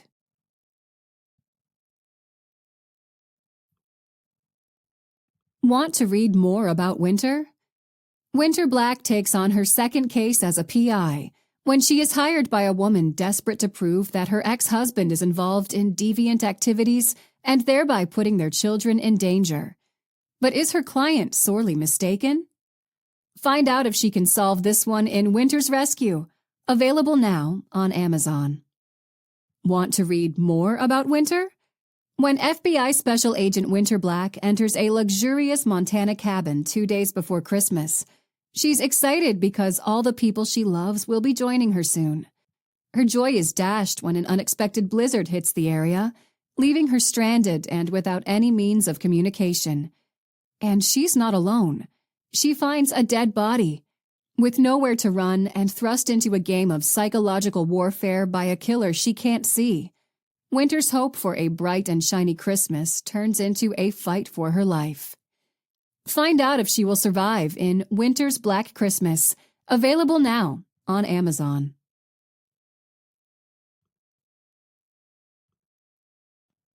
Free book offer. How did it all start for Winter Black? I hope you enjoyed Winter's Return. I have a very special and exclusive free book offer for you. Winter's Origin is the prequel to the Winter Black series, which introduces you to Winter and her team, and how they all came together to hunt down the Preacher. Interested? Grab a pen and jot down this exclusive link to get your free copy now. https://authormarystone.com/free book. You won't find this book anywhere else. You'll also be the first to know when each book in the Winter Black series is available.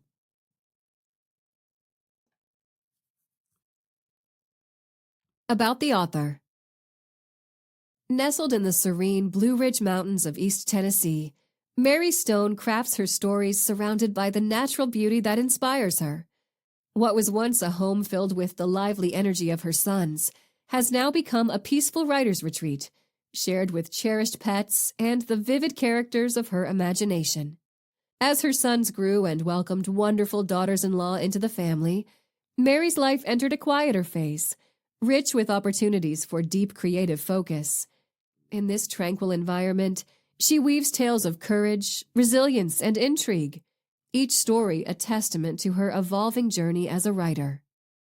From childhood fears of shadowy figures under the bed to a profound understanding of humanity's real-life victims, Mary's style has been shaped by the realization that the most complex antagonists often hide in plain sight. Her writing is characterized by strong, multifaceted heroines who defy traditional roles, standing as equals among their peers in a world of suspense and danger. Mary's career has blossomed from being a solitary author to establishing her own publishing house, a significant milestone that marks her growth in the literary world. This expansion is not just a personal achievement, but a reflection of her commitment to bring thrilling and thought-provoking stories to a wider audience. As an author and publisher, Mary continues to challenge the conventions of the thriller genre, inviting readers into gripping tales filled with serial killers, astute FBI agents, and intrepid heroines who confront peril with unflinching bravery. Each new story from Mary's pen, or her publishing house, is a pledge to captivate, thrill, and inspire, continuing the legacy of the imaginative little girl who once found wonder and mystery in the shadows. Discover more about Mary Stone on her website, www.authormarystone.com.